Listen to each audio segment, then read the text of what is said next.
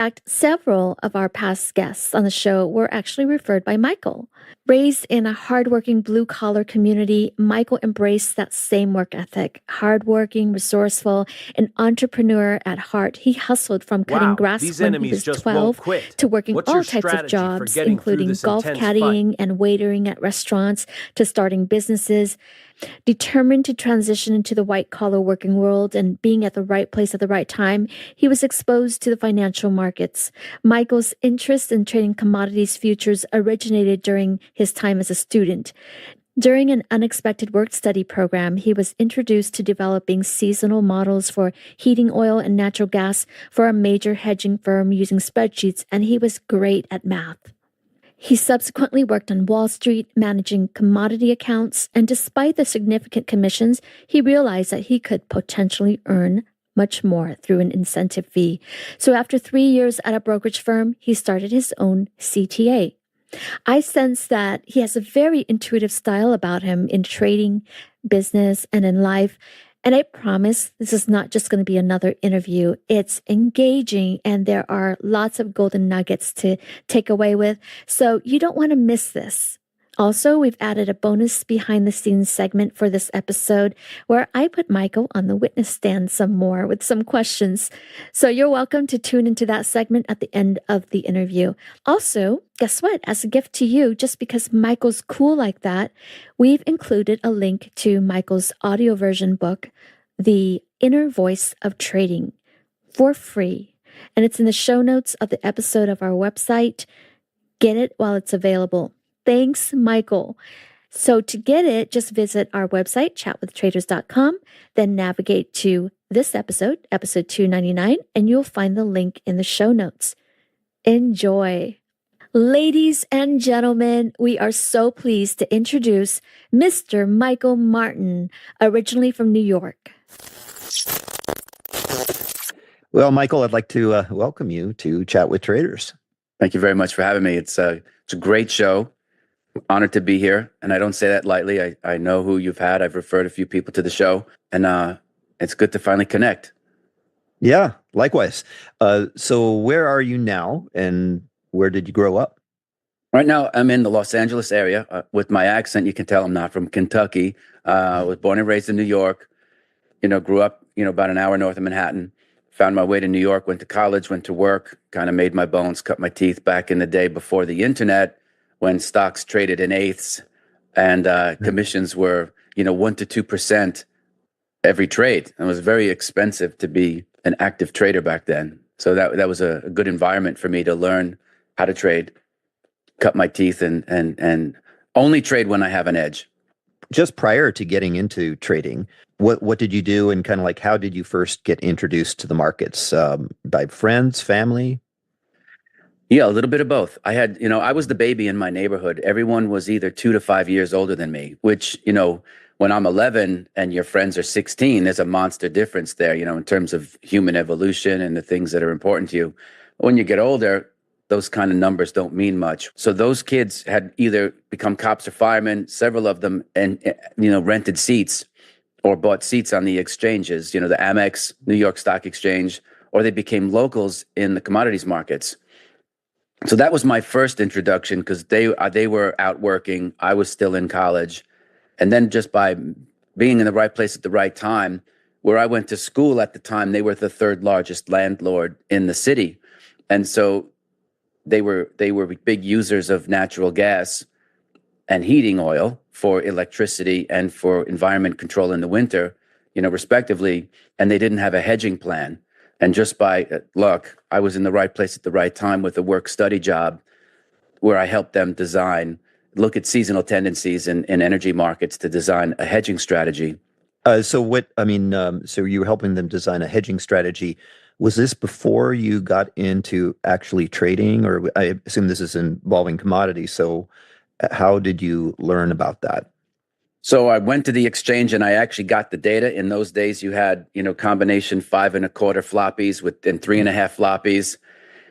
Lotus 123 was the dominant spreadsheet of the day, and you had about 3,000 rows. So you could get 9 or 10 years worth of data. And what we would just look for is what are the seasonal tendencies when prices would appreciate and could cause problems because, of all the schools under the university umbrella, there's probably 25,000 faculty and students who were basically on rent control. And so worked into the price of the rents and the leases were energy costs. And in New York, you definitely have very, very cold winters that you need to have heated apartments and rooms and dorms and this and that. But also in the summer, it's hazy, hot, and humid. You can cut the humidity with a knife. So people, put their ACs on. And if someone else is paying the bill, they're not turning the AC off when they go out. They're going to come home to a nice, cooled apartment. So if there was a spike in prices, it was going to cause a big problem for the school. And so I was really good with numbers and building models and stuff like that. My foray into actual trading actually started with stocks. I had built a landscaping business and sold it and put some money into the market. I really didn't know what I was doing, but I was kind of cutting my teeth and learning the process. The commodity thing was just, like I said, I was in the right place at the right time. And I understood it a lot better because I grew up, in New York, you actually have a crop year. So I understood seasonality just inherently, and I could see that in prices. And so it just clicked for me. Were you ever tempted to open up a commodities account and trade commodities? Well, shortly after that work-study program, I actually went to Wall Street, and I did. It was a little trickier back then because now it's like, man, anyone who could fog a mirror could basically open up a futures account and trade minis and micros. But the environment was very different back then. There weren't online brokerages. There were a couple of discount joints. Schwab was doing $30 for stocks as a flat ticket price. Kennedy Cabot was another one. Waterhouse might have been around before it became TD Waterhouse, before it evolved into TD Ameritrade. So I'm kind of dating myself. And you really had to prove financial wares. Like it was a hard process to get an account opened. You couldn't just walk in and say, hey, I want to trade. You had to show that you had, substantial net worth and liquid net worth. And most futures margin accounts were not funded for anything less than $100,000. And you had to be there in person. There wasn't any, there was no internet, so there were no online applications. You could scan your driver's license and send it in, and within 24 hours, you're up and running, wire the money in, and you're trading.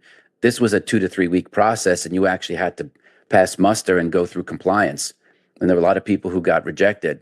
Now, I had very quickly gotten my Series 3, so they gave me, they gave me the benefit of the doubt, to let me do that. So I would say probably within 6 months of landing in my Wall Street job, I had a futures margin account as well as a stock trading account. It was all together. I see. And what year was that? That was in the late 80s. So 88, 89. When I started, it was post-crash, but still pre-E-mini. The S&P was a $500 a point contract. Margin was 40K. There was just very, very few trading opportunities. There were, sleepy little contracts. So I kind of had to learn how to, as they say, make hay when the sun shines. There weren't, with commodities, most markets aren't trending most of the time. So you really have to learn how to pick your spots and see what was moving. Gold was $200, $300 an ounce, to give you context. It was, it was a very different time. And so how did you go about finding the stocks to buy, and kind of what was your early strategies? I'm embarrassed to tell you, like, I really didn't have one. I was in an office with 70 other, financial advisors, and, a lot of it's like, well, what are you doing? Well, what are they doing? Well, and this and that. So it was the modern day Discord, what's in the newspaper, what's going, what can you, Peter Lynch style, like, what are the things that you see that you're using in your life? You're buying XYZ good or service, and then you kind of see, okay, where does it trade? You go to McDonald's, you go to Wendy's, you go, you're using Apple. It was called Apple Computer at the time. So all that technology was just coming online. Most people didn't have computers, never mind smartphones. So all that stuff was new. You couldn't really see it or touch it because it was also my first cell phone, I think, was $1,000.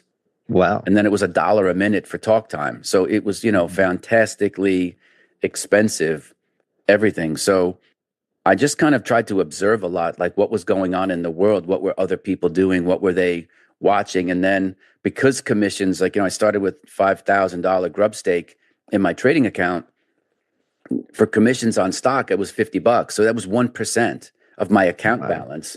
For commodity futures, you know, for some reason they had two different rates that would automatically apply. One was like if it was a day trade versus an overnight, take it home, which is more my style.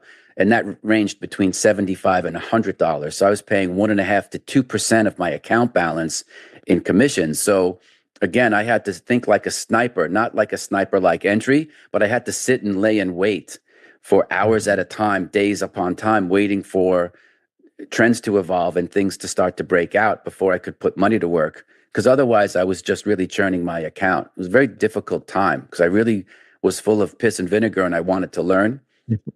But, the market's really there to take your money more than anything else. So I had to really learn the importance, which applies to today's marketplace too. It's like if you can't express your edge, you have to learn the importance of sitting on your hands, and taking advantage of things that speculators really have a huge advantage of, and that is they have the right to not participate. So with the commission rates so high, were you incentivized to hold the positions for a good length of time to try to maximize, squeeze out the extra profit out of it instead of, doing short-term trading? Ian, that's 100% correct.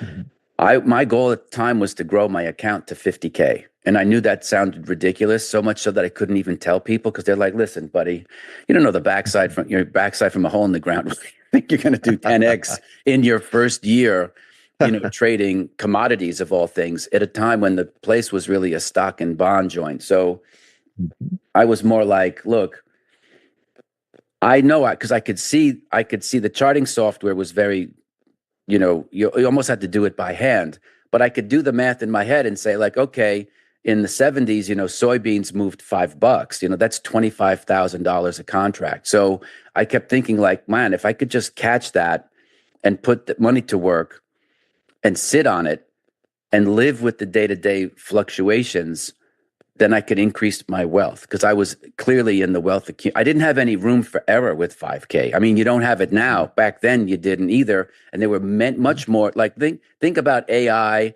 and smartphones and technology and everything internet related and mobile technology. All of that didn't exist. So almost all of the names except for like Apple and Microsoft really weren't even trading, right? AOL was AOLN, it traded over the counter.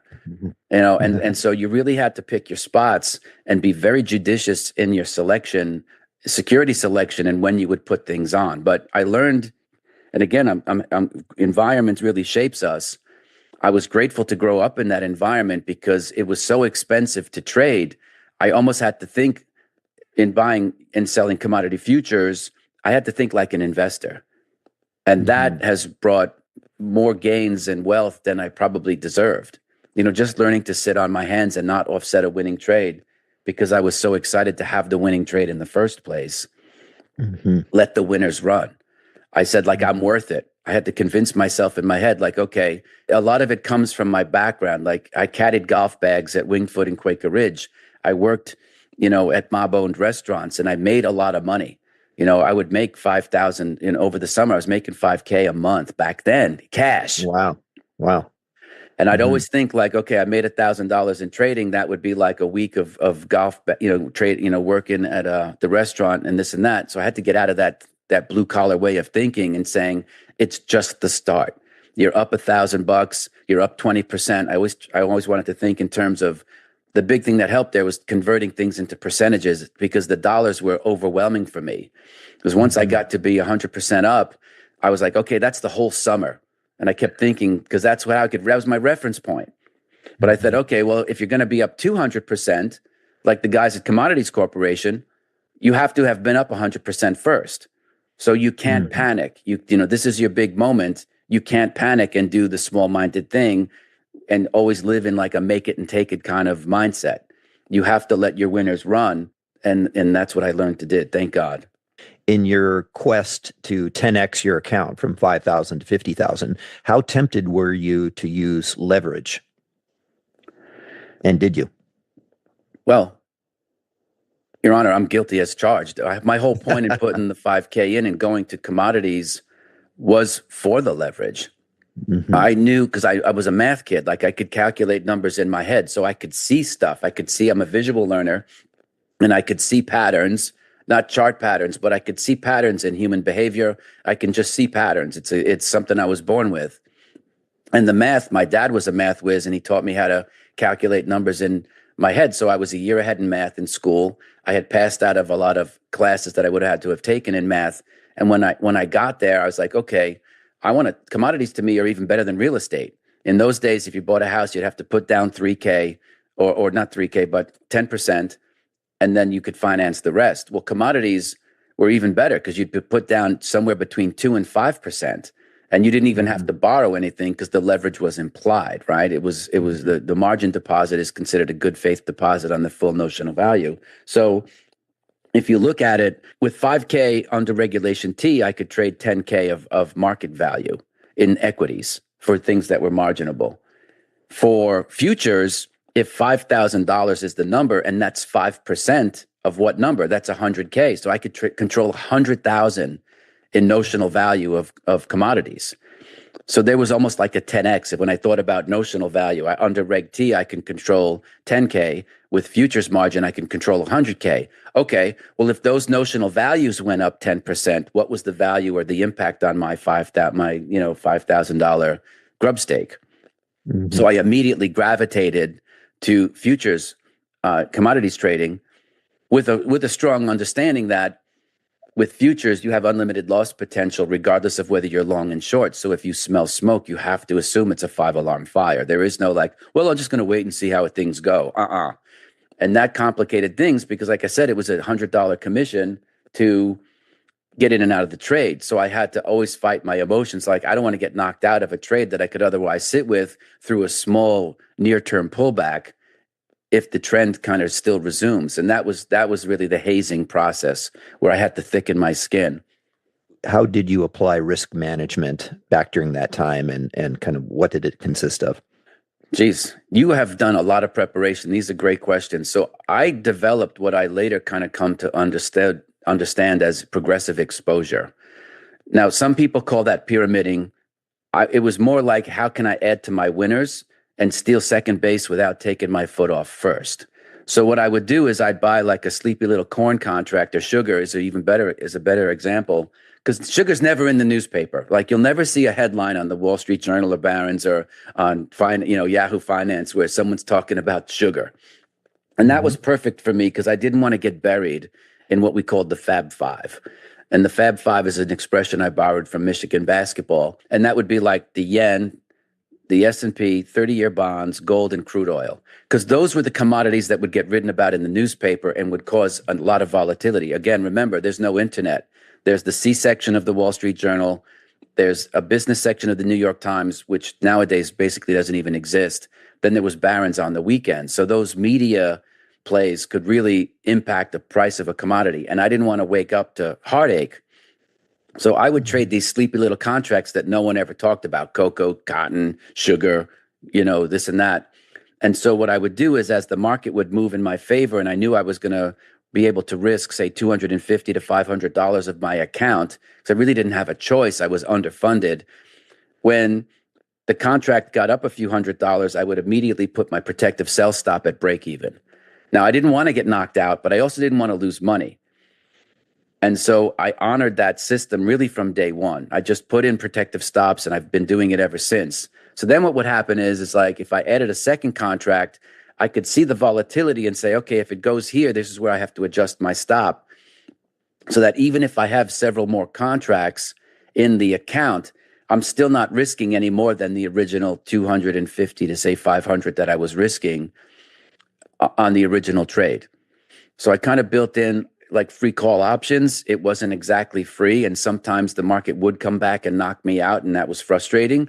But it was a way that I could sleep at night and live with myself and build into larger positions, so that when they did take off, that's kind of how I made, several $1,000s on a trade. It was not because I had one or two contracts risk on, risk off. It's because I kind of unknowingly was pyramiding into things, but very strictly managing the risk, not taking on more risk. 30-40% of the time, the markets would continue to move in my favor. And then I was making really asymmetric returns for the risk that I was taking, which was the whole point. Because I knew the math. I knew enough about playing poker and blackjack that this was a game of expected value, not about accuracy per se or being right all the time. And I could emotionally live with that. I was good at, I didn't have a problem taking chances. Are you ready to get serious about trading? Then join Tasty Trade, Investorpedia's best platform for options trading in 2026. Stocks, options, futures, and more. Tasty Trade has everything you trade, all in one platform. Get low commissions, including 0 commission on stocks, so you can keep more of what you earn. Tasty Trade is packed with advanced charting tools, backtesting, a pre-built strategy selector, risk analysis tools, and more features to help you trade smarter. See equities and derivatives with high trading volumes, dividends, upcoming earnings reports, and more with their pre-built watch lists. Or create a custom watch list to keep an eye on the companies and sectors that matter to you. Manage your positions with speed and precision using active trader mode, one-click trading, and smart order tracking. Plus, Tasty Trade's stellar trade desk team offers live support during trading hours if you need it. Visit tastytrade.com/chat for more info. Tasty Trade Inc. is a registered broker-dealer and member of FINRA, NFA, and SIPC. Have you ever watched a stock explode and thought, if only I had the capital? Or sat on the sidelines because your account balance felt too small to matter? Good news, with Trade the Pool's limited risk platform, you don't need millions or even thousands to start trading the U.S. stock market. Bypass the PDT and tap into over 12,000 U.S. listed equities, from penny stocks to big caps, ETFs, even the newest IPOs, and short anything you like with 0 locate or hard to borrow fees. Start your evaluation, get funded with up to $200,000 in buying power so you can go big without risking your own savings. And now you can also have unlimited time to reach the profit target. It's a game changer. Not ready to trade yet? Trade the Pool offers a free demo and educational resources. Practice on live data, master the platform, and build confidence risk-free before you even pay a cent. Click the link in the show notes to start trading with Trade the Pool's capital. So how did you decide on when to get out? Like, what did you have a system or a target to tell you when time to exit the position that has moved in my favor all this way? You know, the honest truth is, and I'm red-faced, even though people can't see it, like I didn't have a strategy on how to exit winners. It's probably the hardest trade, I think, even today for people alike. It's like, when do you know when the move is over? And you really get to operationally define that yourself. So what I did, because again, I'm self-taught, so again, this is, you're going to laugh, but I didn't have anybody to show me. Like, the guys that I eventually met who mentored me when I became a pro, were obviously already very, very successful, but there wasn't someone to kind of say, hey kid, when this happens, there was no 50 or 200-day moving average crossover kind of system like there is in stocks. There wasn't like a Dow theory like Victor Sperandio uses, for equity risk management. So I had to do it by the seat of my pants. And the simple answer, Ian, was I thought by putting, every day I would put the open, high, low, close in and then mark to the market where my equity was if I had, say, 3 or 4 contracts in the sugar or the corn, and say, okay, at the open, I was up 30 ticks, and this is what I would have been. Because I wanted to calibrate my system to not have this hair trigger response to knock myself out of winning trades just because I was up big at the open. Mm-hmm. So I went through these case studies of looking at other moves in commodities and saying, okay, if I had my proper risk management on risking, say, depending on where my equity in my account was, between $250 and $500, per trade, could I live with these types of drawdowns, knowing that the trends would persist eventually because of forces that I might not have even fully understood? So, I just tried to stay with the winners for as long as I could because I knew I wanted my money to work for me. Later in life, so I kind of did it by saying 250. I have a $250 trailing stop on my equity at any given time. That was how I did it in today's language. I didn't know it at the time, like that's what you called it. Like, who knows what the hell trailing stop is? But that's effectively what it was. And if I was really making money, and I got to like 6, 7, 8,000, I can remember giving it a little bit more room because now I wasn't losing my corpus. I wasn't losing my original grub stake. It wasn't house money, but I was willing to go a little bit more aggressive because I was then risking money that I had already earned from my trading activities, right? So I always look at it as my money. It's always my money. It's not house money. But I still do that today. If like my equity is up, I tend to trade larger when I feel like not necessarily I'm in the zone, but if I have the P&L to prove it, then I can afford myself more risks. I go back and I do this case study and say, okay, how much of this am I willing to risk in order to stay in the trade? Because the odds change, Ian, like once you're in the trade.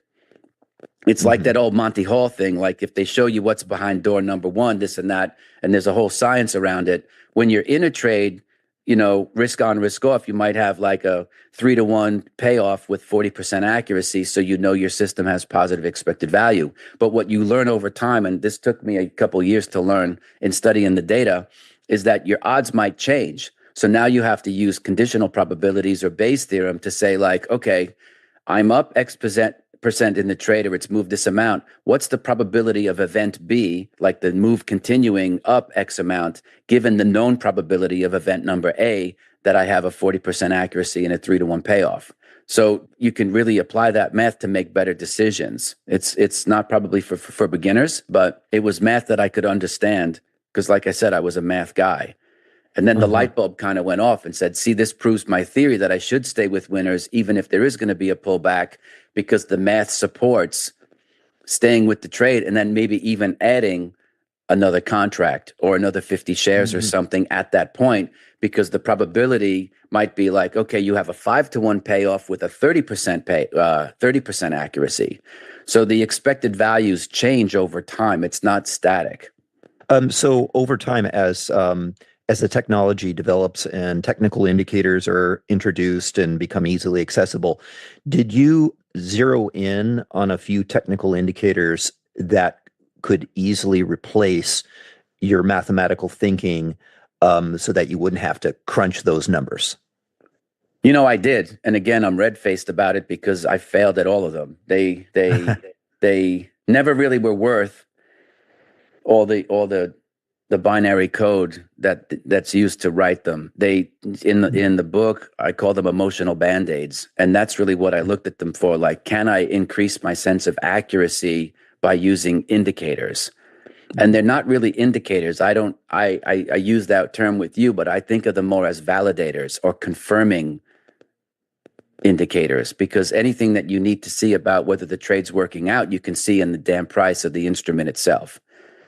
So ADX, well, great. You're never going to see ADX like is one that I've studied. And yes, you can see trends emerging or the strength of a trend emerging once it starts to come out of the 20 to 25 range and kind of trade up above 25.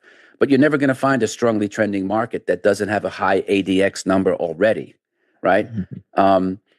You could look at MACD. There's a lot. So I just looked at all those things and I said, why am I doing this? Like, what is it intellectually that I want? And what do I want out of it from an emotional and psychological standpoint?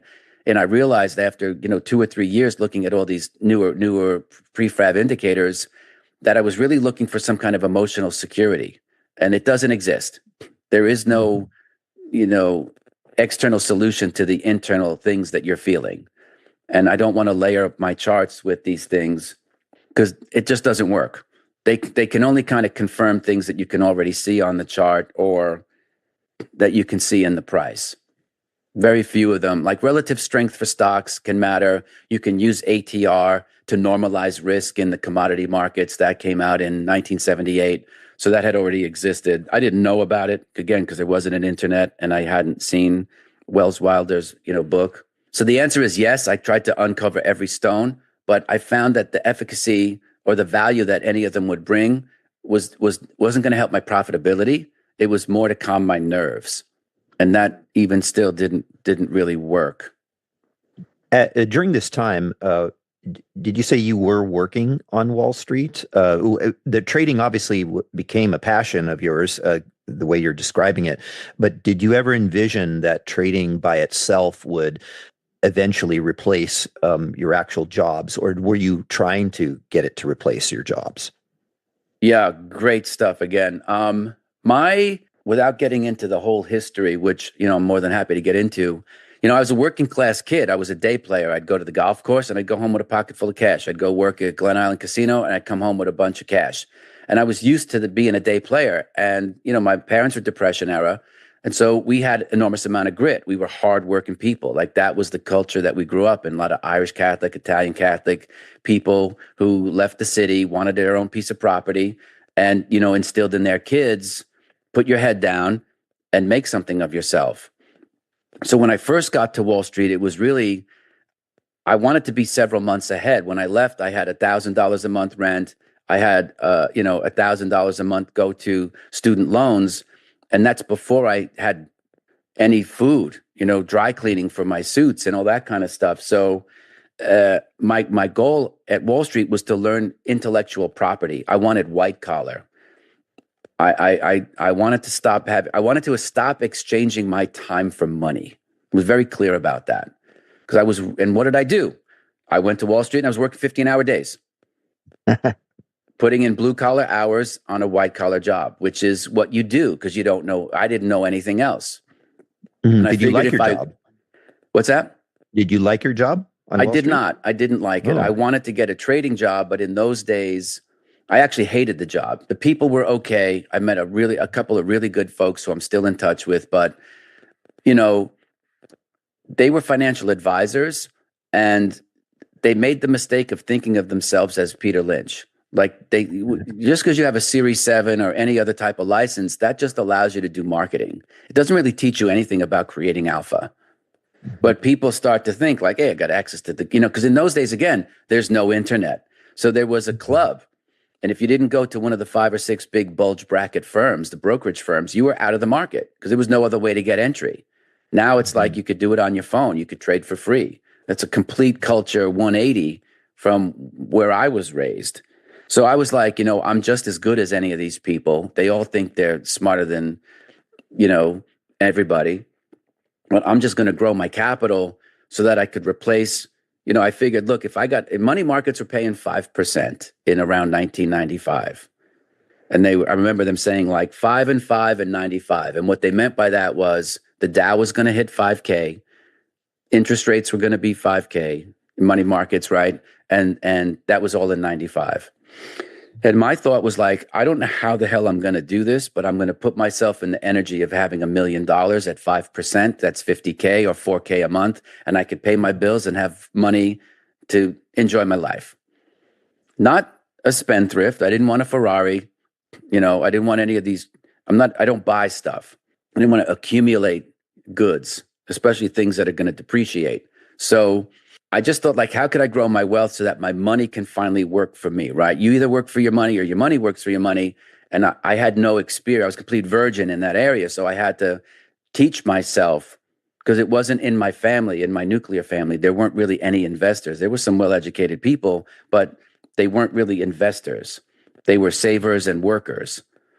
And they had pensions. And that's not what I wanted for myself. So I knew I had to grow my capital. My Clark Kent job, though, was being a financial advisor. So you can imagine I was really I was a double kid, like they said in the department. On the weekends, I would drop my R's and sound like I'm from Dorchester and Charleston. And then, during the day, I'd be like, yes, let's talk about the confluence of religion in the Middle East and its effect on your Elamazonary concerns. And I'd become a completely different guy. So I didn't like that part of it. I didn't like to have to fool anyone or do something that, try to be somebody that I wasn't.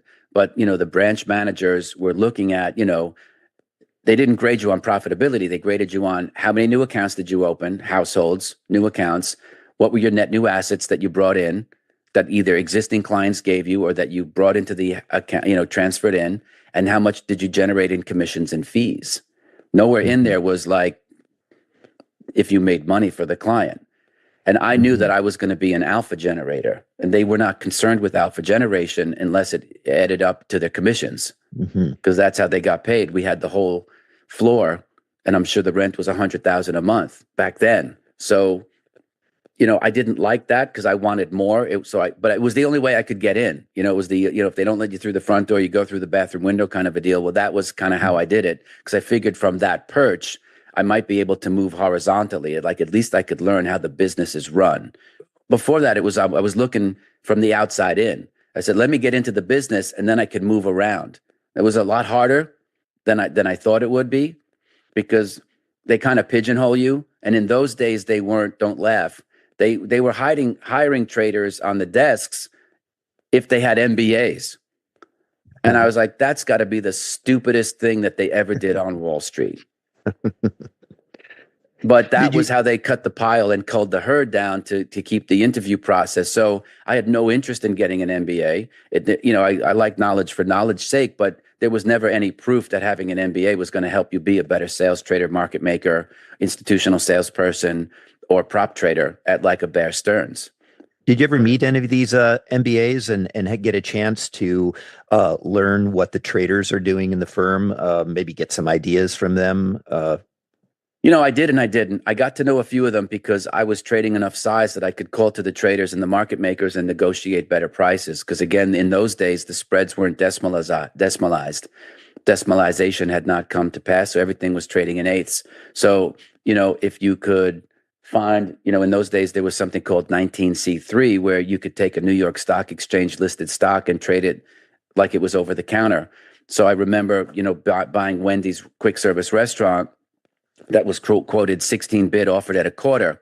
But if I could buy like 3, 4, 5,000 shares for my own account and for my clients, I could call the market maker and negotiate them to get a better price. So I'd fill the trade at an eighth and to put an eighth commission. So I'd be in for 16 and a quarter net. My clients would love that kind of stuff.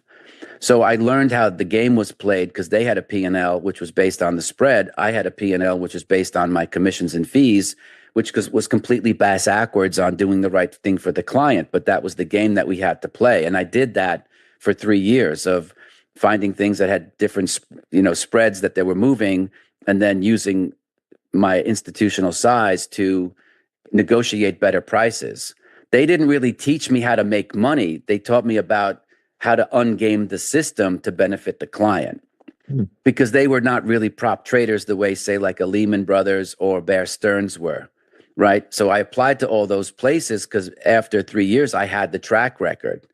But they were still in the mindset that they wanted to hire you coming out of business school or sponsor you to get an MBA. And I was too smart or too stupid to lie to them. Like, I didn't want to get an MBA that had nothing to do with trading. To me, it was like, I have to put now 2 more years as a buffer between me and my goal.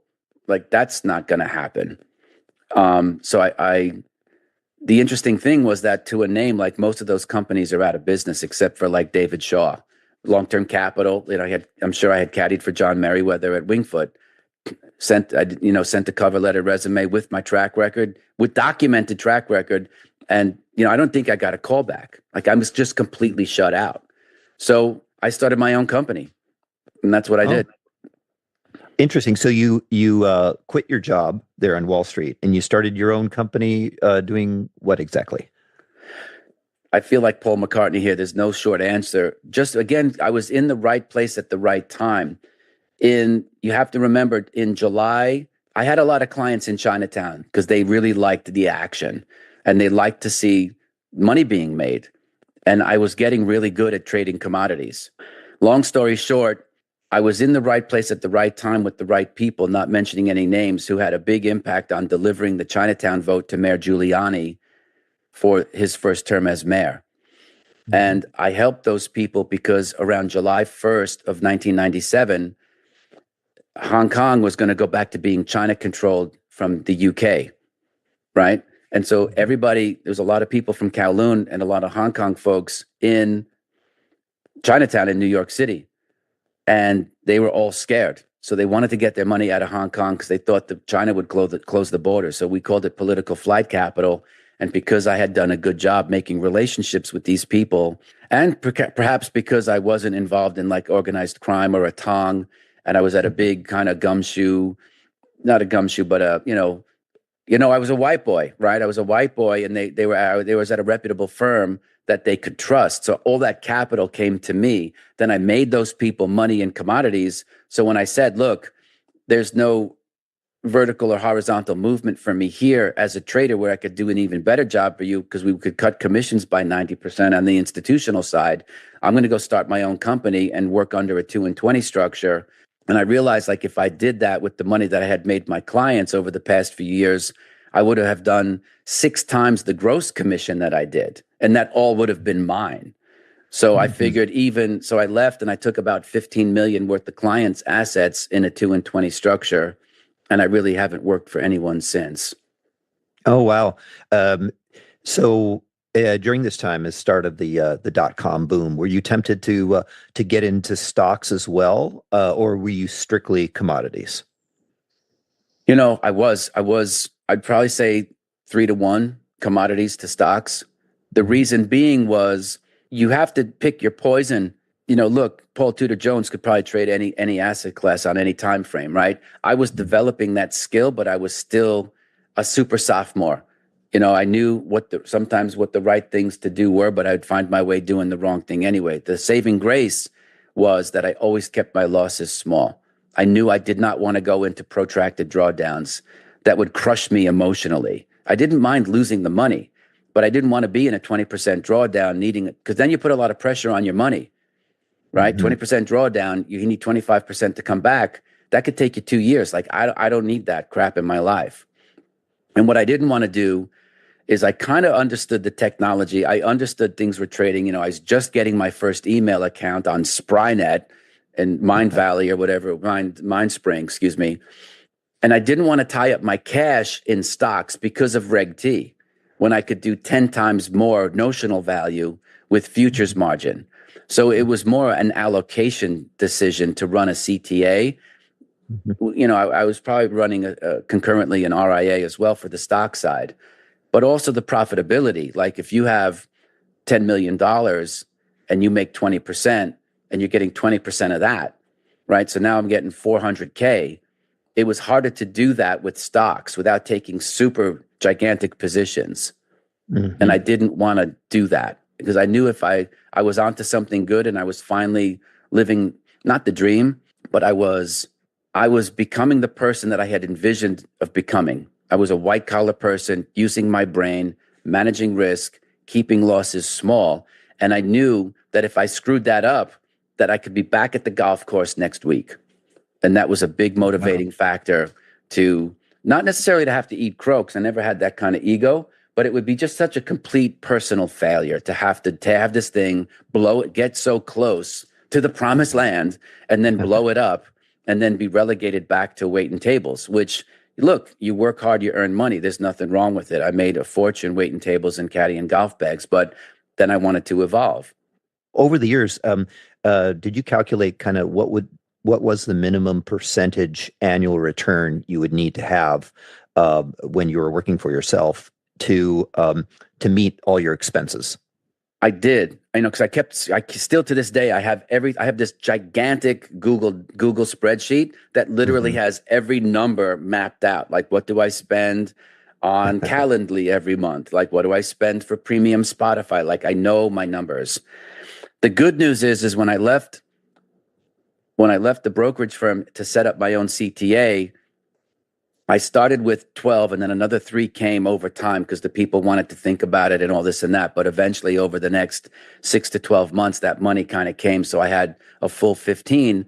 And for some of them, I cut breaks, but I was earning between 1% and 2% as a management fee. So I really didn't have to sleep with 1 foot on the floor and worry about paying my bills, because I'd have a couple $100K come in, to handle my finances, which, I had earned the right, to do by doing a good job with those people.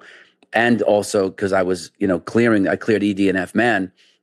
They were charging me, it's a lot by today's standards, but I went from paying, say, $90 to $100 to $10 round turn. It was like a 90% discount. And everyone loved that because they definitely were aware of the commissions they were paying me when I was an upstairs, guy at the wirehouse. So I did think about it, but it wasn't a concern. My biggest concern was not getting into or having my big thing is I'll never be in a 10% drawdown. If I smell smoke, I'm going to puke it out. And I'll even call the people and say, look, I'm going to take a month off because the markets are not amenable to my trading style, but I won't charge you the management fee. I was very good at communicating with people. If they had to hear bad news from before Kramer is a guy named Dan Dorfman, who was kind of like the carnival barker for the markets. He's just one man's opinion, and I get it. He's an entertainer, but both basically kind of useless. And I figured like, man, because Maria Bartiromo was just kind of coming online, and CNBC was evolving and this and that. And I didn't want my clients to have to hear the bad news from the TV. I had to be the person in control of the relationship. So I spent a lot of time communicating with people saying, it looks like this could set up. If it does, here's what I'm going to do with gold. Here's what I'm going to do with crude. Here's what I'm going to do with the Deutschmark, blah, blah, blah, blah, blah. And if it doesn't pan out or you don't see the confirmation come through, it's because it turned out to be a suboptimal, opportunity. And I don't want to throw good money after bad, because what we don't lose, we don't have to earn back. There'll always be another opportunity. But if you put yourself in a bad spot, drawdown wise, you lose your confidence, you lose your nerve. And that's the last place you want to be as a trader. I don't mind losing the money. I don't want to lose my mental edge. The mental edge is the whole thing. I see. We'll go more into detail on that. What are some of the common mistakes or common mental edge issues that you faced early on, and how did you overcome them, or how did you minimize their impact later on? You honestly are a great interviewer, because you're not giving me any room to breathe. Like every question, yes, Your Honor. Yes, Your Honor. No, Your Honor. Like I am absolutely testifying here. So again, I was in so much fear about money. Like even though I was starting to get financial abundance, I didn't trust it because I had never had it before. All I knew was going to work, shave my face, put on a tuxedo, wait tables, and this and that. So when I started making money, I had trouble trusting it. I was afraid that it was going to go away. And I knew that it would have been my fault. Like I had enough self-awareness to know, like, it's not going to be a market correction that puts me out of business because I don't have that type of risk on, right? We're carrying, over the years, I got much more aggressive in the mid 2000s, but in the mid to late 90s, I would go home with maybe 10% margin to equity ratio, which is kind of like where the CTAs kind of live. When I got really, really good and I had over 10, 15 years experience, when China was buying everything in the mid 2000s, I'd have 70% margin to equity. Like I was levered up. I was taking gigantic, big 5-figure numbers out of gold and copper and sugar. I caught the sugar move from 9 to 18. So mental errors were, don't get haughty, don't get full of yourself. This has nothing to do with intelligence. When I went to Wall Street, I had teachers who had Nobel Prizes. So I thought I was going to go in and trade every asset class, every time frame. And all I did was lose money and prove that that doesn't work, not at least at the beginning. So I said, I just have to stay in my lane. I have one skill. I understand commodities. I never would have guessed that was, and I was an utter failure at foreign exchange. Plus, I hated the fact that it was 24/7. And you basically needed a Bloomberg. And I couldn't afford a Bloomberg.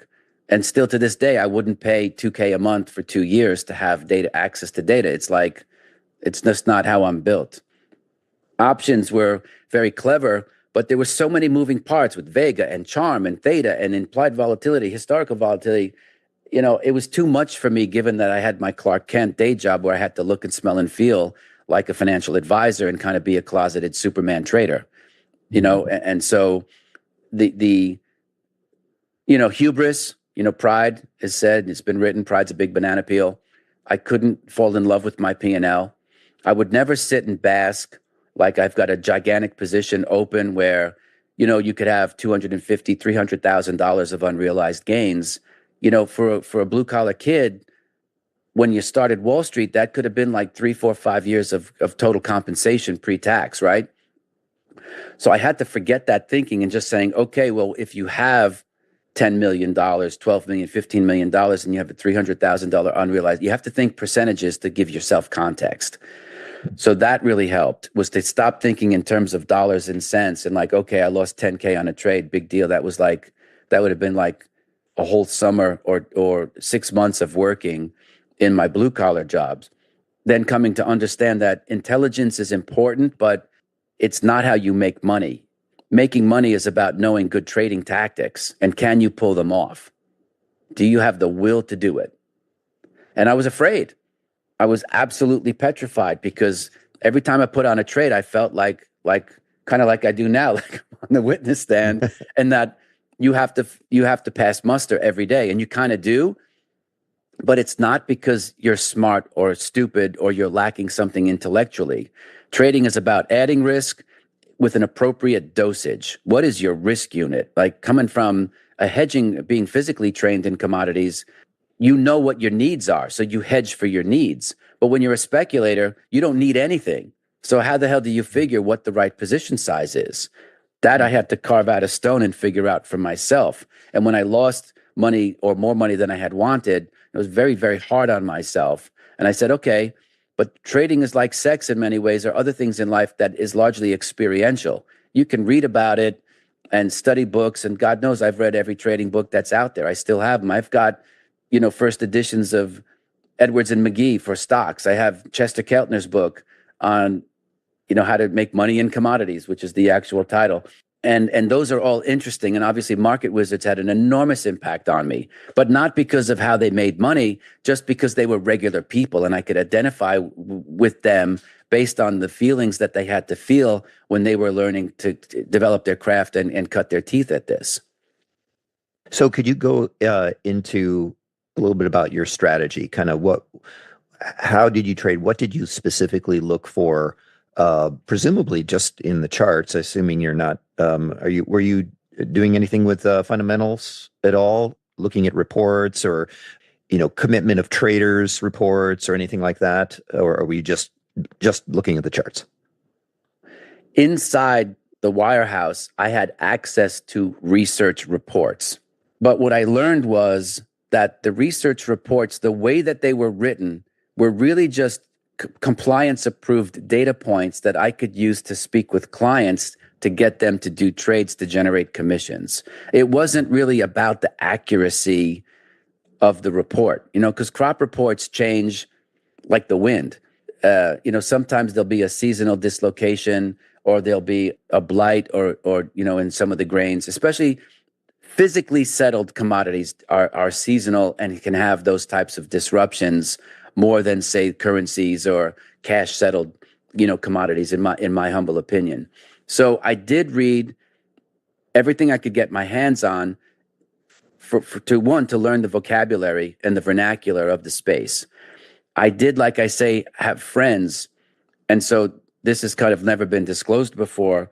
But when I set up my CTA in New York and registered as a commodity trading advisor and became a member of the NFA, 2 or 3 times a week, I would go to the floor of the various exchanges to meet with the people who were actually dealing with the physical commodities, because they're the ones who have all the information. Mm-hmm. They're actually involved on the physical side. Now, again, I was physically trained, but I would go to the floor and I would stand by Mann's ED&F Mann. They had seats on every exchange. And so I would stand by their post and learn, like, what was the crowd doing? When were they, where were my levels? What were the inflection points? Where were we at daily highs, weekly highs, monthly highs, life of the contract highs? Where were we in the history of things? And see how did they behave at those inflection points? What kind of volume? What kind of how would it change open interest? Mm-hmm. And then calibrate that and kind of market to the market to see if I could incorporate that into my decision-making process. Because there is for example, if you see, this won't work for equity people, but if you see like a commodity going up in price and volumes steadily increasing, but open interest increasing, you can ascertain that it's probably new longs that are coming into the marketplace. And being a smaller speculator compared to the bigger people of the day, I always wanted to be buying when there were other buyers, because I knew that they had the money to punch out my lights, and they would also come back into the market perhaps and even support their existing positions. That would give me buoyancy for my smaller little positions, which, they seemed big for me. They were small in the context of the overall market. But on any given day, I'd be down at coffee, sugar, cocoa, and cotton. I'd be at Comex. I'd be at NYMEX. And I'd be trying to execute my orders kind of from the floor and just giving the orders to the clerk, right there, because they would bring me onto the floor as a guest, which you could do. You'd have to wear a suit and tie, leather shoes, and shave and look. You couldn't come in looking like in cargo pants and flip-flops. So you'd have to dress.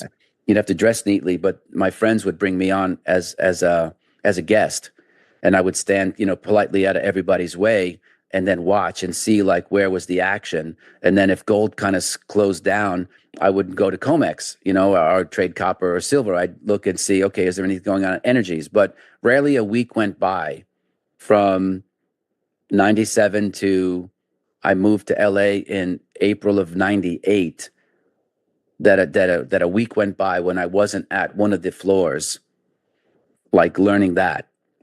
Not just how they behaved, but also the culture. Like, it's really sad for me when I reminisce about that culture. Like, there were some great little things and traditions that they did. I remember being on the floor in natural gas, and one of the guys who was a longtime local died. And, when you're down there in the crowd, you're fist fighting with people, but there is a type of brotherhood. Like, they love each other. They really love each other. Like, they're in this together. And they are competing, but they still love each other. And one guy who was a local, he died. Mm-hmm. And I remember it was very emotional for me. Even as I think about it, they shut the exchange. Really? For a moment of silence. And they held the guy's picture up. You're never going to see that anymore. It was very remarkable to see. Huh. Did that feel like kind of like a second family to you, given? Absolutely. Yeah. Absolutely. Because yes, they wanted my clearing business. And I kind of had a reputation of becoming a younger Turk, but it was more like it's good for the business if the young guys make it and become the next wave, right? We don't need the stories of Gibson greeting cards and Mattel Gesellschaft and these other guys taking on these big positions and getting crushed. Like, it's not good it's why Lucky Luciano put together the Mafia Commission. It's when you kill people and they find dead bodies, the cops get involved and they start investigating. So we might as well decide to have peace among us and determine things behind the scenes so that we can all make money, right? And not draw the attention of the cops or the FBI. And I'm not saying that you should go, go do this, but the broker, the clearing member community and the floor traders, they're not jealous. They are competitive, and they might take your success as an input to go out and succeed more. But it's good for the business when the young people come in and succeed. Right? Mm-hmm. Because it's hard for some of these larger places. They can't trade, for example, smaller markets because they're too big. They're beached whales. So if you look at like the softs, coffee, sugar, cocoa, cotton, there's certain points where these entities that run $50 to $100 billion, they can't really trade those markets, because even if they bought the exchange limit that you can buy, it wouldn't move the needle on their bottom line. Plus, it would still give them enormous amount of risks. So young guys like me would come in and say, look, I got 20, 25 million now, and I could very regularly trade, a methodology, short-term, intermediate-term trend following stuff where I could catch those moves and provide additional alpha to you.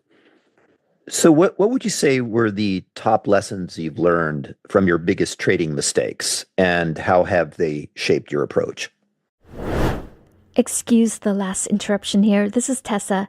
We hope you're enjoying this episode so far. If you love the podcast, please give Chat with Traders the best review you can on whatever platform you're listening from. This will help us to keep the episodes coming. Also, if you haven't subscribed to our email list, please hop on to chatwithtraders.com and click on subscribe so we can keep you posted of information that may be of importance. Thank you. Now back to the chat with our guest. The biggest mistakes came from ignorance, and it wasn't not knowing like what type of soybeans are delivered against the contract at the Chicago Board of Trade. That's all kind of interesting, but you can Google it and see for yourself. It was more like conjugating my emotional intelligence and who I was as a person with the tactics that I knew how to pull off in the marketplace. Those were the biggest evolutions for me. And I knew that you can't really paper trade this stuff. You really have to learn how to calibrate, because again, I'm coming from blue collar despair. I grew up in a Raymond Carver short story. I loved it. It shaped who I was. Like, I don't regret any of it, but environment has an enormous impact on who we become as people. So I spend a lot of time, who do I spend my time with, and what kind of things are we doing? And I learned that, again, intelligence doesn't necessarily matter to the extent. I'll give you an example. There was a guy who I worked with at the Wirehouse who I really loved. He was not a bright guy. He was like, "Hey, how you doing?" He was from East New York, which is a very tough neighborhood in Brooklyn. At least it was in the day. And he had been a paper salesman. He would walk around the streets in New York in the middle of the summer with reams of paper on his shoulders and sell it to businesses. Because this is like, now we just go to Staples or you go to Amazon, you order to come to your house the next day. That didn't exist back then. And he did regularly $100,000 a month in commissions and fees, but he couldn't put a sentence together. Like he could barely put a sentence together. So I learned humbly that in Wall Street, we don't get paid to know stuff, we get paid to execute. And I had, because I had done well in school, I had let myself kind of get over my skis and be like, there's often times when I'm out with friends or family where I'm the smartest guy at the table. Well, guess what? No one cares. It's the most wasted amount of energy that you can spend on yourself is to sit about thinking about your designations and your degrees. Sure, you can be articulate and have a great vocabulary and explain complicated things, but it doesn't necessarily mean, again, if you're a PhD in finance and you're doing high frequency trading, yes, there's programming skills that you need to have, this and that. But for discretionary traders, you get paid to execute. And that means, can you keep your losses small? The second thing is I can't manage risk today, Ian, based on what I think or anticipate could happen next week. Because the reality is, ex ante, if my protective stop is hit, I'm getting knocked out. I'm dealing with conditional probabilities of what could happen, woulds and coulds, for next week. And that was, the experts are saying this is showing up in the newspaper, that, and there's supposed to be tightness in supply. So I'm just going to stay with the position and stay in a losing trade or something that's giving back too much longer because I think things are going to improve. We live in a paradigm of personal responsibility. That's number 3. If I make money, I get to take credit. If I lose money, it's no one's fault but mine. I cannot blame anybody. I can't blame, you've been around for a while, Abby Joseph Cohen or Elaine Garzarelli or Mary Friggin Meeker or anybody from Jerome Powell or Dodge and Elon Musk. Or if I add and remove risk, that's my responsibility and nobody else's. And if I lose money, or if I'm like, well, I'm down a little bit, but it's not quite where I'd feel uncomfortable, I'm just going to see how things go. That's killed more traders than any other statement in the world. So responsibility, it's yours. If you don't have it or you don't want it, consider not trading, because you're going to lose more money than you could ever damn dream of with a lackadaisical attitude, or be like, I'm going to just take credit for the winners, but the losers are going to be somebody else's fault. That dog don't hunt. You're going to get killed. You're going to get absolutely killed. So I learned to be decisive. Your traders have to be decisive. How often have you encountered traders, even including yourself, who are in a small losing position, but then they start to, look at the quote, the fundamentals or the news, and they say, oh, well, this new news information, it's actually bullish. And so I feel even more confident about holding on. It'll bounce back. My position will bounce back because the news now seems to be better than it was when I entered the position. So if I put in a stop loss, or if I get out now, cut my losses short, I'm going to be missing out on the big rebound. So, another really, really good question. What we're looking for there is convergence and divergence. And I talked to Michael Marcus about this a lot, in that if really, really bullish news hits the tape and the price doesn't move, there's a couple of things to kind of reconcile. Was it the hype? Was it people selling newspapers? Was it something that because again, the physical people, the folks who actually have the commodities, they know everything because they're in the damn soybean or cotton business. And so for them, it might not be news. It might be a news story for the public and the small speculators. But what you're looking for there is like, you can't, I think, I think he's been on the show. My good buddy, Brian Shannon would say only price pays. Separately from him, I kind of coined a phrase that I used with my clients from very early on, and that on Wall Street, only price will tell you the truth, because everyone is selling something. So there's kind of that part of it too. But if bullish news hits the tape and the price doesn't move, I'm absolutely going to probably adjust my stop higher, or at least be mentally prepared that I'm probably going to get knocked out of the trade. And the converse is also true. If really bearish stuff is supposed to hit the tape and the price is kind of still moving higher, I have to trust the price. But all the while, I'll have a protective stop. Like I don't try to overthink things. Ultimately, if the data that you mentioned is so important, it's going to be reflected in the price. And if the price doesn't move, now we have a divergence. And that's the point where you focus on price. You can't fall in love with NVIDIA or AI. Trump got in office and Bitcoin went from 107 to 77. How's that feeling for you? We're going to have a sovereign fund, but we're not really going to put taxpayer money to work. We're just going to kind of confiscate the stuff from Silk Road and keep it. Well, that's a whole different demand equation now.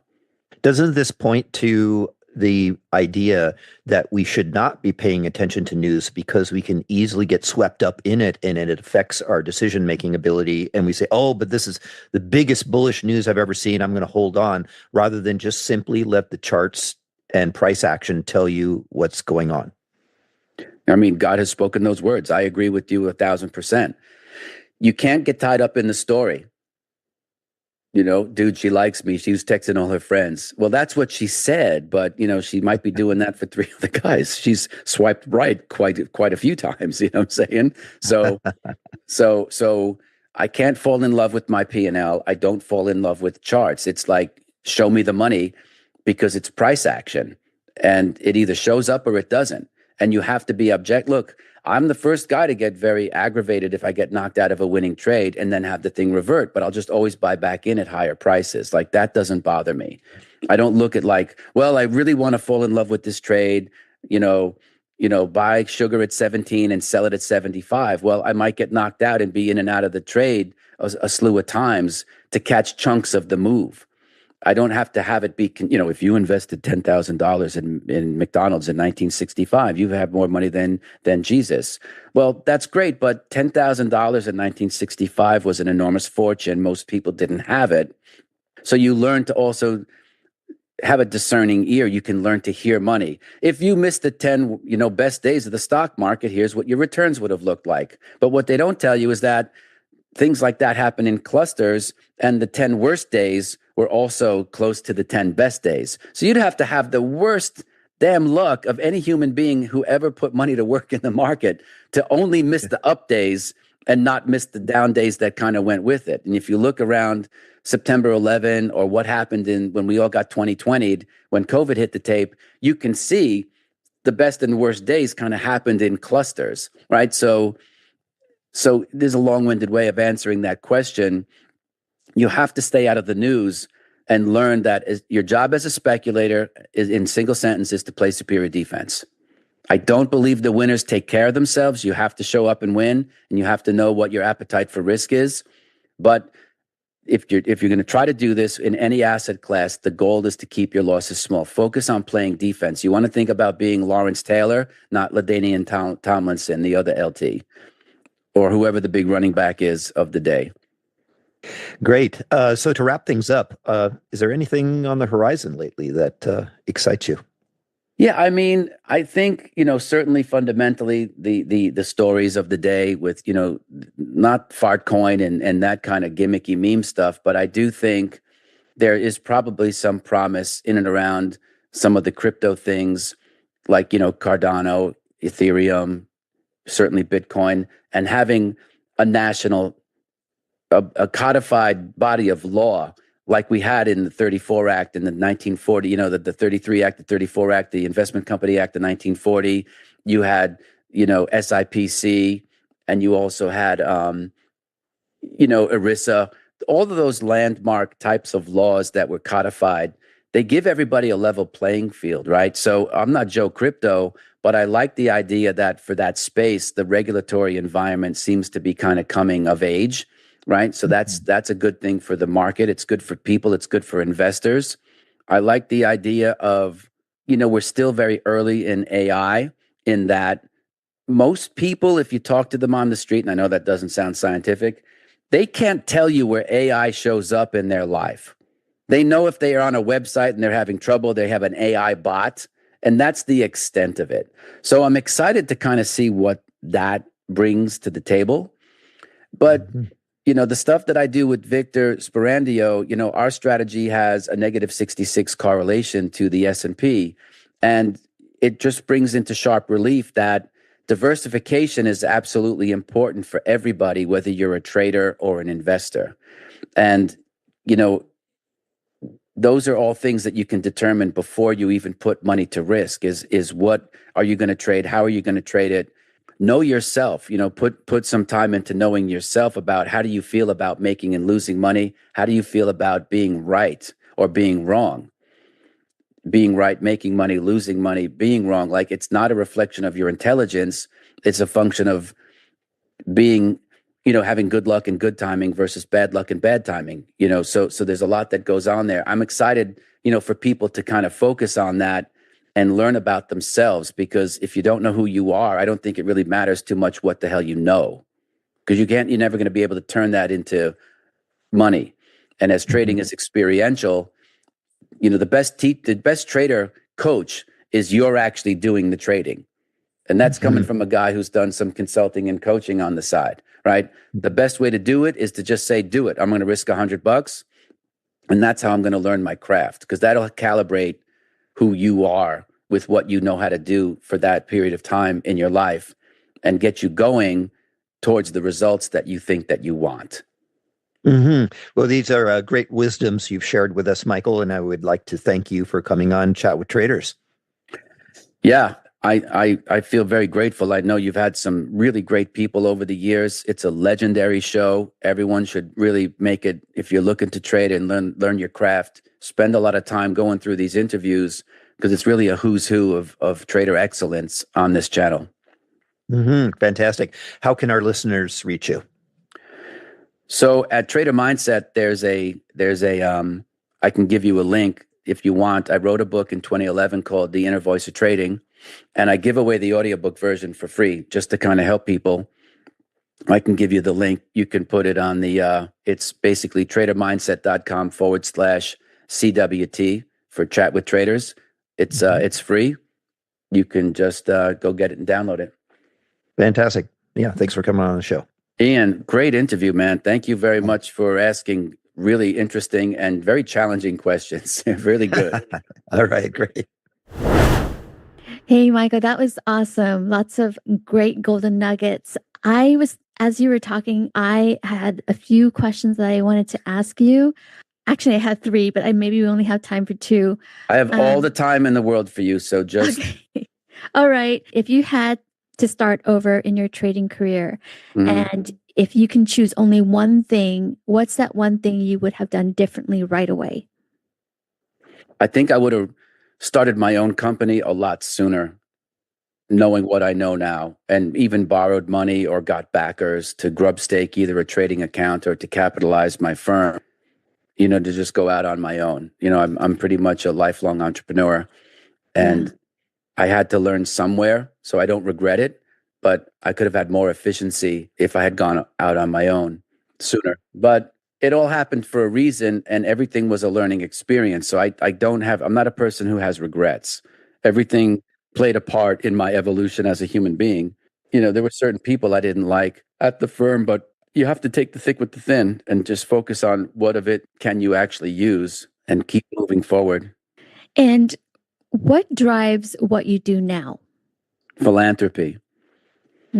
I've already gone through the wealth accumulation stage. Obviously, I'm still making money, but now it's like you want to have a full karma bank. So on the low end, I give away the audiobook version of my book. It's well over $1 million worth of audiobooks value. If you charge, say, $30 for a book, that's what they tend to go for. It's not about trading commodities or whatever for all these fat cats who already have an enormous amount of money. It's more like, how can you help nonprofits, foundations, endowments be around for like the next 50 to 100 years, right? So that they can go execute their plan, right? So that's kind of the role that we play there. And then with my own money, what can I do to give money away in philanthropic causes to help people put a little wind in their sails. You're truly inspiring. I'm so glad that I checked out your YouTube channel. As I told you last time, I'm an active trader, and I was going through some mindset issues, and so I was searching for some content that would help me. And so I found you, and I found that you have this really real way of speaking and speaking from the heart that just really like clicked with me, resonated with me. I'm sure that many traders would feel the same way. So I just want to say thank you for your philanthropy and for your contributions to the trading community.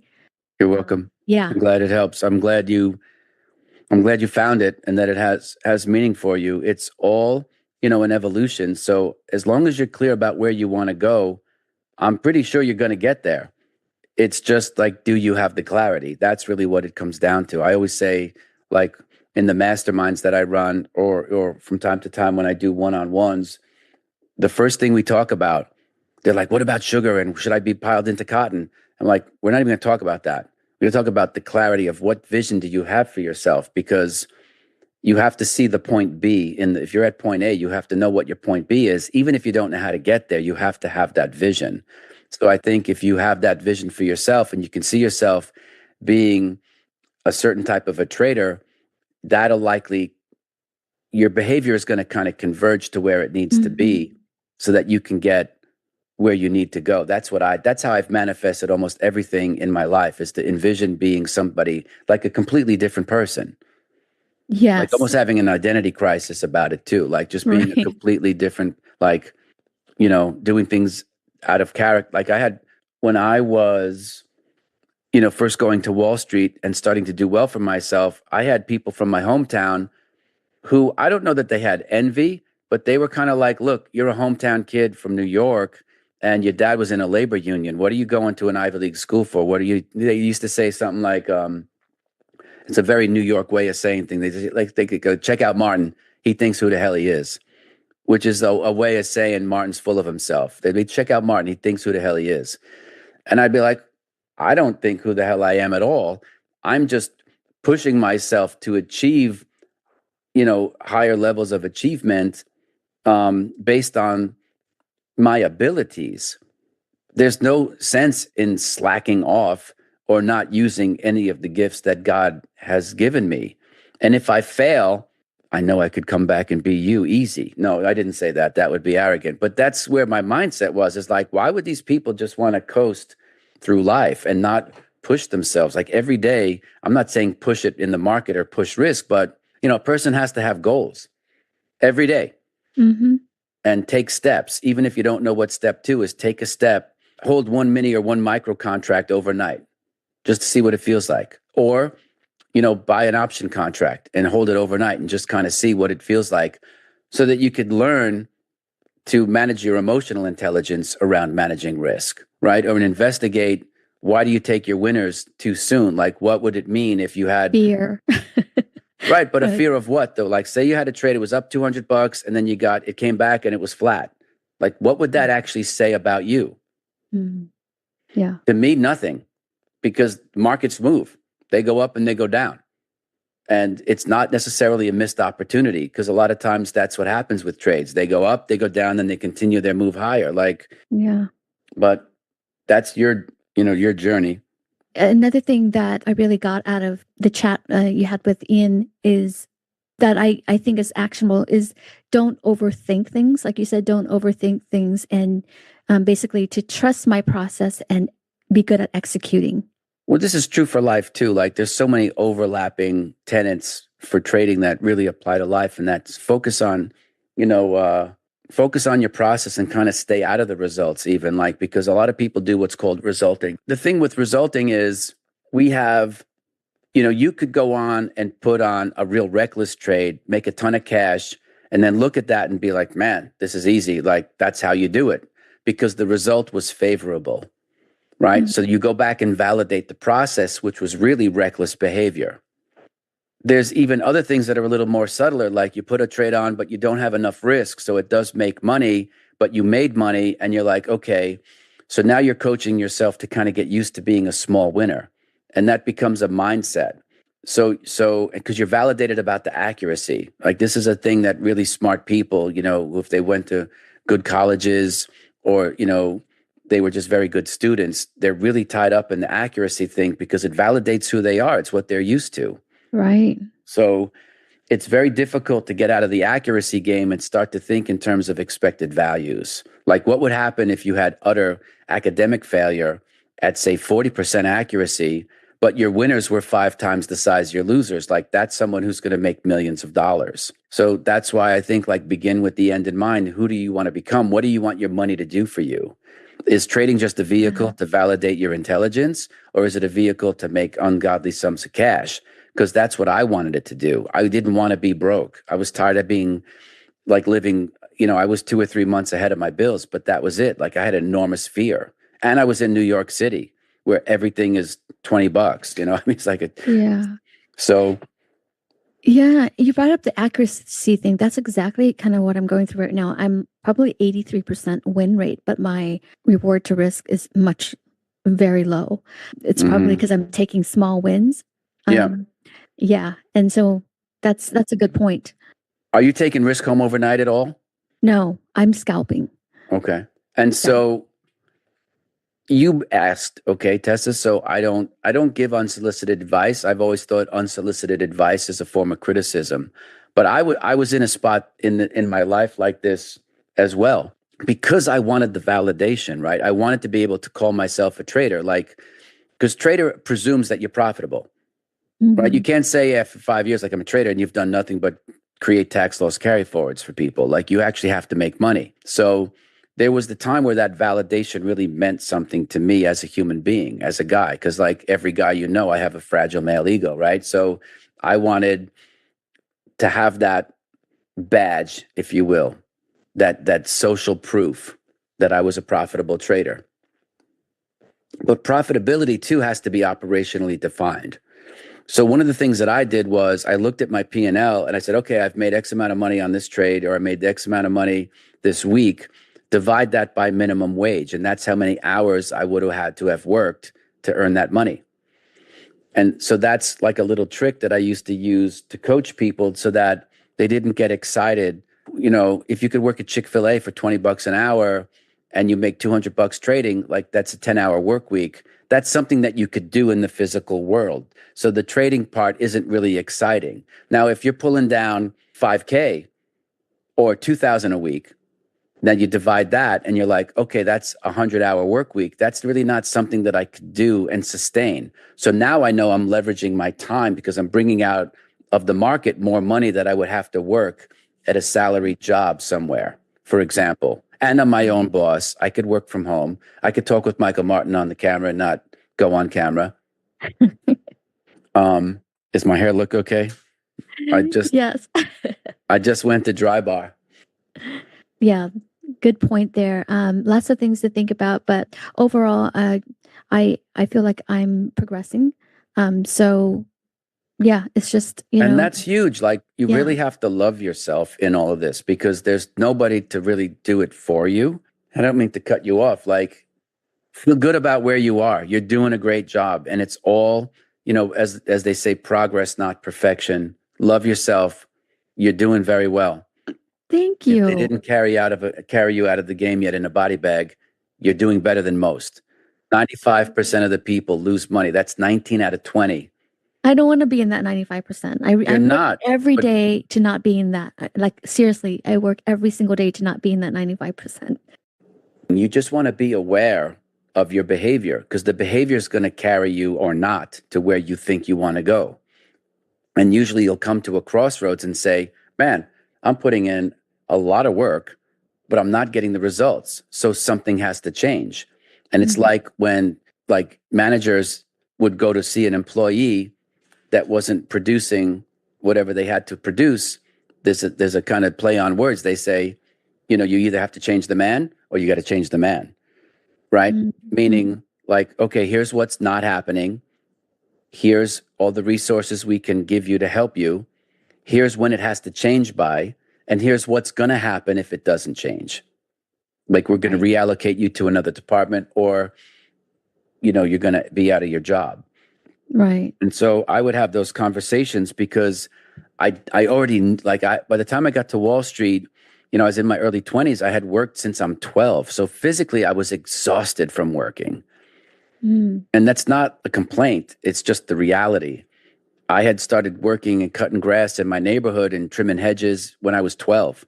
And I had, not in the middle of the school year, but there was really no time for me to not work. I would do things and pick up a $10 job on a weekend by raking somebody's lawn, or I'd help somebody move furniture. Like, I was that kind of guy Friday who would help people in the neighborhood. And then, when I started to drive, I did that. And then, I kind of said, okay, for all the work that I'm going to do, I want to make sure that I could make the most amount of money. So I did things like I delivered flowers, and they were like, okay, you're going to get a lot of tips. And I didn't. And so I was making minimum wage, but I wasn't making any tips. So I was like, okay, I have to up my hourly rate. Where can I make a lot of money? So then I thought, like, okay, waiters can make like $100 a night. So I said, oh, that's pretty cool. So I just started applying to restaurants and working as a waiter. And, I got in remarkably with no experience. And then same thing with golf caddying. And then, so then after that, when I made a lot of money, doing those jobs, I was like, okay, now I have to figure out how the other half live. Mm-hmm. I need to figure out a way to use my brain. And I remember exactly where I was on the exact day of the week. I working at a restaurant in New York, in Westchester County. The name will come to me in a second. The place was called Traveler's Rest, and it was a German cuisine place. So they had Wiener Schnitzel and all that kind of really good German food, if you like it. Dumplings and this and that. And Millwood, it was in Millwood, New York on Route 100, which is kind of right in the very Tony part of town, Westchester County. And we were also open on Monday nights. Most restaurants, in the fancy ones, were dark. That was like their day off. And I remember it was a Sunday, and I was setting up tables at, because we would open at 1:00 for like an early lunch. And I was there probably 11:30 setting up. And on the music system, they had Yesterday, a song by the Beatles that Paul McCartney wrote.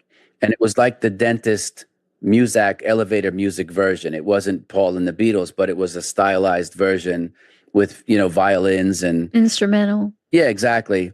And I remember thinking, like, man, Paul McCartney's getting paid for this now. He wrote the song once in the 60s. It's 20 years later, and he's still getting paid. Like, I got to figure out how do I get paid for not working? Which sounds ridiculous to a working class person, but when you think like a business owner, it makes perfect sense. So I had to approach trading in a way that, how can I trade while not being there? How could I treat trading like a business that I own, that I don't have to manage? So I can put in my stops and walk away, because the clearing members have every incentive to want to, execute my trades for me. You know what I'm saying? You know what I noticed, that you, like all along your journey, it sounds like you ask yourself all the right questions all along. Like, I think most people don't ask and think about.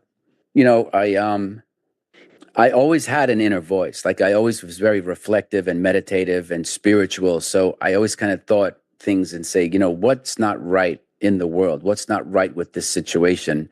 I'm feeling energy from people. And I always listened, not just for what they were saying, but how they were saying it. Like, what did they want? What were they trying to convey? And then ask myself really good open-ended questions, not these endless loop, like, why does this stuff keep happening to me? Like, that doesn't go anywhere. I have to stop doing that sometimes.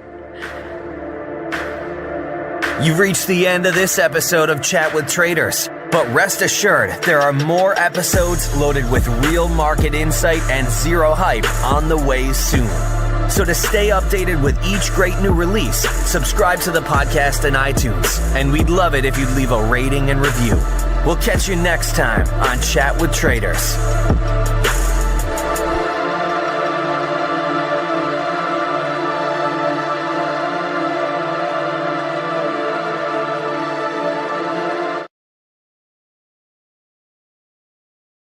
A new pool, time and effort. Risk analysis, podcast episodes, and other content produced by Chat with Traders are for informational or educational purposes only and do not constitute trading or investment recommendations or advice.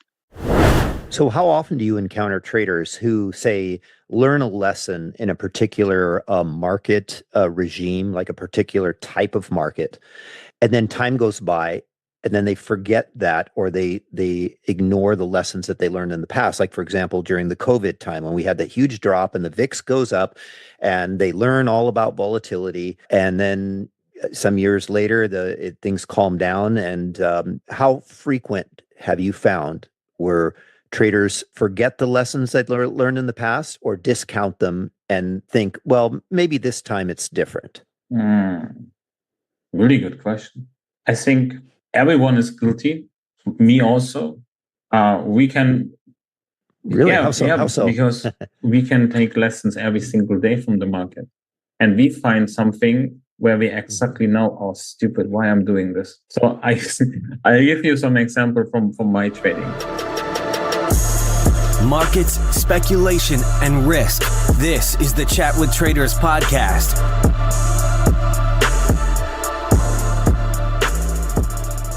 And we meet again on Chat with Traders, episode 300, nice big round number. We should not die as traders. Hey, what's that all about? Well, guess what? You'll find out. This is Tessa, your co-host, and I'm really thrilled about introducing today's episode because this guest is special to us.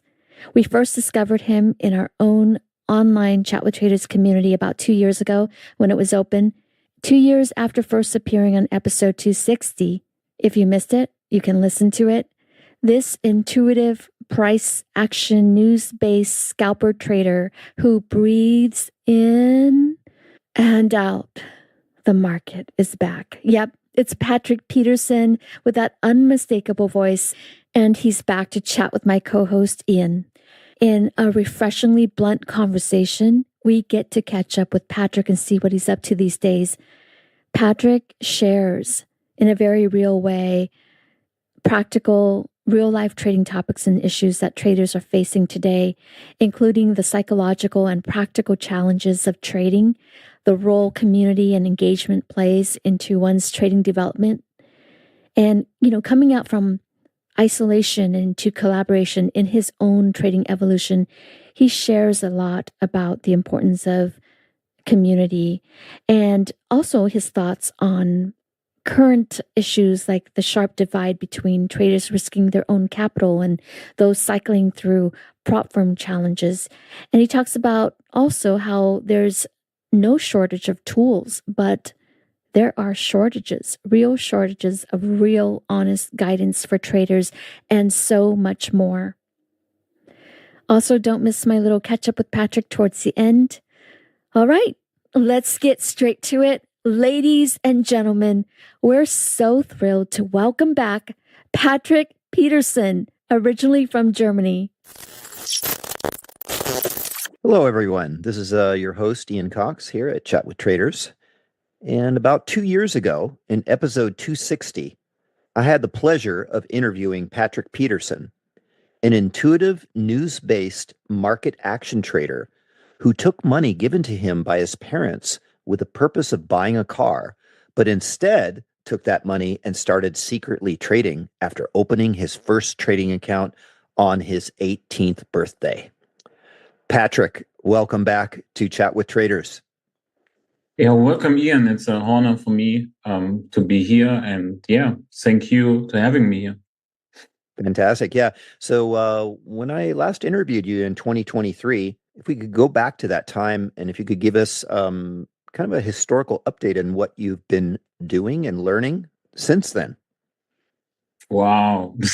So it may be 2 years, but it feels like 20 years. So there's so much going on. And everything is starting with the Chat with Traders community. Everyone knows it. So we was making the decision after 1 year that we closed this. There was some good reasons for this. Then the life after. So I found a new community. It's the Mentor Q community. Now I'm being business partner from Mentor Q. And I'd be honored to be in the community, to be the mentor, to develop also products for traders, to give all my experience there. So that's basically what was happened the last 2 years. But behind the scenes, there's so much more going on. Yeah. And so prior to being involved with the Chat with Traders community, did you have much experience interacting with other traders in other communities in the past, or had you been kind of more go it alone and just trade by yourself and not have no, that many I'm people? only an lonely wolf. So I'm lonely one. But since I was joining the Chat with Traders community, everything was changed. As I told to Tessa, I think everyone knows the story. I can tell this again.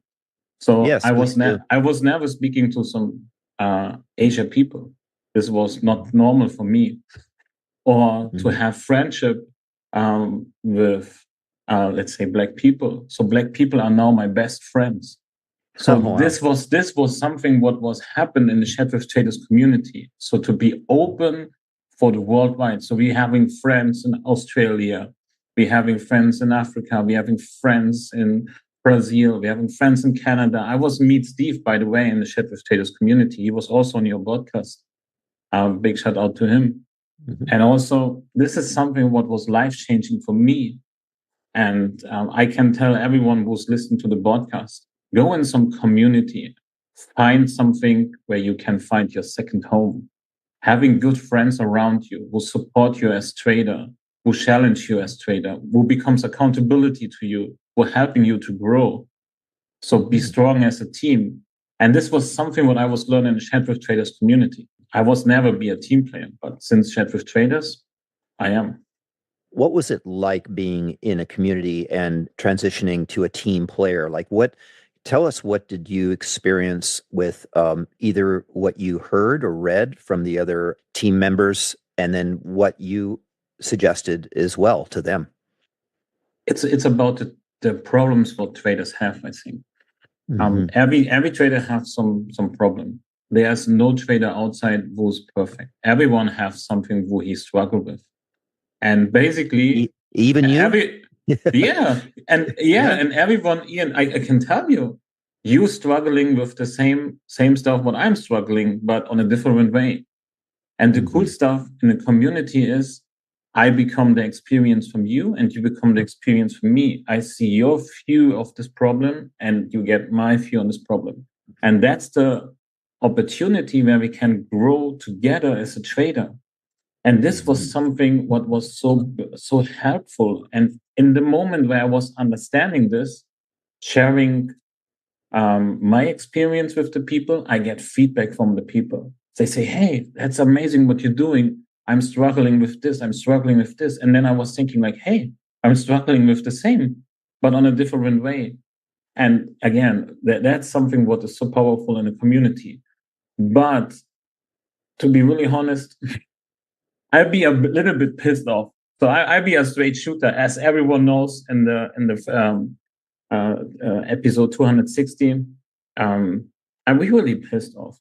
If you're looking into the community world, there's so many bullshit going on. So many people posting only his porn P&Ls. They saying, hey, I was making 4,000 US dollars. I'm making 5,000 US dollars. They putting on some charts and all this stuff.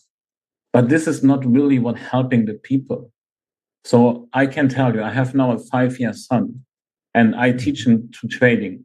And he asking me every time, hey, daddy, why? Why are you going long? Why are you doing this? Why? And for him, I must explain this to him, that he understands this with his 5-year mind. And this is something what I'm missing in the community world, and also from all experienced traders, because there's so much bullshit going on. I give you one example, what was really triggered me the last few weeks. When we're getting the terrorist news, the VIX goes really crazy to the upside. As everyone knows, everyone was speaking about, hey, the VIX is going crazy.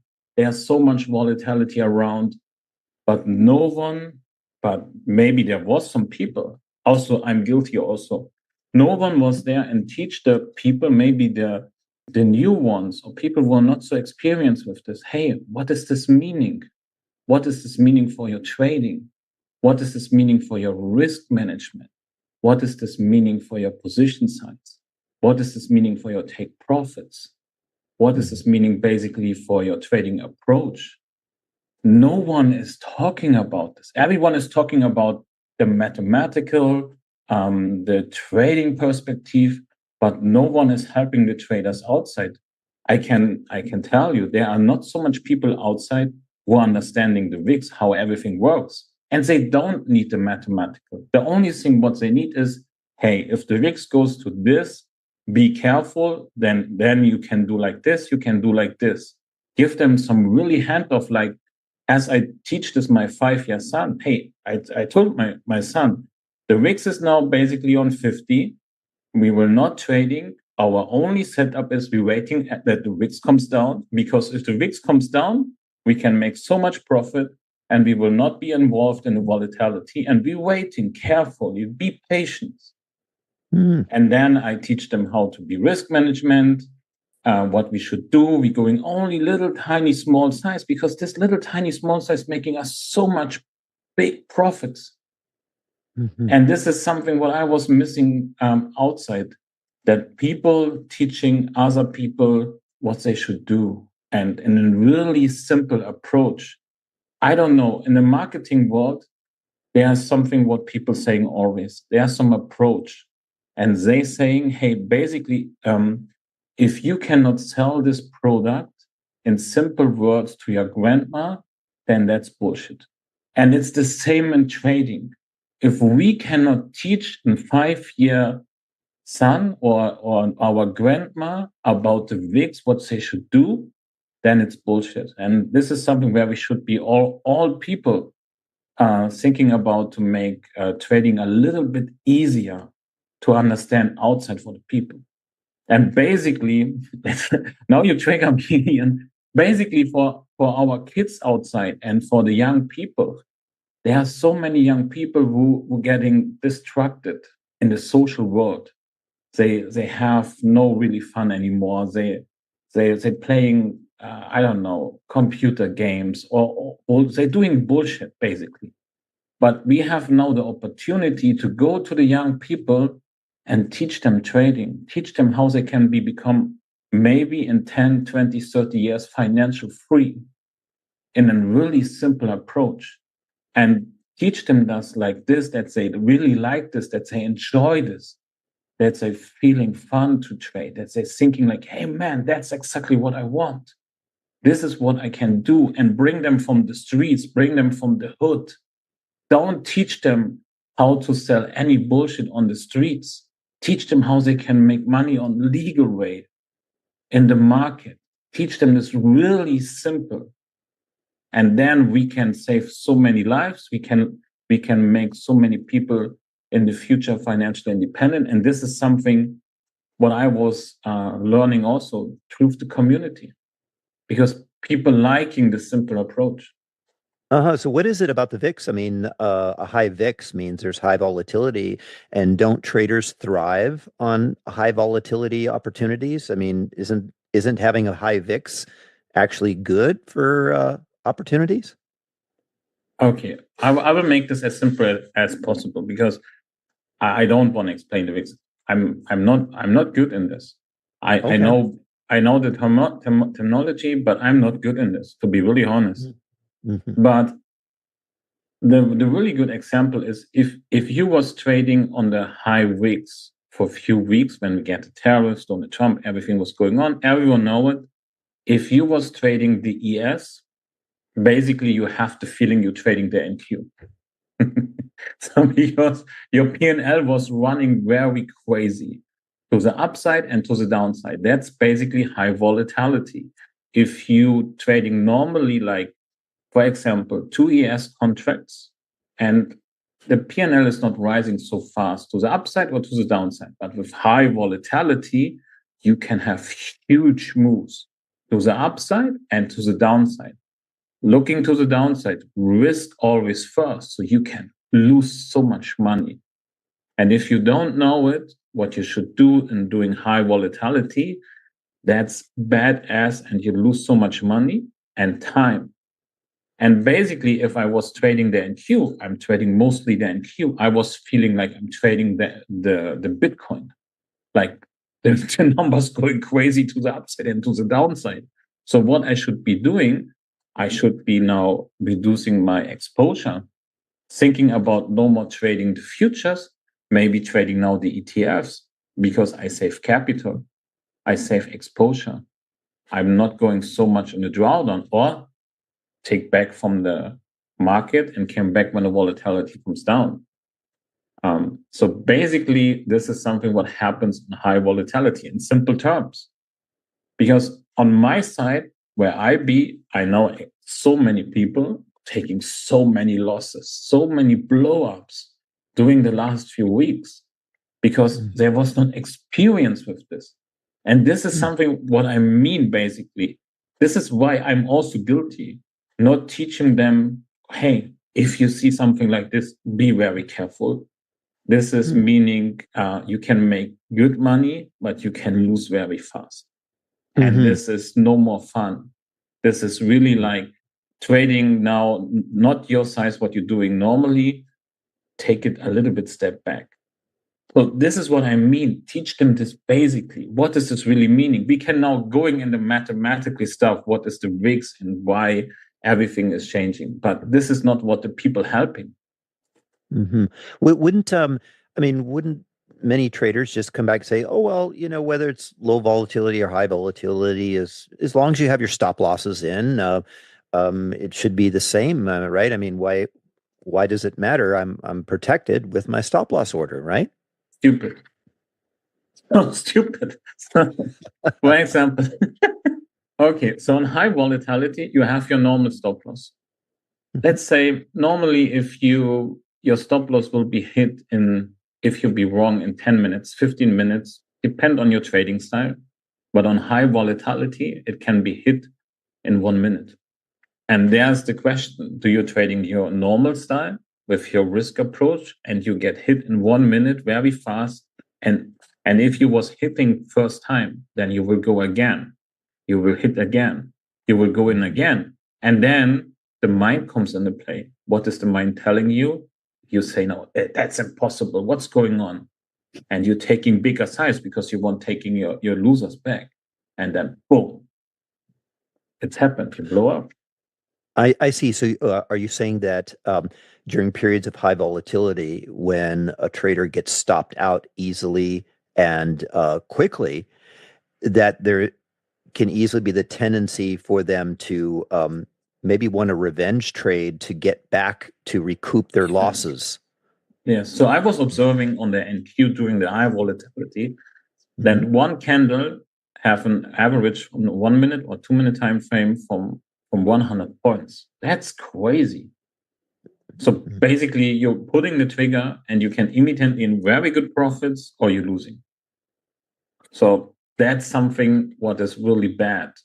So if you're trading your normal size, so that's why it would be better to teach the new ones, hey, if you see the VIXs on level like this, take care of your risk management. Don't trade your normal position size. If you're trading normally the ES, let's say 2 contracts, go into MES or go into the ETFs or take a step back and wait maybe 1 week before everything becomes calmer. Because the risk is too big. You can battle on this, but there's a high chance that you're taking stupid losses.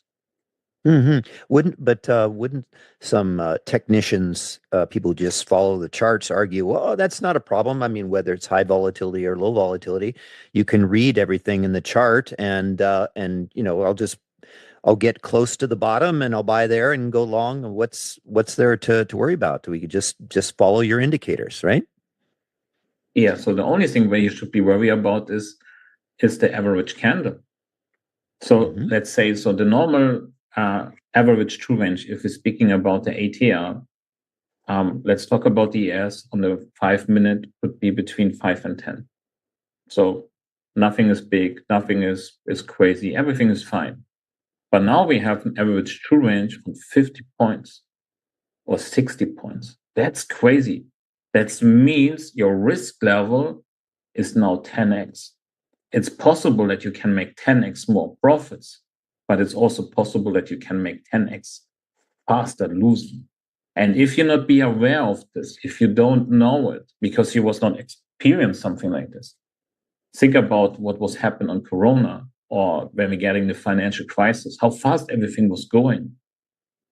It was really fast. If you was not acting fast enough, you was in trouble. And that's something what we were seeing in the last few days. Everything becomes now normal, but the few days it was really crazy, and so many people losing money, and so many people having now going back to work, who was before maybe full-time traders. They have now to go into work because they're losing so much money. Yes. Have you met any people like that? I was talking to some people. They was really surprised about this. Are you ready to get serious about trading? Then join Tasty Trade, Investorpedia's best platform for options trading in 2026. Stocks, options, futures, and more. Tasty Trade has everything you trade, all in one platform. Get low commissions, including 0 commission on stocks, so you can keep more of what you earn. Tasty Trade is packed with advanced charting tools, backtesting, a pre-built strategy selector, risk analysis tools, and more features to help you trade smarter. See equities and derivatives with high trading volumes, dividends, upcoming earnings reports, and more with their pre-built watch lists. Or create a custom watch list to keep an eye on the companies and sectors that matter to you. Manage your positions with speed and precision using active trader mode, one-click trading, and smart order tracking. Plus, Tasty Trade's stellar trade desk team offers live support during trading hours if you need it. Visit tastytrade.com/chat for more info. Tasty Trade Inc. is a registered broker-dealer and member of FINRA, NFA, and SIPC. Have you ever watched a stock explode and thought, if only I had the capital? Or sat on the sidelines because your account balance felt too small to matter? Good news, with Trade the Pool's limited risk platform, you don't need millions or even thousands to start trading the U.S. stock market. Bypass the PDT and tap into over 12,000 U.S. listed equities, from penny stocks to big caps, ETFs, even the newest IPOs, and short anything you like with 0 locate or hard to borrow fees. Start your evaluation, get funded with up to $200,000 in buying power so you can go big without risking your own savings. And now you can also have unlimited time to reach the profit target. It's a game changer. Not ready to trade yet? Trade the Pool offers a free demo and educational resources. Practice on live data, master the platform, and build confidence risk-free before you even pay a cent. Click the link in the show notes to start trading with Trade the Pool's capital. Because what the people not doing is, maybe they're not looking to the VIX. So if you're trading the ES, you have not side by side your ES chart and the VIX chart and see what's going on the VIX. So you're not possible not be aware, or you listen to something on X or on YouTube or on CNBC, whatever, and they're speaking about the VIX. But they're speaking this in so complicated stuff that people not follow this. They say, let's talk. They're talking about VIX. Who cares about? Whoa. It's really important for you to know it. Because if CNBC would say to the people, take care of, there must be a better risk management for you, you can lose faster money, they will not do this. Why? There's some reason why they don't do it. And that's something where we all be guilty to not teach the people in simple stuff, what is the meaning behind? What is the meaning when the VIX goes crazy to 50 or 60 or 70? What's the meaning? And also, if you see people talking about trading strategies, they're making this so hard complicated that you cannot follow this. So basically, when we're talking about some trading strategy and what people want to see, hey, when I should be go short, when I should be go long, when I should be getting out of the market. And they want this in a really simple approach, like a 5-year-old son or an year-old grandma. They want only know, hey, when I should be pulling my trigger short, long, and when I should be getting out of the market. That's what the people want. Like telling them, hey, if you see A, then you can go long. If you see B, then you can go short. If you see C, be neutral. And then have backtest data where you can say, okay, this is based on backtest data. Most of the time, if A is coming up, it's a good opportunity to go long, and I explain you why. And this is something what I'm doing also. So that's something what I miss. And this is also what I'm teaching when I be live on YouTube for Mentor Q about options data and all this stuff. I simplify everything that everyone can follow this. It's for me, the options work. I'm not understanding the options work, but I know how I can leverage based on the options data. This doesn't mean that I must understand options, but I know exactly how you can use this as futures trade or as a stock trader, not as an options trader. Options trading is completely different. So that's something what I mean. Give them really simple approach, help the people outside. And that's the big goal I think everyone should do.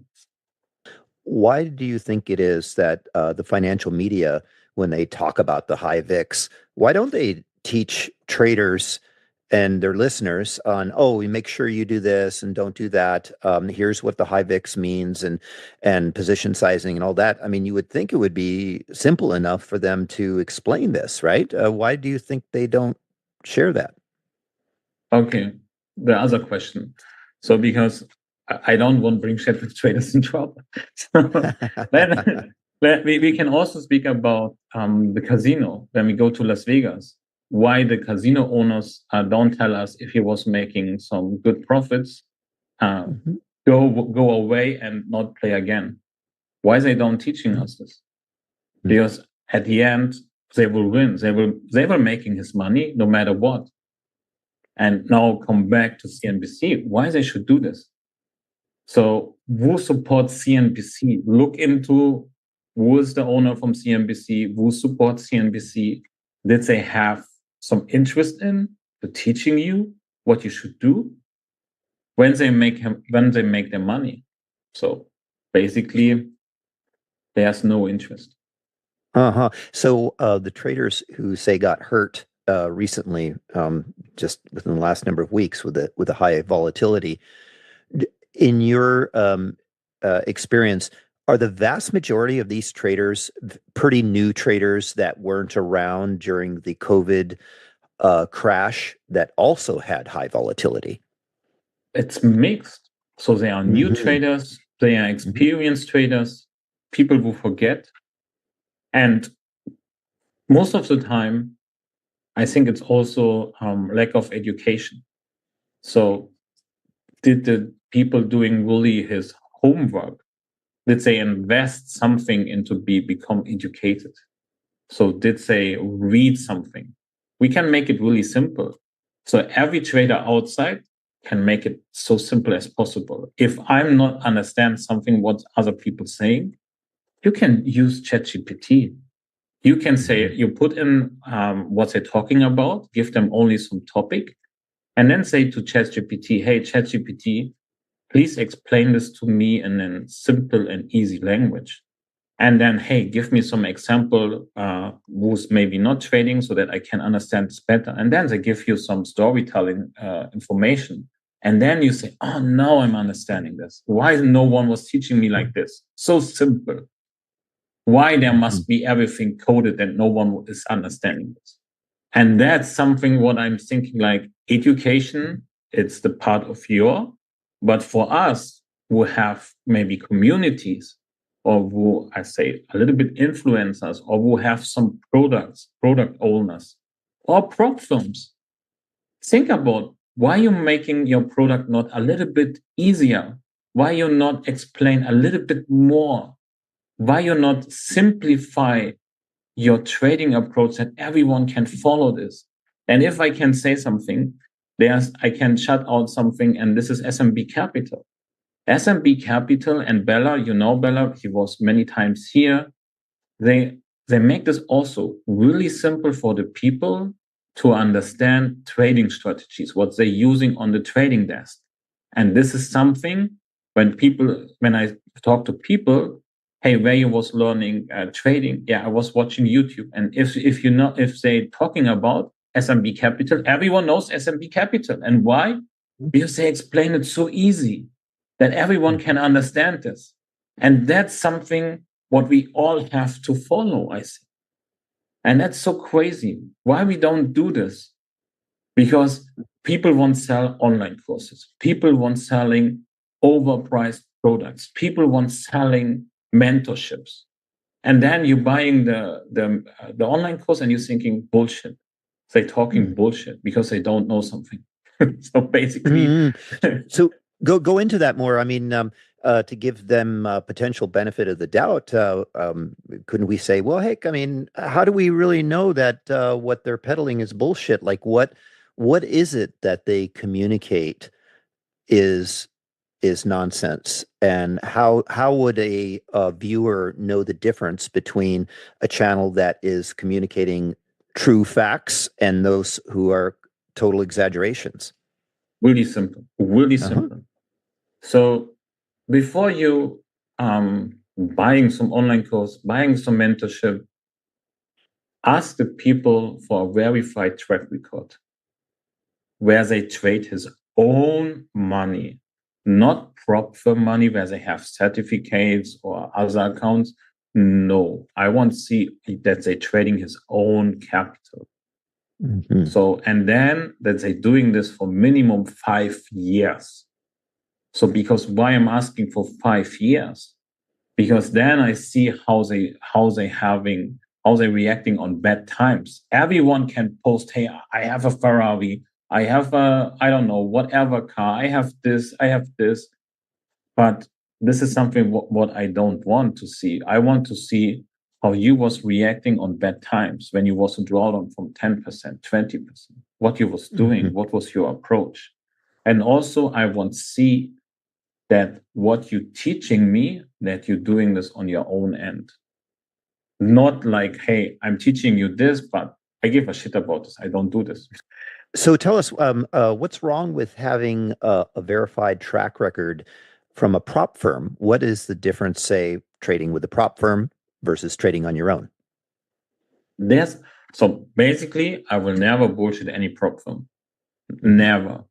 But what I really not like, if people asking about mentorship, if people are asking about online courses. So you know it also, Ian. So you can buy a challenge for, I don't know, $50. You get an account from 100K for futures, and maybe you will lose the first challenge, correct? So that's maybe possible the first step. You lose. And then you take again the challenge, you lose. So basically now you're having losing side. And then you're getting the funded account. You lose your funded account. And then maybe you have to start the challenge again and again and again. And it takes you maybe, I don't know, 2 months, 3 months, 4 months, 5 months to the first payout. And then they're showing you, hey, I have now the certificate. I be a good trader. No, Shem. If you would do this, what you're doing on the prop firms, on your real account, you will be broke because you get maybe 10,000 US dollars payout, but you was losing before 30,000 US dollars because on all the accounts, what you're blowing up. So basically, you're not a break-even trader, you're a losing trader. And that's why I want to see that they're trading his own capital. Because you will never doing some bullshit like this with your own capital. So are you saying that by trading your own capital, you will be more careful, or you'll do something, your habits will be different than you will be with a prop firm? Oh, yeah, please explain. Yeah, 100%. I can give you an example. Yes. There's some really good friend of me, and Tessa knows him also. I will not name him. It would be unfair. But let's talk about some person. So this person was invest for, I don't know, 1 year or the last year or for the last 2 years, over 50,000 US dollars in challenges for prop firms, activation fees, challenges. Wow. And he was blowing up I don't care. It's like, let's say minimum 50 times or 60 times. He was losing an immense of money. So on the prop firms, so on the trading simulation, he was losing big amounts, but he gained experience. I know he gained experience. And now he after 2 years, he's profitable and he have regular payouts like 3,000, 5,000, 10,000. Now he got it. Nothing is wrong with this. But if you want doing this on your own private account, and I want to see your track record from the last 5 years, and I will see that you're losing before maybe 1 million, and don't get me wrong, and now you're getting a payout from, I don't know, 20,000, 30,000 US dollars, I will not take you seriously. Because you debt like for, I don't know, it's a big debt. So you're not break even. And this is something what I don't like. But this doesn't mean that they not experienced. But for me, they don't qualify for mentorship or buy or selling courses. So that's why I like, for example, Bella from SMB Capital or the other crews, so from SMB Capital. So they dealing with real investor capital, with real money. They're doing this every single day. And they have strong rules. They cannot do this. So, and if they having a verified track record, yes, they have a verified track record. And this is a big difference. If you trading with real money on real market condition, and that's really real money, or you're trading for a prop account, where 90% of the time where you're trading with, it's simulation. It's not real money. You're trading a trade simulator. And you will tell me you was making money on a trading simulator? But you have to go into the real market, put on real money, put on your money, and tell me that you're making no money. Or maybe if you have not money, maybe some family, like look into my story. I was using family money. I go all in. So basically, I was not battling on some trading simulator. I was directly going in the market, no matter what. And that's putting real money in the market. And that's something what is completely different. Well, you know, why does it matter? I mean, as long as you're earning money, whether it's on your own account or in the prop firm account, isn't it just, I mean, it's just another different way of making money, right? I mean, if you have a chance to, say, trade with a prop firm money and you get to use their money, so hey, at least I'm not really risking much of my own money, and I get this extra kind of leverage, so to speak. Isn't that kind of a positive thing? And wouldn't the prop firms actually want you to do well? And so if you fail, say the first challenge or something, they would have all this education and help you out so that you can improve. Don't they want you to be successful? Oh, that's a good question. I think we have to make a really difference between a real prop desk. A real prop desk for me is like SMB Capital, for example. There are also other ones, or educational firms. So basically, they are not real prop desk. They are only education companies. And if you will be asked them, hey, you are real prop desk? They will say, no, we are educational. So we're helping you to grow experience without risking your money. Go into the fine prints. You will see it. And the question, what you're asking me is, let me rephrase the question. So if we have some problem on our heart, yeah. So there's some doctor, he was never making any operation. He was only simulators on robots and everything like this for 10 years. And he's very successful with this. And then you have the other doctor who's maybe 10 years operation on real human. Who will trust more? The guy who was making this on robots or on the humans? I think the answer is the guy who making the operation on the humans, correct?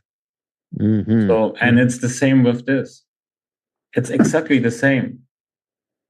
Is that because there's the quality of putting your own money on the line does it make you learn faster, or is there, because psychology, I imagine psychology is a huge part of this, right?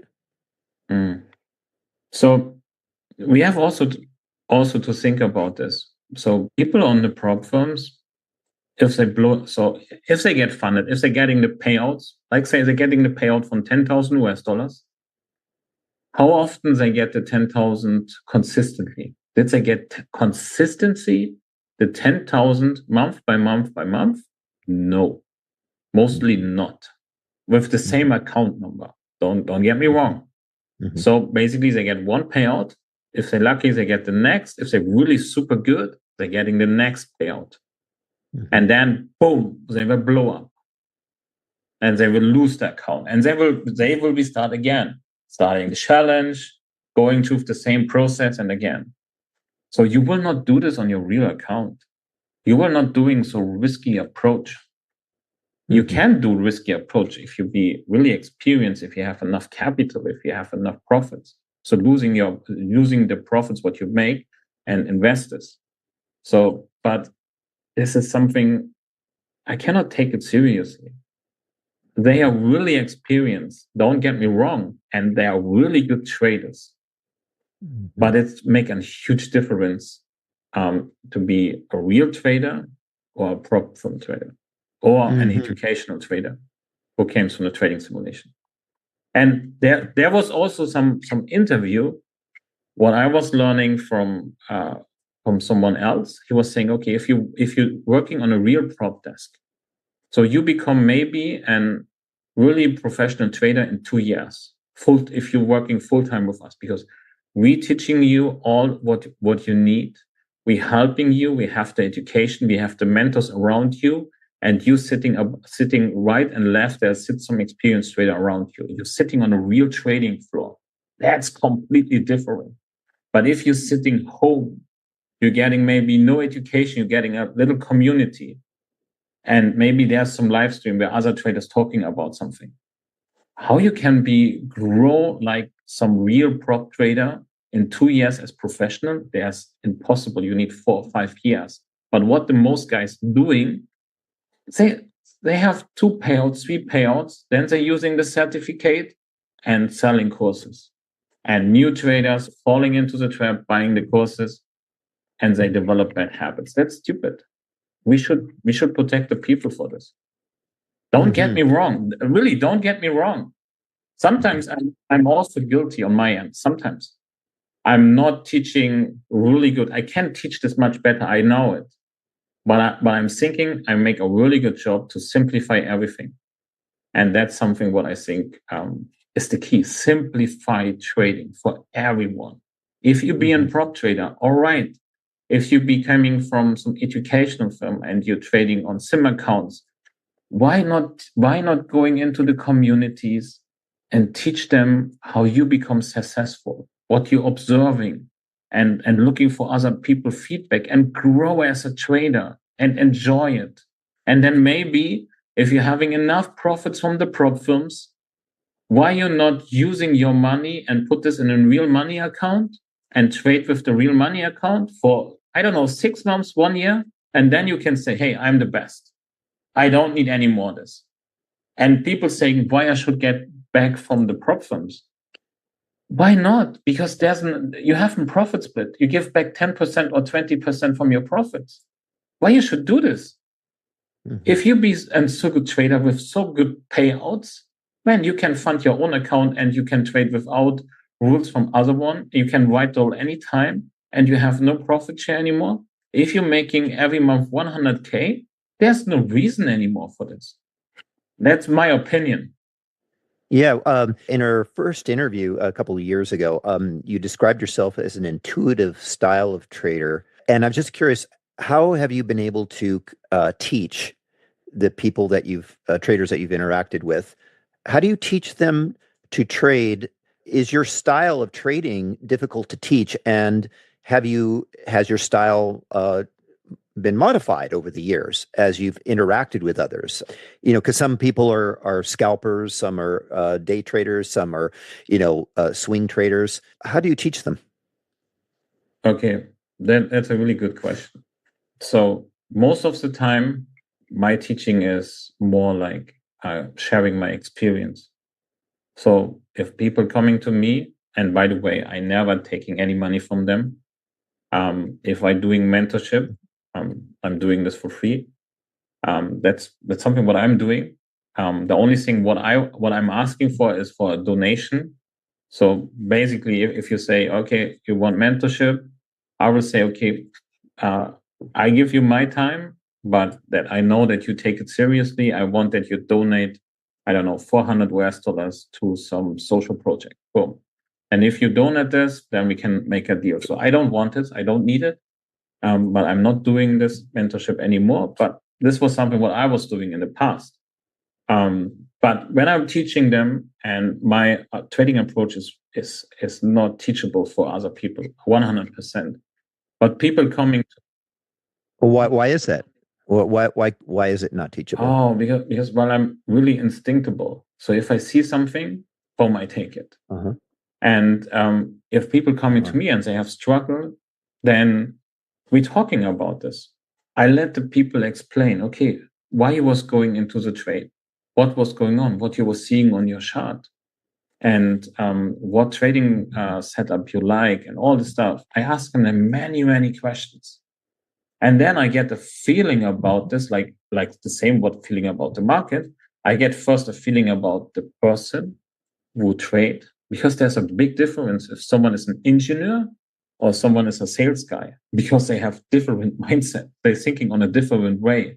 So that's something what I want figuring out first. So who's the person, where they coming from? What is their business? Because they have different mindsets. They're thinking completely in a different way. And then teaching them what I'm seeing based on my experience. If I would you, what I would doing, and why this makes maybe sense based on my point of view with my experience. And then let's connect the dots together, because I'm not a teacher. I'm not a coach. I'm not teaching you how to make the goals. I guide you. That's the difference. I will guide you. I will make maybe visible what you're not seeing. And that's the big difference. I will not teach you how to trade. I want that you let me know what you're doing at the moment, what is good, what is bad. And then with my experience, I will guide you. I will show you maybe something what you was not seeing, or what could be possible, the missing puzzle for you, that you can making the next step as a trader. That's basically what I'm doing. This is what I'm understanding about mentorship. Don't teach them something. Help them, guide them with your experience. And that's it. Uh-huh. Can you share with us some examples of the challenges that the traders, different types of traders, have shared with you, and how you guided them? Okay. Let's talk about really simple, about two different people.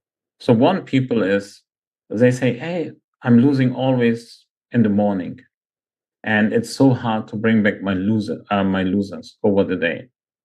Okay. So what was happened? Why are you losing all the morning? Let's talk about this. So then maybe you have a 9-to-5 job. You'll be stressed. So, and I don't know, something was happened on your side. What was happened with you? Why are you taking the losses? What was trigger you? What was trigger you to go into the market? So that's something what we have to find out first. What was trigger you to go into the market? Do you was seeing something on the chart? Do you have a trading plan? By the way, do you have a trading plan? Was this your A+ setup? Was there something that was reasonable for you to go into the market? Or was this, hey, I have to trade. Now I'm coming back from my job. I sit there after 5 minutes, boom, and I will pull the trigger because I want financial free. Stupid. So that's now how it works. So then I can guide them and can say, hey, so first we have to work on your time frame. Is the morning the right time frame for you? So let's talk about it. He's a European person. He has 9-to-5 job. After the job, he came to the market. It's American time. It's not European morning, different time zone. So, and he comes back. is this the right time frame for you to trade? Because you're telling me every morning you're taking losses.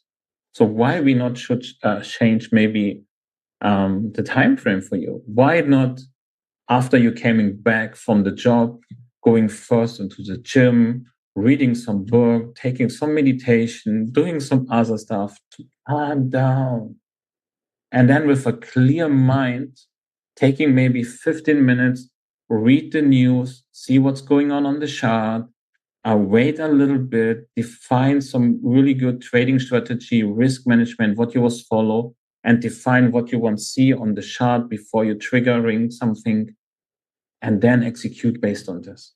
So that's sometimes a really big mind shift for the people, because they're never thinking about this. Hey, it's the wrong time frame. Or I was triggered because of my job. Mm-hmm. My boss was stressed me out. My wife stressed me out. My kids stressed me out. I'm stressed because I have to make some money.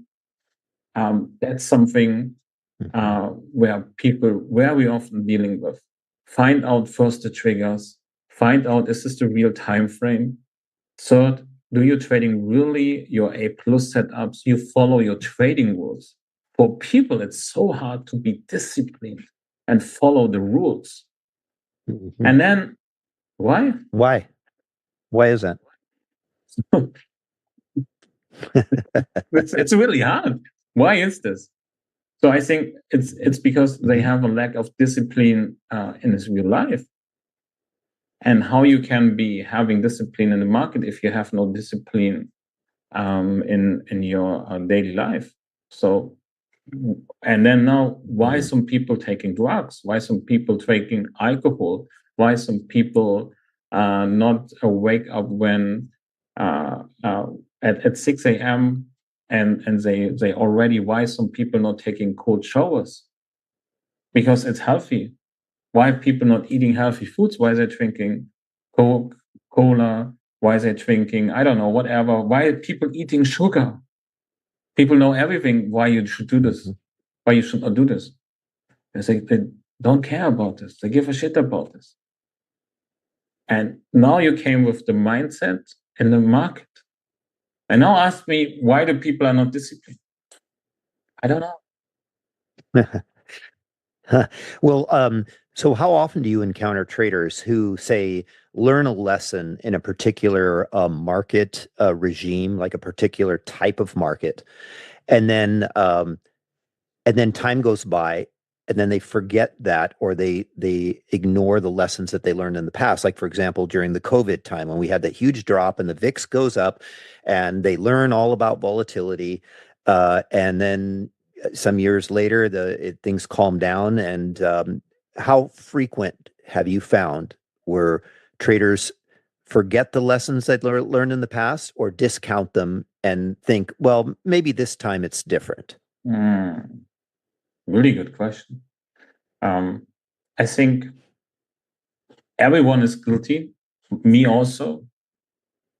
We can really, how so? Because we can take lessons every single day from the market, and we find something where we exactly know, oh, stupid, why I'm doing this. So I give you some example from my trading. So I was talking to my people. Hey, I'm not taking any more and take profit. I have only the hard stop loss, but no more and take profit. Because why? When I have and take profit and I get a really good news candle based on Donald Trump, based on tariffs news, the market can go crazy and we can going crazy to the upside. And I will not be the stupid one who have and take profit there. And I'm getting out of the market and I missed the whole candle to the upside. That's completely stupid. And this is something where I have no more take profits there. Because there's always the opportunity every single day in the market that this could be happened.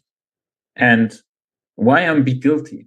So yesterday, stupid enough, I was making a take profit. I don't know why I was making a take profit. And then we get in a news candle and boom, I I missed the take profit because my take profit was hitting that. So it was completely stupid.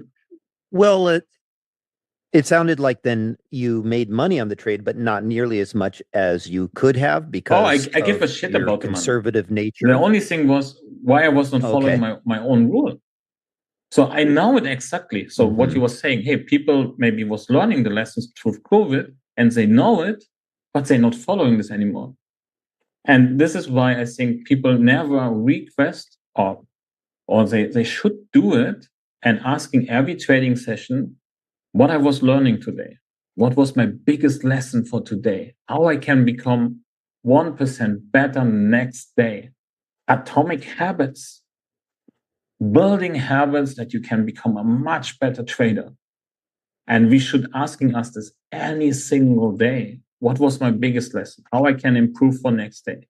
What is my goal for tomorrow? What I want to see for myself tomorrow? How I should be perform. And if I was make money, I don't care about this anymore. But for me, it's pissed me really off that I'm not following my rule because I know it exactly, but I wasn't following this. Uh-huh. So is it then a good idea then to have daily reminders and daily review of our strategy or discipline because it is so easy to forget or let it slide? Yeah. Personally, I think review every single day, take out the big lesson, write this down, and for everything, rule what you was not following, take extreme ownership. Ask yourself, hey, why I was not following this? So without bullshitting you, like be objective. Okay, because something like this was happened, something like this was happened, something like this was happened. Okay. And then how you can improve the next time that this will be not happen again. All right. So my kids are noisy in the background. Okay. What I have to do the next time, make sure that my kids having some fun and I can trade and they will not interrupt me. So, and then I make sure that this will be not happened again. So taking extreme ownership for everything what you're doing in trading. And there's the book, Extreme Ownership. I can give this as really advice, friendly advice. Reading the book, Extreme Ownership, reading the book, Atomic Habits, and do this every single day. And then you will grow automatically as a trader. If you follow this, what is in the book, you will grow as a trader automatically. And it saved you, I don't know, 5,000, 10,000 for mentorship sessions. Well, what about for the traders who say that, well, I was following my rule, but I discovered through the trading process during the day that my rule is actually not very good, and I can learn on the fly and adjust it because I'm always looking to improve my rules, and that's why I didn't follow my old rules because they didn't look good at the time, and I'm creating a new rule that's even better, right? Perfect. You can now ask yourself, okay, why is this better? So not talking about always about the bad things, talking about the good stuff. Hey, why I was doing this, what I was seeing, because this is sharpening your focus for the next time if you be good to know exactly why you was seeing something. And then if this happened again the next time, yeah, I know this was the last time. Now I can maybe possible doing the same and I can change my strategy or something like this. Also ask yourself, okay, what I was seeing, what was triggering me, that I was changing now my trading strategy. And it was good, by the way. And how I can use this experience, what I was growing now, for the next time. And then you can develop also some risk management strategy. Okay, if I see something like this in the future, and I know exactly that this, what I was learned today, should be now taking place, I will do it. So you have a new rule, basically. So you can develop something completely new for you. You can grow as a trader. That's what I mean. Become every day 1% better as a trader. But do you follow this? You really doing this? Become 1% better? People talking to me how I can become 1% better as a trader on my P&L, on my money? No, on your experience, because there's every day some lessons in the market or the lessons on your trades. Find the lessons, looking and searching for the golden nuggets. Write this down, improve about this. That's your experience where you grow.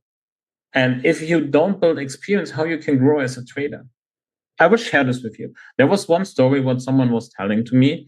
He was going into, now let's give the cashiers some little bullshit. Okay. So a woman, he was 20 years and she's a cashier for a big supermarket. And the guy was going into the supermarket is going now in the supermarket every single day to buy something there for 20 years. And the woman is working also there. And she's now 40. And she's not doing something else as doing the cashier job. Boom, tick, tick, tick. $20, tick, tick, tick. $30, tick, tick, tick.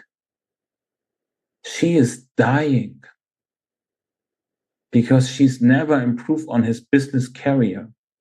She makes the same job all the day. She's dying.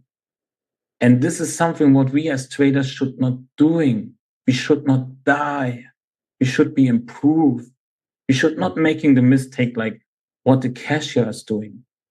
It's not about, sorry, I'm not bullshitting cashiers, but it's only an example. But they dying. And this is something what we as traders should not do. We should not die. So if we're doing every single day all this same stuff, we're dying. We need some new stuff to grow. We need some new lessons to grow. And we don't want to be the lesson. What is the biggest lesson for traders? And they wake up and they say, oh, what the fuck is going on? Ian, tell me. When they're taking the big loss, they say, oh, what's going on? Why I'm taking the huge loss? And then they wake up and they grow as a trader. Because now they're looking into the trades. What was happened? Why I'm taking the losses? But why not? Why you're not doing this every single day? Asking you what was happened today? Mm-hmm. How I can take some lessons about this? How I can become tomorrow better? That's the single stuff. We should not die as traders. We should be becoming light for other traders to be teaching us our experience. Mm-hmm. Hey, that you can say to other traders, hey, I was going through this volatility and I was learning something like this. And here are my notes. And then you can ask the other people, hey, do you have the same experience? You was getting the same experience like me? And if yes, what you was learning, what you was observing. And then you talk together and you think crazy. You have the same experience. You have a different view on this. I have a different view on this. And now we can change our mind and we can grow again. That's when we're not dying, when we grow as a trader. And that's the part what people missing. Then we come back to the communities. Mm-hmm. But in the communities, there's sometimes so big shit that people posting only the P&L, the charts, the trade, what they take. But there's nothing interactive that they say, hey, I was taking this experience today. I will share this with you. That's my lessons for today. If have someone else the same experience, and if yes, what I was learning, and maybe you will share this with me. Excuse the last interruption here. This is Tessa. We hope you're enjoying this episode so far. If you love the podcast, please give Chat with Traders the best review you can on whatever platform you're listening from. This will help us to keep the episodes coming. Also, if you haven't subscribed to our email list, please hop on to chatwithtraders.com and click on subscribe so we can keep you posted of information that may be of importance. Thank you. Now back to the chat with our guest. Would you be able to share a story, an example of someone that you've mentored who became successful? Yeah. Please do. From the Chat with Traders community. We have really good traders in the Chat with Traders community, but also Tessa notes, and you also, Ian, many traders giving up. Mm-hmm. Why are they giving up? Because it's a time frame because it's the wrong time at the moment. They don't give so much time. And then there are other traders. It's only a handful of traders And I have 3 traders who was going through all the stupid up and downs in the market, and they are now really be successful. The one guy who I tell you, who was investing the 30, 50K in the prop firm board and taking now every single day some payouts from the prop firms. He was someone who I was making accountability sessions with him. We starting and meeting us together in the Chat with Trading Chat with Traders community. We was meeting us every single Monday. We was speaking, okay, what you was learning. We was always talking about what you was learning this week, how you can become better, and how we can improve, and how I can become accountability for next week. What's your goals? We was talking about this every single week. And after the Chat with Traders community, we was always in contact. I was mentoring him. I was giving him everything what I'm seeing. He was talking to me what he's seeing. And this is one of the best examples. He goes through so hard times. I love him. It's crazy. And now he's taking every single day some payouts. And there's also some other guy. He was giving me feedback today in the live trading room. He says, hey, I have the last few weeks really bad days. And he was showing his bank account statement. And then he say, hey, now I having few good weeks because of you guys. Because first, we teach them patience. Don't get triggered from the market. Trade only when you see something. Is this your A+ setup? So we request them. So in the live trading session, of course, you can look over our shoulders, how we trade, but I'm not the guy who is the clown, who teaching you how I'm trading. No, this is something what I don't want. You can go to YouTube. There are so many live trading sessions. I want more giving you guidance and say, hey, I see this, and let's talk about what you see. You get open mic and you can talk to me. And you say, hey, I've seen this. What do you think about stuff? Nice. Okay, I see this. And then, hey, remind the people, hey, be patient. You have not to go into the market if you don't see it. It's good.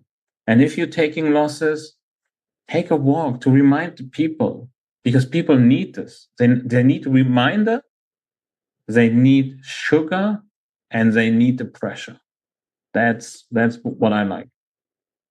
A couple of years ago, when I asked you about your future goals, what would you like to do? And you mentioned back then that you would love to become a big hedge fund manager and move to the US. And as the time has evolved, tell us, how have your desires and plans changed over the last number of years? That's really good. So, by the way, I get my green card for America. That's really great. I'm really honored about this. I was working so many years to get this. Now I get this. Yeah, so that's basically my open door for investor capital. Why I want the green card? Because to have access to much more capital, to get the next step into becoming a really good hedge fund, I need capital. But you don't get this if you're not getting the US citizenship or you don't live in the US. So there's no trust in people from Europe or otherwise. So they don't like it. And also there are some rules in America. So you have to follow the rules. And also you get more access to some licenses, basically from the SEC or something like this. What you don't get if you're not an American citizen or you don't have the green card. So that's the next step. But where I'm most proud of it, and this is something what I was telling you when it was meeting us together, it's like how the money is working for you. So the cash flow, that's something where I'm really proud of. So I have not to work anymore because I have my cash flow. Money is working for me. And that's something what I think trader missing. Because let's talk about this a little bit, maybe for 2 minutes or something like this. So if you be an experienced trader, or maybe you be beginner trader and you have a really good payout, let's say from the prop firms that we was talking about, you get 10,000, 20,000. Don't invest this in lifestyle. Don't do this. Don't do this. Don't buy new cars. Don't buy this in commerce. Let the money work for you. What I mean, maybe think about buying some flats. We have so many refugees all over the world. They need apartments. And if you're an owner from an apartment, and for example, you're supporting some refugee, you don't get paid from the refugee, but you get paid from the government. That's secure money. So basically, you get every single month money from the government because there's living some refugee. So cash flow, you let the money work for you. Buying an apartment, you rent this to the government or you rent this to some other one. And maybe you're starting with one apartment, but at the end you get 100 apartments. And then you get every single month $1,000 for each apartment. Boom, boom, boom. And it's guaranteed for maybe 10 years. Are you doing this yourself? Oh, okay. And where are you in? Where is this located? These flats that with the refugees. I have some flats getting in money Germany. I have flats in Spain. Uh-huh. So, and also there's some other businesses. So if you have apartments, some other businesses like also apartments, maybe the rent is only for a few hours. I will not go in deeper in this, but you can make good money. So you're not involved in this business, but you can make good money. So you're giving them something. Or you're using this money to invest in some startup companies. So maybe there's some tech company where you really like, they have a good trading idea. Invest the money there, give them, and then let the money work for you and you get paid back. Of course, there's sometimes risk. Everything is have some risk. Nothing is risk-free in life. But this is something where you have also no more pressure to get in the market because you get paid every single month, like 10,000, 20,000, 30,000, 40,000, 50,000, 60,000, only from the cash flow, what you get. And then you get this every single month without trading. And then you can say, okay, now I'm using the cash flow, what I was earned, and fund a next trading account. I'm trading now with the 60,000 what I earned today because I don't need it anymore. And then let's have fun. So to wrap things up, what are you? Anything that you're kind of looking forward to? Are you still mentoring currently? I have in the MentorQ community. We have the pro community where we live trade every single day together with the people.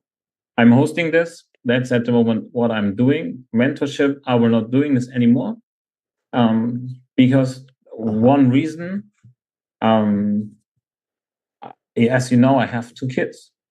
So they become now more active. My son is now 5 years, will be coming in summer 6 years. He needs more time from me. So, and I will not missing the time to see my kids growing. Because I mentor some people. This is something I don't want. Because my family first and then the other people. And also the big mentorship, what I can give is my son. So other people like professional soccer players, basketball players, like Kobe Bryant. So the daddy from Kobe Bryant, what he was doing with his son, he was teaching him basketball because he was a former NBA player. And Kobe Bryant becomes also an NBA player. And this is something what I'm doing. I'm teaching now my son how to make money in the market. That's basically the mentorship, one-to-one mentorship what I give at the moment. It's to my son. And this is why I was talking before. I get so pissed off because people don't make it so simple and explain it in a simple and easy way that other people understand this. And we have a big chance to making the world better.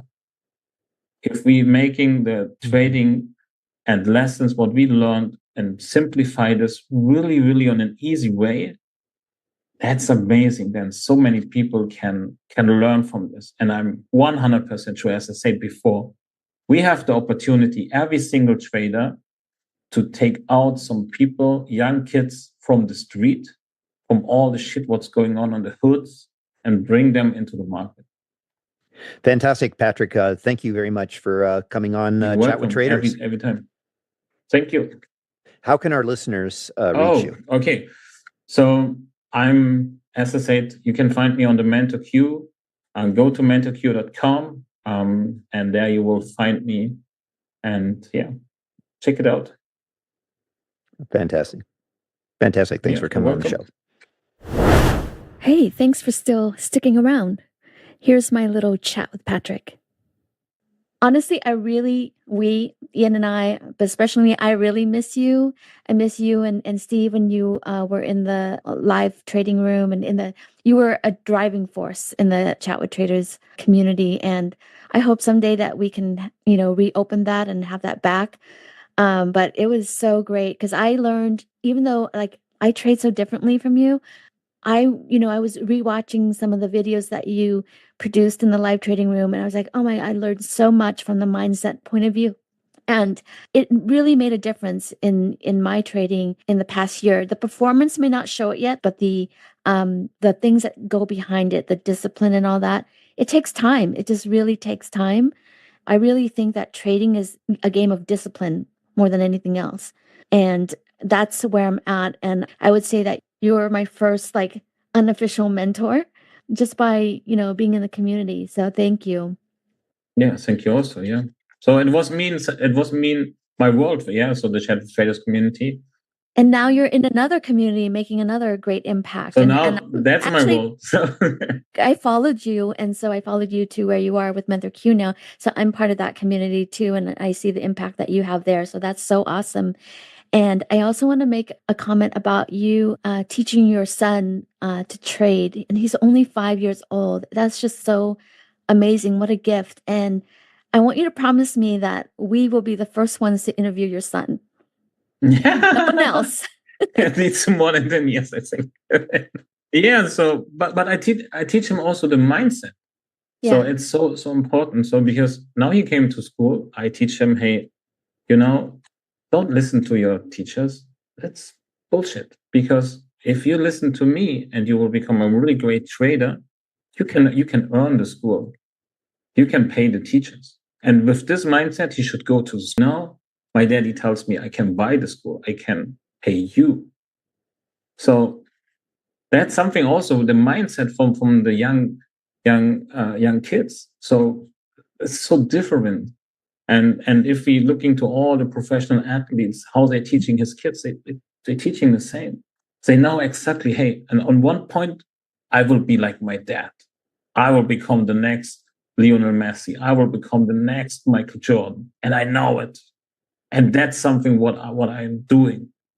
You always give examples of like the sports analogy with the pro athletes. And it's like, wow, it is so true, Remember, we have some Olympic weightlifter woman. We was interview her in the Chat with Traders community, and she was laughing because she said, "What the hell? Why are you interviewing me?" And then she was saying, "Yeah, that's completely right because at the end, it's the same mindset." And she goes also through something where all traders going through. And I think you should not learn from traders about the mindset. You should learn from the athletes, because they're teaching you a complete different view. And that's something what I'm doing.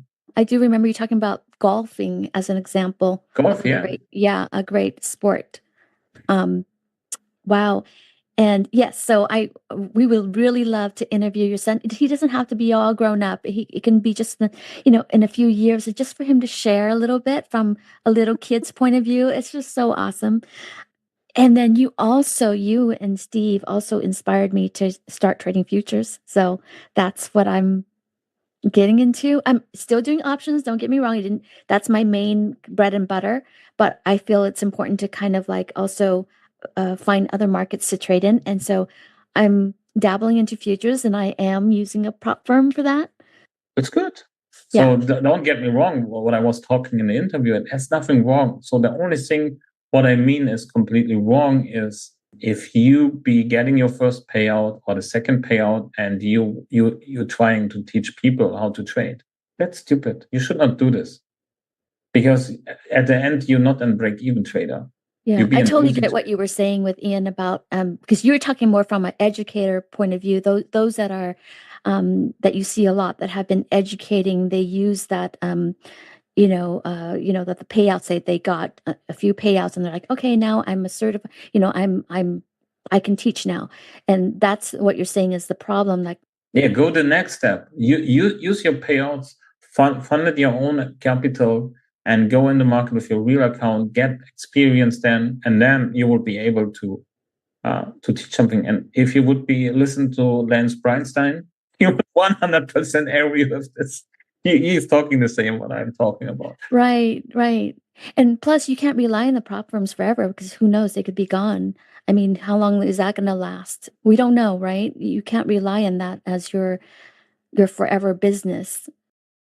Yeah, and so I just want to say thank you. I'm so happy to see you, miss the members in our community at the time, miss you and Steve. Yeah, so it's great to have you back on the show. Yeah, and I hope everyone could take out some golden nuggets from what I was talking about, and maybe reflect on this.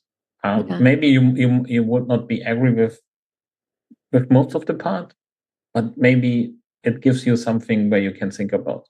You always have a different way of saying things, and that's why I think it's going to be so interesting. You always have a different way of expressing your views, and it's always so interesting, Patrick. So yeah, because I want, the only thing what I want is people can hate me, people can love me. I give a shit about this, but if I be the person that you get so hard pissed off, then I know exactly something in your mind will be changed.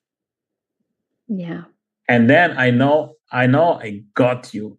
I know maybe I save you for some bullshit in the future, or you rethink because you get so pissed, you rethink on the way to the work, or if you're going to sleep, you think about, man, this stupidity, why is talking about this? That's pissed me off.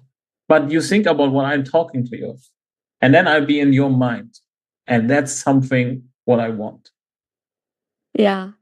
I give a shit about if you like this or not. But if I be on your mind and maybe I can change maybe some little tiny milli% on your thinking about trading, then I'm taking a really nice job. Agreed. Oh, by the way, the title. Are you okay with us titling it something? If you don't like it, that's okay. Because I heard you say it. Quote, you said, "We should not die as traders." Perfect. Brief the market in and out, and we should not die as a trader. Yeah, because when you said that, I was like, oh my God, bingo, that's our title. Yeah, and Ian was shocked. His face was crazy. What he's talking about. I know. I was like, I love it. But it's really like this. So go into the cashiers, go into the room, and you will see the same cashier in 5 years. They will not grow as people. They're dying. Yeah, so it's simple like this. We could have another topic on this, but some people are okay with that. But that's nature. If you're not growing, you're dying. You're dying. Yeah. So maybe the woman on the cashier desk is now 60 in years, but I would tell her she's maybe only 21, because after 21 she was not growing, she's dying. I may be only 30 and not 42 because 10 years I was dying. So Patrick, help me not to die as a trader.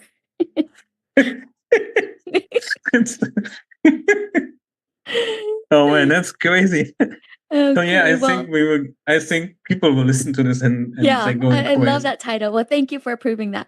Well, have a great night, and we'll be in touch. Thank you for doing this. See you soon. Bye.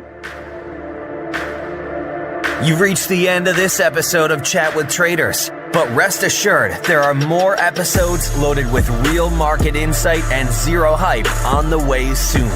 So to stay updated with each great new release, subscribe to the podcast in iTunes, and we'd love it if you'd leave a rating and review.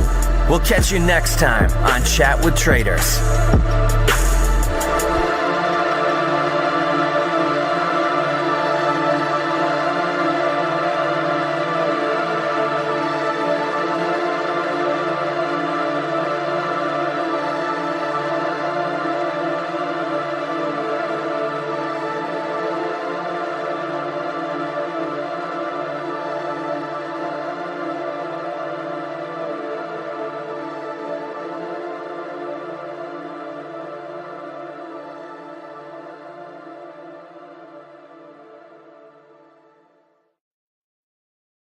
Chat with Traders is brought to you by Trade the Pool.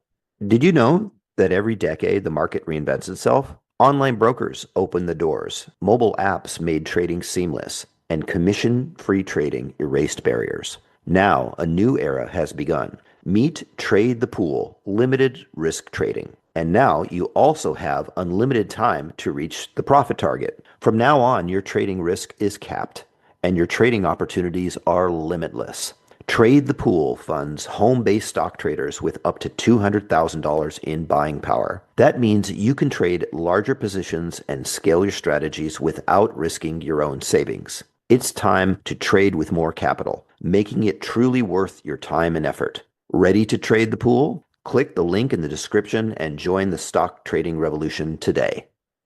Are you ready to get serious about trading? Then join Tasty Trade, Investopedia's best platform for options trading in 2026. Stocks, options, futures, and more. Tasty Trade has everything you trade all in one platform. Get low commissions, including 0 commissions on stocks, so you can keep more of what you earn. Trade smarter with advanced charting tools, a pre-built strategy selector, risk analysis tools, and more features. Visit tastytrade.com/chat for more information. Tasty Trade Inc. is a registered broker-dealer and member of FINRA, NFA, and SIPC.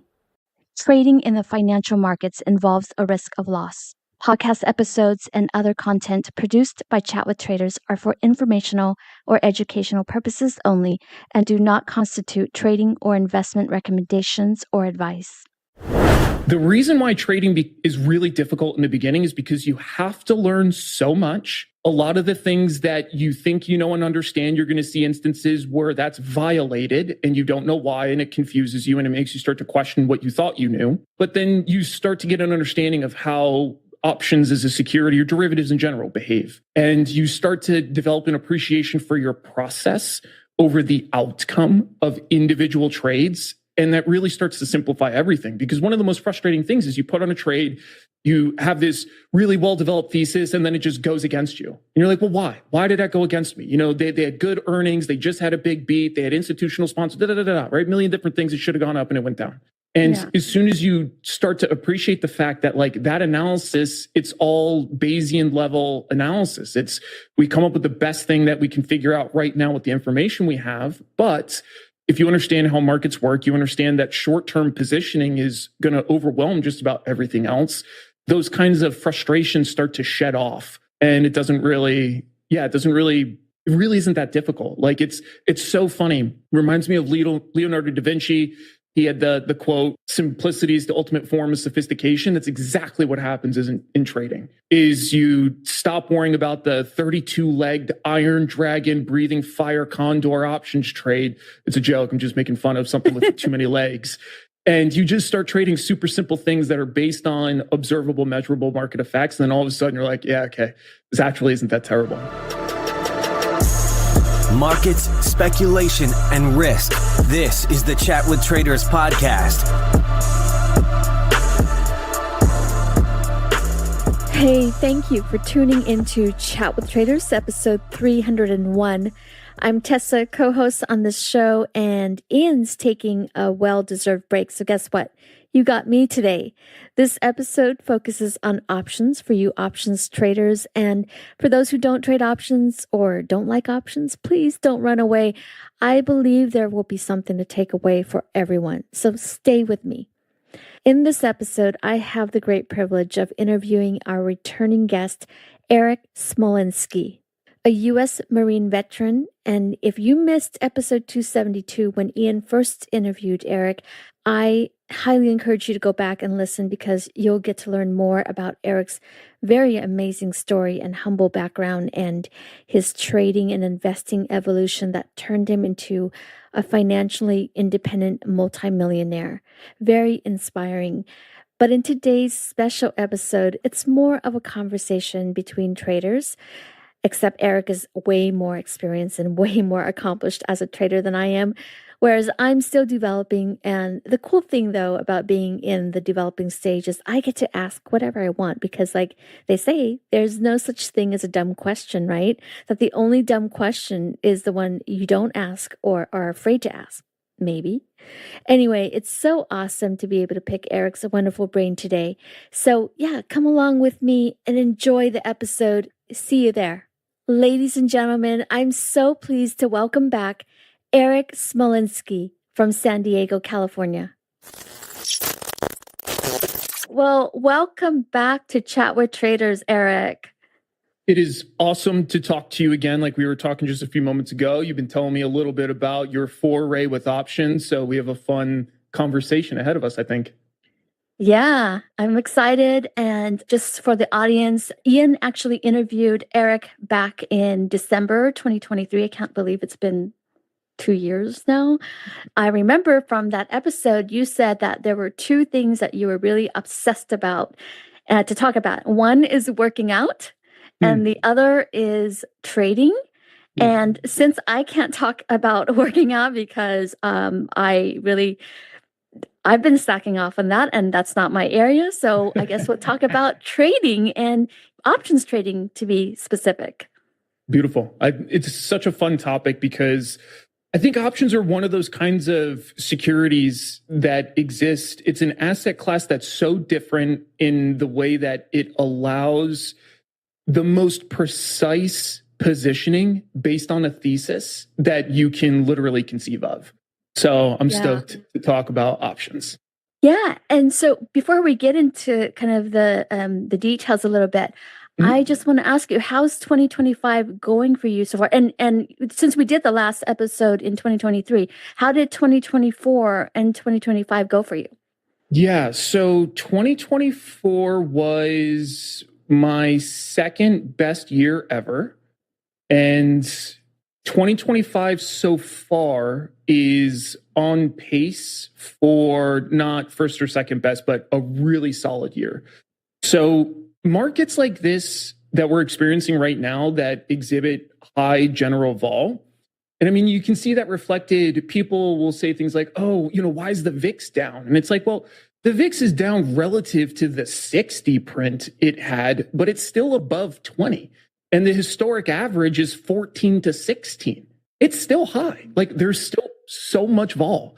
So for the options traders out there, whether you trade short premium, long premium, a mix, whatever your book is in general, you need volatility either way. Even if you're buying premium, you need volatility. You need the thing to move. Otherwise, you don't make any money. So for options traders, these kinds of years is what you salivate over. And it's because you can really achieve, in my opinion, a really good return on the risk. Because from our previous conversation, I really have never geared out for like top line performance. My entire trading career from when I started in 2007 has been built around consistency. And it's because of a multi-factor of reasons. It was more important to me than to have massive years and then maybe some slight down years to be really consistent. So years like this allow for that kind of consistency with way less risk out, which is awesome. Yeah. And 2025 is not done yet. So there's more to go, more opportunities. Right? And the entire market is hinged on what truth comes out or what tweet comes out next. So the fun part about that is it adds so much volatility that it levels the playing field, right? If you think about a really quiet, calm bull market, institutions in those kinds of markets, and I mean, they still have an advantage now, let's be honest. But that advantage definitely gets flattened out a little bit because literally nobody knows what's coming next. The tariffs are a great example of that. Trump was saying like, oh, the tariffs are going to be, we're being nice. We could have been so much meaner. And then the first thing that he drops on everybody is 10% tariff on everybody. And the market's like, whoa, did not expect that. So the fact that there's those kind of moments, it leads to so much opportunity from a trading lens. So yeah, 2025, if it's anything like it's been for the first few months, I expect continued firework throughout the rest of this thing. Yeah. And just to remind folks, because back in 2023, you had already done, if I remember correctly, a 64% performance in 2023. Is that correct? 2023 was actually quite a bit better than that. It was 118. Wow. Okay. Okay. And then your compound annual growth rate, from listening to the episode again, it was like 22% year over year from 2007 to 2023, right? Yeah.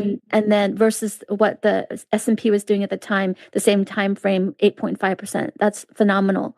And Yeah. you're saying that it's even better now through 2025.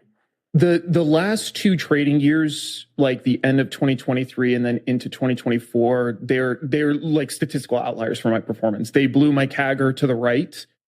So when people ask, like, what's your general trading performance, it used to be in the low 20s, but it hit as high as the low 30s, and now it's drifted back down into the high 20s. But I still don't really think that that's what the true performance probably is. Like, if we were to normalize it out, I would still expect somewhere around that number we talked about before, probably 22 to 24 if we, got rid of the outliers.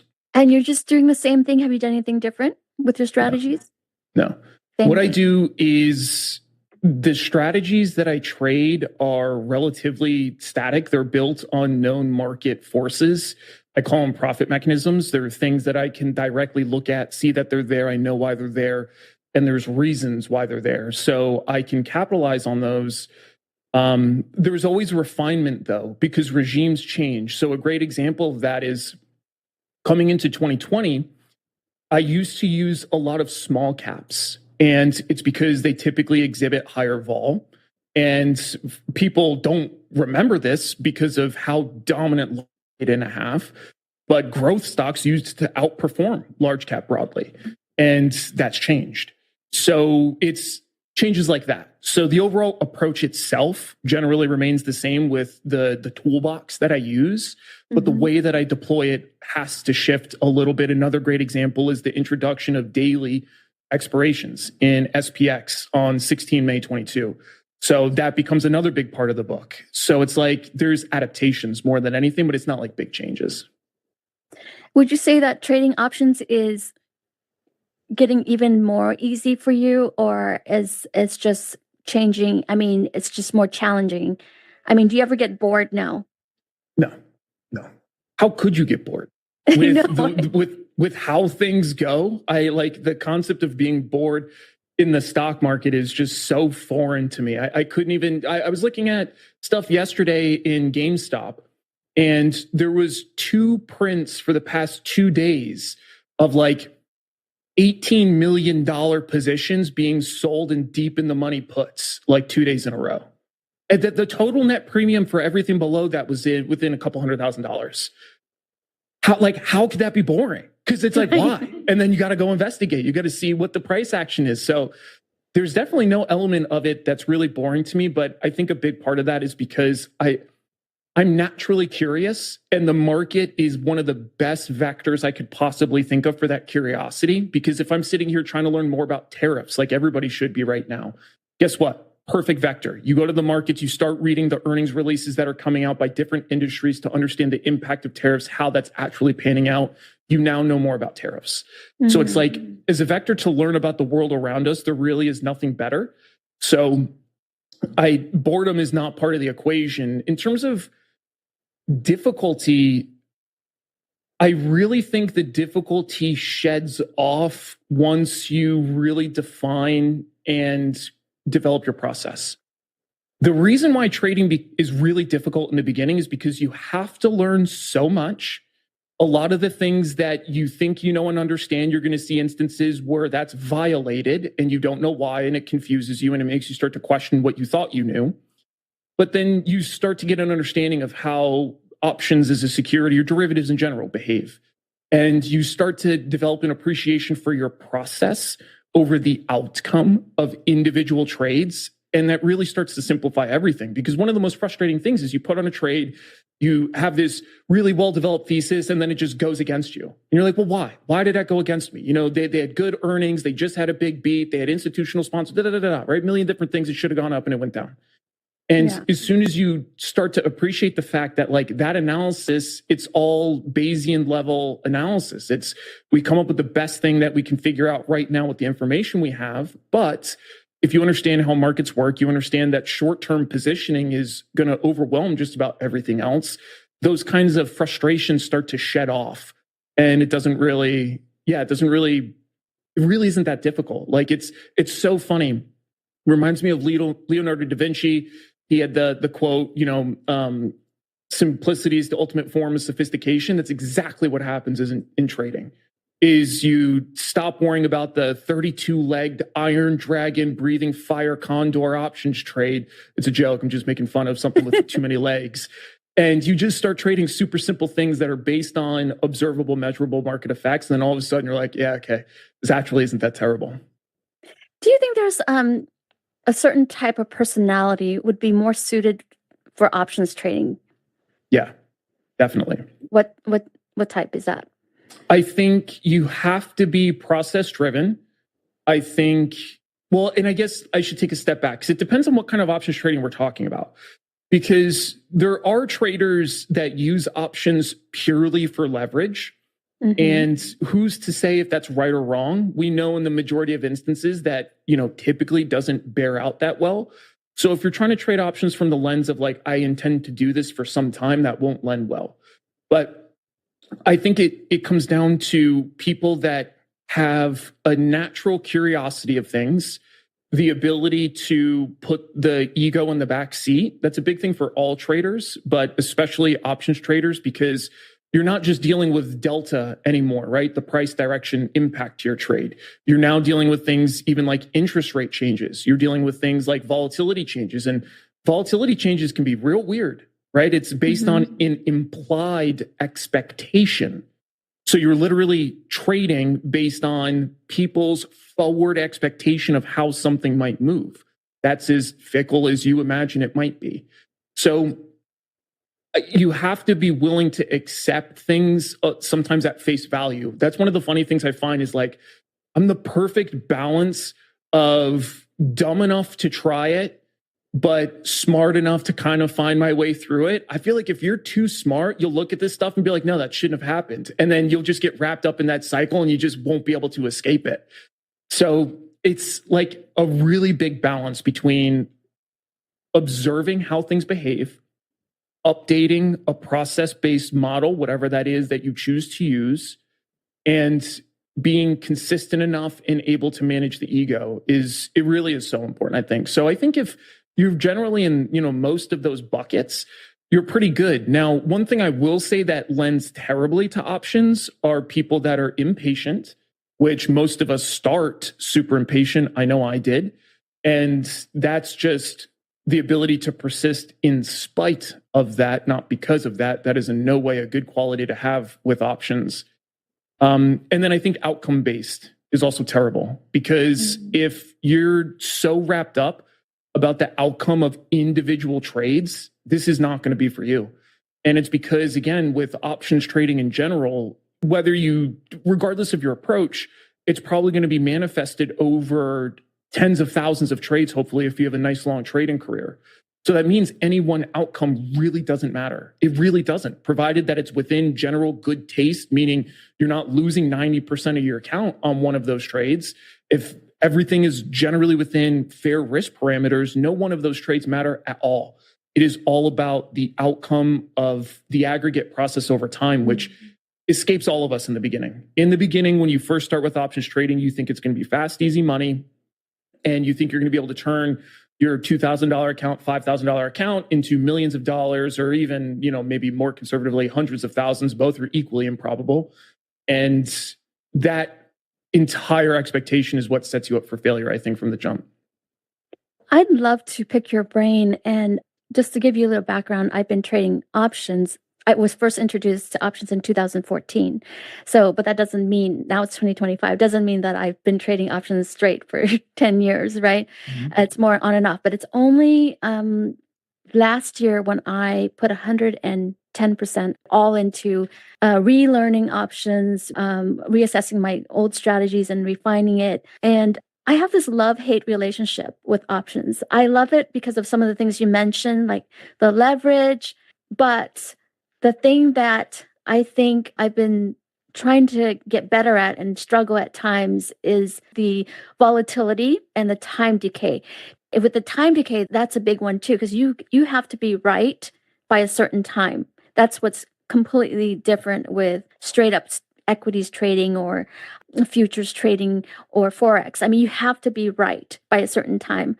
Otherwise, Even if you end up, your direction is right, but it's not by a certain time, then you lose. And then the volatility, you need the movement. Like you said earlier, volatility is actually your friend in options trading, especially if you know how to use it right. But then there's just so many layers in options that if you're not careful, you can bleed slowly over time. Even if you're super careful, but you don't really know how to navigate around that and have the right strategies, which was my case is in the past, I wouldn't bleed a lot, but I would bleed a little over time. And then it ends up being a lot. That's how options, whereas like equities trading, it's like instant, like you can be out like really quickly, for me at least. But with options, when I was starting out, I was bleeding slowly, everyday bleeding.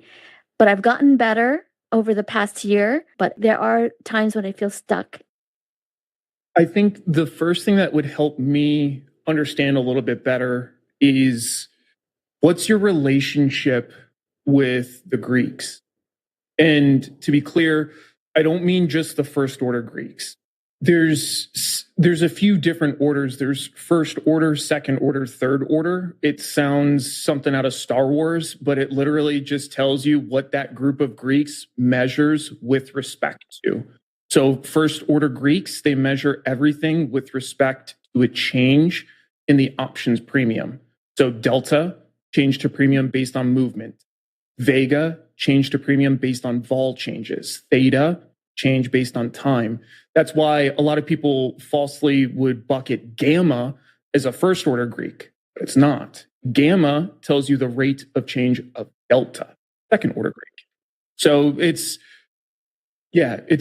just complex terminology, but once you understand like what the order, quote unquote, means, it actually makes it a lot easier, at least for me, because it tells me what we're measuring with respect to. Yeah. Well, with second order Greeks, like with gamma, I just recently started learning more about that, introduced more about like the gamma levels and things like that, and areas where market makers are trying to hedge. And so I have these indicators, on my, these levels that get plotted on my charts to show where the likely kind of areas of interest where there's a lot of gamma, and there's a lot of hedging right there. So I do have that, but I don't know. Sometimes it's just too much information that I get analysis paralysis. So the way to think about that, what you're referring to is called gamma exposure, and we refer to it as GEX, which is actually not really the primary purpose of what gamma is. It's a secondary purpose where we're trying to measure dealer positioning and then potential dealer behavior based on what their positioning is, net positioning, I should say. One of the reasons and the frustrations you will find with your relationship with stuff like volatility and time, it stems from not understanding well enough how options behave. And we all do this. And it's similar to if I knew better what the weather was going to be, right? I'm in San Diego, so it's going to be sunny. Well, if I wanted to go out and let's say go on a really long hike and I knew it was going to be sunny, I would put sunscreen on, put a hat on, that kind of thing. Well, it literally is the same thing with options. If you know how they behave, you can build things so that you can gain that specific exposure that you want. So for example, with theta decay, if you're long an option, there are three things you could do to decrease your total exposure to theta. You can go really far out of the money. You can go really deep in the money. You can go further out in time. You can do a combination of two of those. So you always have that available to you if you know how theta behaves. So it's the same thing with the rest of the Greeks. Now, to be clear, you don't have to be like a giant nerd and go into all of the second order Greeks, third order Greeks. Like that starts to become a little bit more based on like broader portfolio management. I think if a trader has a really good grasp on what I refer to as the primary Greeks, so what most people are used to, right? Delta, gamma, theta, vega, rho is kind of there. It's pertinent now because we're in a rate shifting environment, but typically rates don't move that much. So if you have a good understanding of the way that those behave, it grossly simplifies literally the entire remaining decision making around what kind of structure you might choose based on the idea that you have, which is a beautiful segue into understanding what you've been doing. And we can see what kind of structures you've been picking, and then we can talk about it.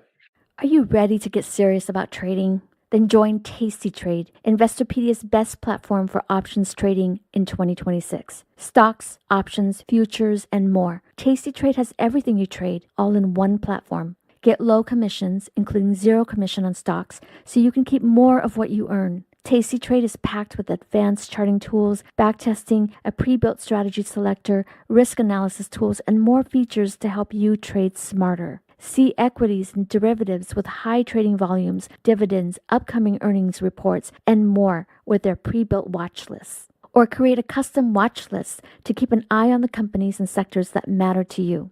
Manage your positions with speed and precision using active trader mode, one-click trading, and smart order tracking. Plus, Tasty Trade's stellar trade desk team offers live support during trading hours if you need it. Visit tastytrade.com/chat for more info.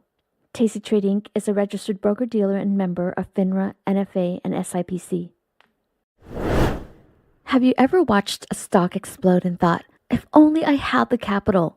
Or sat on the sidelines because your account balance felt too small to matter? Good news, with Trade the Pool's limited risk platform, you don't need millions or even thousands to start trading the U.S. stock market. Bypass the PDT and tap into over 12,000 U.S. listed equities, from penny stocks to big caps, ETFs, even the newest IPOs, and short anything you like with 0 locate or hard to borrow fees. Start your evaluation, get funded with up to $200,000 in buying power so you can go big without risking your own savings. And now you can also have unlimited time to reach the profit target. It's a game changer. Not ready to trade yet? Trade the Pool offers a free demo and educational resources. Practice on live data, master the platform, and build confidence risk-free before you even pay a cent. Click the link in the show notes to start trading with Trade the Pool's capital. Okay, so lately, well, I shouldn't say lately, for the past year, I have been trading instead of trading earnings like head on, like when it reports. I trade earnings pre-earnings. So I trade before they actually report. So, for example, back in early April, so JPM was supposed to report out April 11th in the morning. So about 2 or 3 weeks before that, so this was my earnings play, I put on a calendar spread. I believe that was a put calendar. So I checked the IV on that JPM like 3 weeks before earnings, and I noticed that at the time it was lower than the historical IV. So it was, let's just say 25%, whereas the historical was 28% IV. So to me, that's like safe. I'm like, okay, because I expect so I put on the calendar spread on March 24th, about 2 or 3 weeks before April 11th, while the IV was relatively low. And I expect that between then and the earnings announcement that the IV is going to grow, just based on historical for JPM and many other stocks that report, they tend to, supposed to kind of grow the IV. So that's what I did. And so then the tariff news happened on, I believe that was April 3rd. Did I get that right? April, somewhere around there. Like 3rd, 4th, 5th, it like started coming out. I forgot the exact date myself, but yeah, it was very early April. Yeah. So what happened was the IV just exploded on April 3rd, and then afterwards too. And that was actually good news for me for that position, because if that didn't happen, I would still expect the IV to still grow, but not crazy like that fast, right? And that was like, I guess, that just no one saw that coming. Right. And so I was able to close out of that trade way before the earnings. I closed out the next day, April 4th, for a nice profit. But that was, to me, that's in a way, it's accidental because I mean, I probably wouldn't have profited as much. I mean, still, I think I expected to still profit, but not that much and not that fast. But there were other earnings trades that I did that did not profit like that because of that tariff with the IV crush that came a few days later when it wasn't really a crush. The IV was still high, but it went down.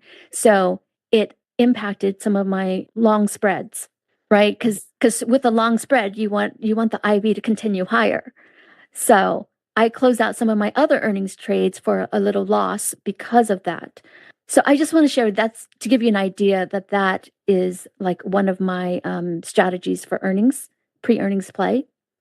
So the cool part about that is, and I don't know if you did this on purpose or not, but you stumbled into a really well-known market effect. And it's that implied volatility starts to ramp up leading into an earnings release starting about 2 weeks out. And you can research this widely. You could do it with your own data set. You can go onto a website like SSRN, Social Science Research Network, and you can literally look up different kinds of just options stuff to see what's been researched and what exists. So you've stumbled into one of them by your observation, which is fantastic. You're a little early, I think, going out 3 weeks. The idea behind trading that vol expansion is you really have to put yourself in front of the meat of the vol expansion when it really starts to accelerate. Otherwise, theta will hurt you. Yes. One thing you said that if I was working with you directly, that I would correct you and say that this was a red flag, is when you said that it was good news for the trade. And in my opinion, it's not good news. It's not bad news. It's no news. So this still, it shows me a mental attachment to the outcome of the individual trade. Whereas you told me you're trading an earnings-based strategy. That effect got completely blown out by a non-earnings-based effect, which resulted in a positive trade, which is great for that. But we really gained no knowledge on how does this strategy, again, that we're expecting to use long-term perform. So one of the things that I would recommend to somebody like that is it's completely okay to look at a trade and be like, yeah, okay, I'm glad that worked out, right? You don't have to be like mad about it. But I would always take it back to what are you trying to accomplish? And you're trying to refine this earnings-based strategy. This trade happened to work out. Cool, take the money. Always take the money, run. But it's not good, bad, indifferent. It's literally, it is indifferent. It's just nothing. It doesn't mean anything. Made some money on this one from this thing that came off the top rope. Cool. But otherwise, it really gets no mental capacity from there. Now, what is the specific structure you use for your calendar? What expirations and what strikes relative to spot price? Yeah. So, for example, in that same example for JPM, it's at the money calendar put, and the expiration, the front expiration would be expiring the week of the actual earnings announcement, because I want to take advantage of the IV expansion, but then close it out before the earnings announcement. And then the back month is just 1 week after the following week. That's a completely viable approach. Now, another thing you could do that I typically recommend to people with something like this is I would paper trade other structures on the same trade. You've already done the research. You already found the ticker that you want to trade. You already built the hypothesis based on the relationship between implied vol and historic vol. So if I were in your shoes, what I would do is say, okay, I think the calendar is right for this, and it's nothing that's going to hurt you too bad. So, okay, put the calendar on. But I would also put on other structures so that you can directly observe the behavior without necessarily risking the money. So I would put on maybe a long straddle, a long strangle, and see how those perform relative.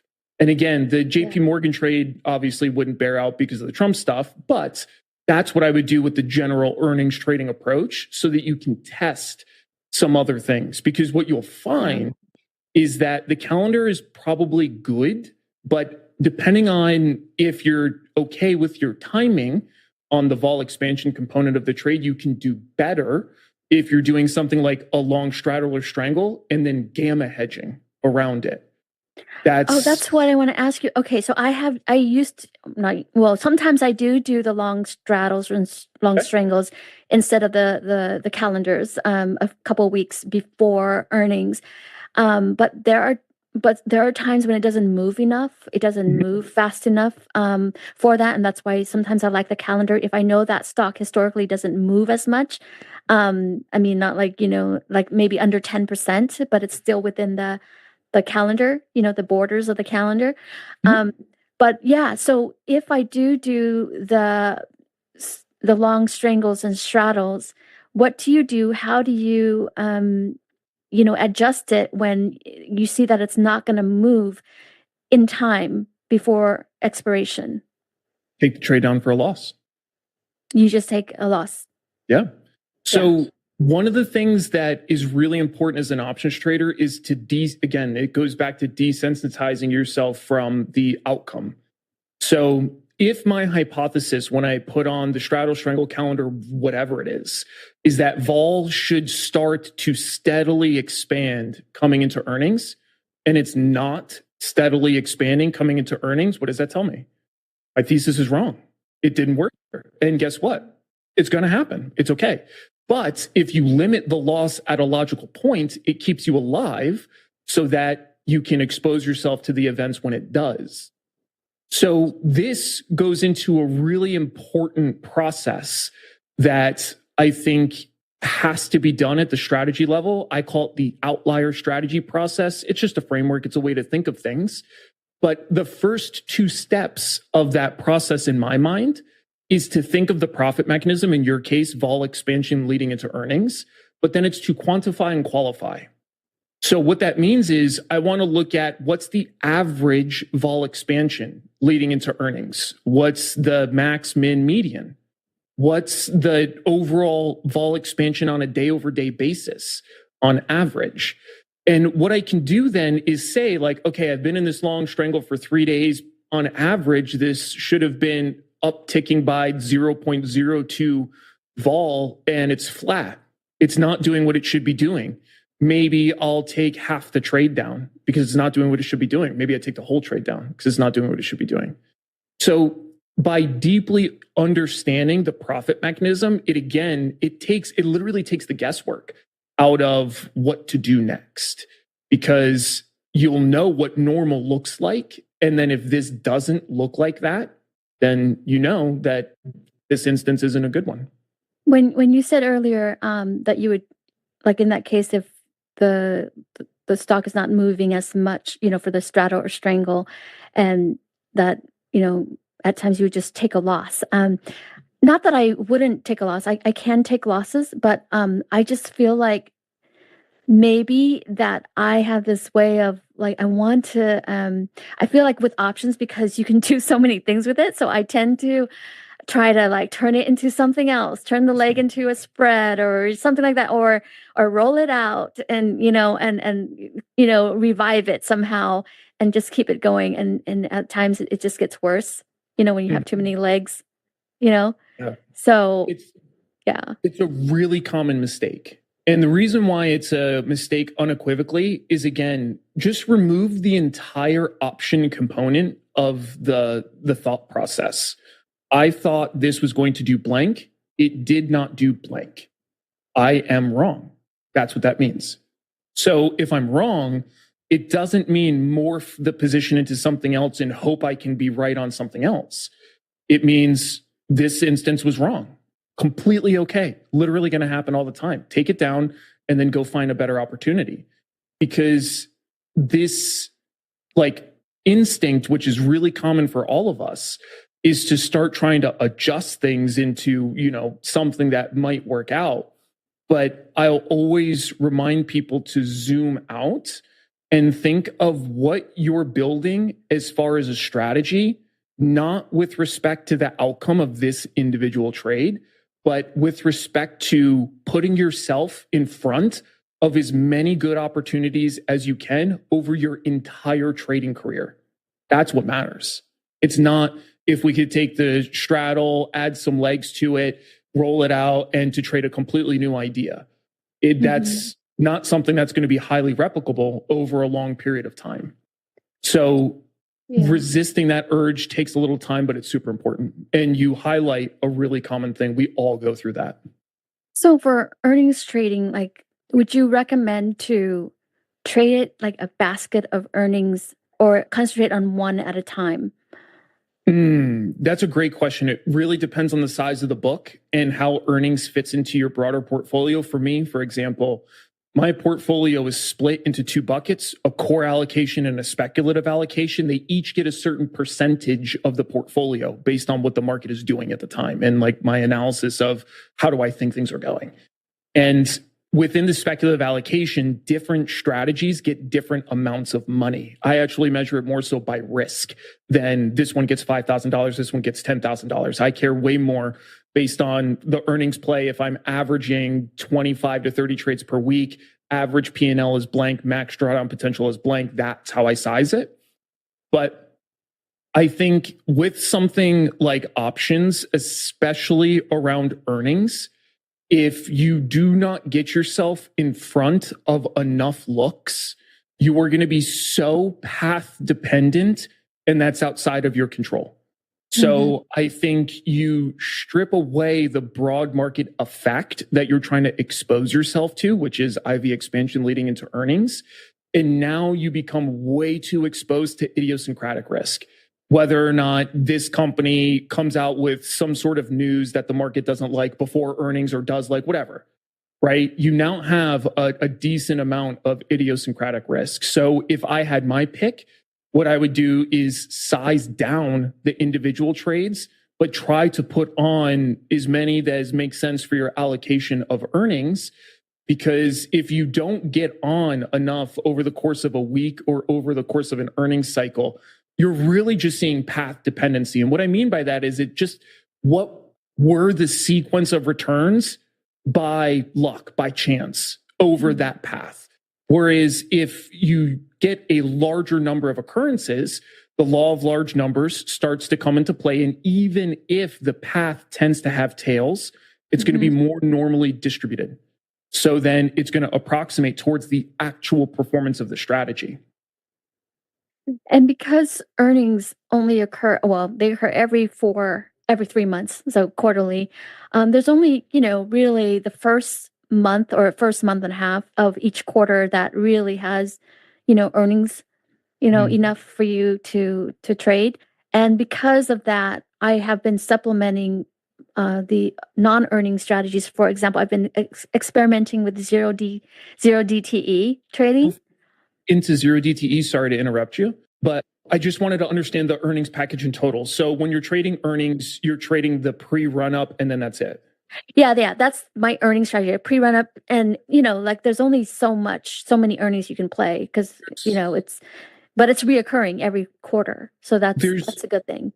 Definitely. And there's two things I would ask you to take a note on to explore. The second thing that you can play earnings, that same effect. The reason why I'm saying this is because your comment of, there's only so many that you can do over the course of a quarter, which is completely correct. But you literally can trade one earnings release 3 times. So you can play the pre-run up leading into it, starting about 2 weeks out. Yeah. That's the IV contraction after the release. That's the second way you can trade it. The way I normally do that is right before the close, 5 minutes before the close, depending on how liquid the underlying is, maybe 10 minutes before the close. I either trade short straddles, strangles, typically short strangles, and I'll play the earnings contraction. Then the third way you can play earnings is following the earnings release.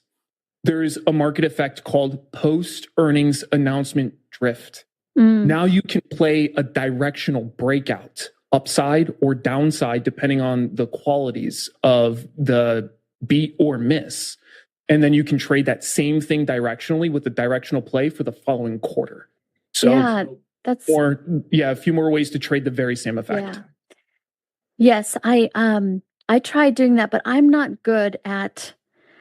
Maybe I'm just not used to it. You mentioned the earnings the IV contraction play, and so you use short strangles or short straddles. I want to explore that a little bit more, but I feel like isn't that more risky because the risk side is not capped, right? Don't let the unlimited profit, or in this case, unlimited risk component, scare you. You still control it via size. So one of the things that retail traders get in a terrible habit of is fearing risk. And it's literally how we make money. If we get too concerned with risk, then it's very difficult to be profitable. Now, again, you have to balance it. You can't be deaf-toned to risk. But that's where something like sizing comes into play. Now, if you're looking at something like a short straddle and you're like, if this moves too far, even if I traded at a one lot, this would potentially be a 5% drawdown on the portfolio. Like, that's a terrible risk profile. Do not do that.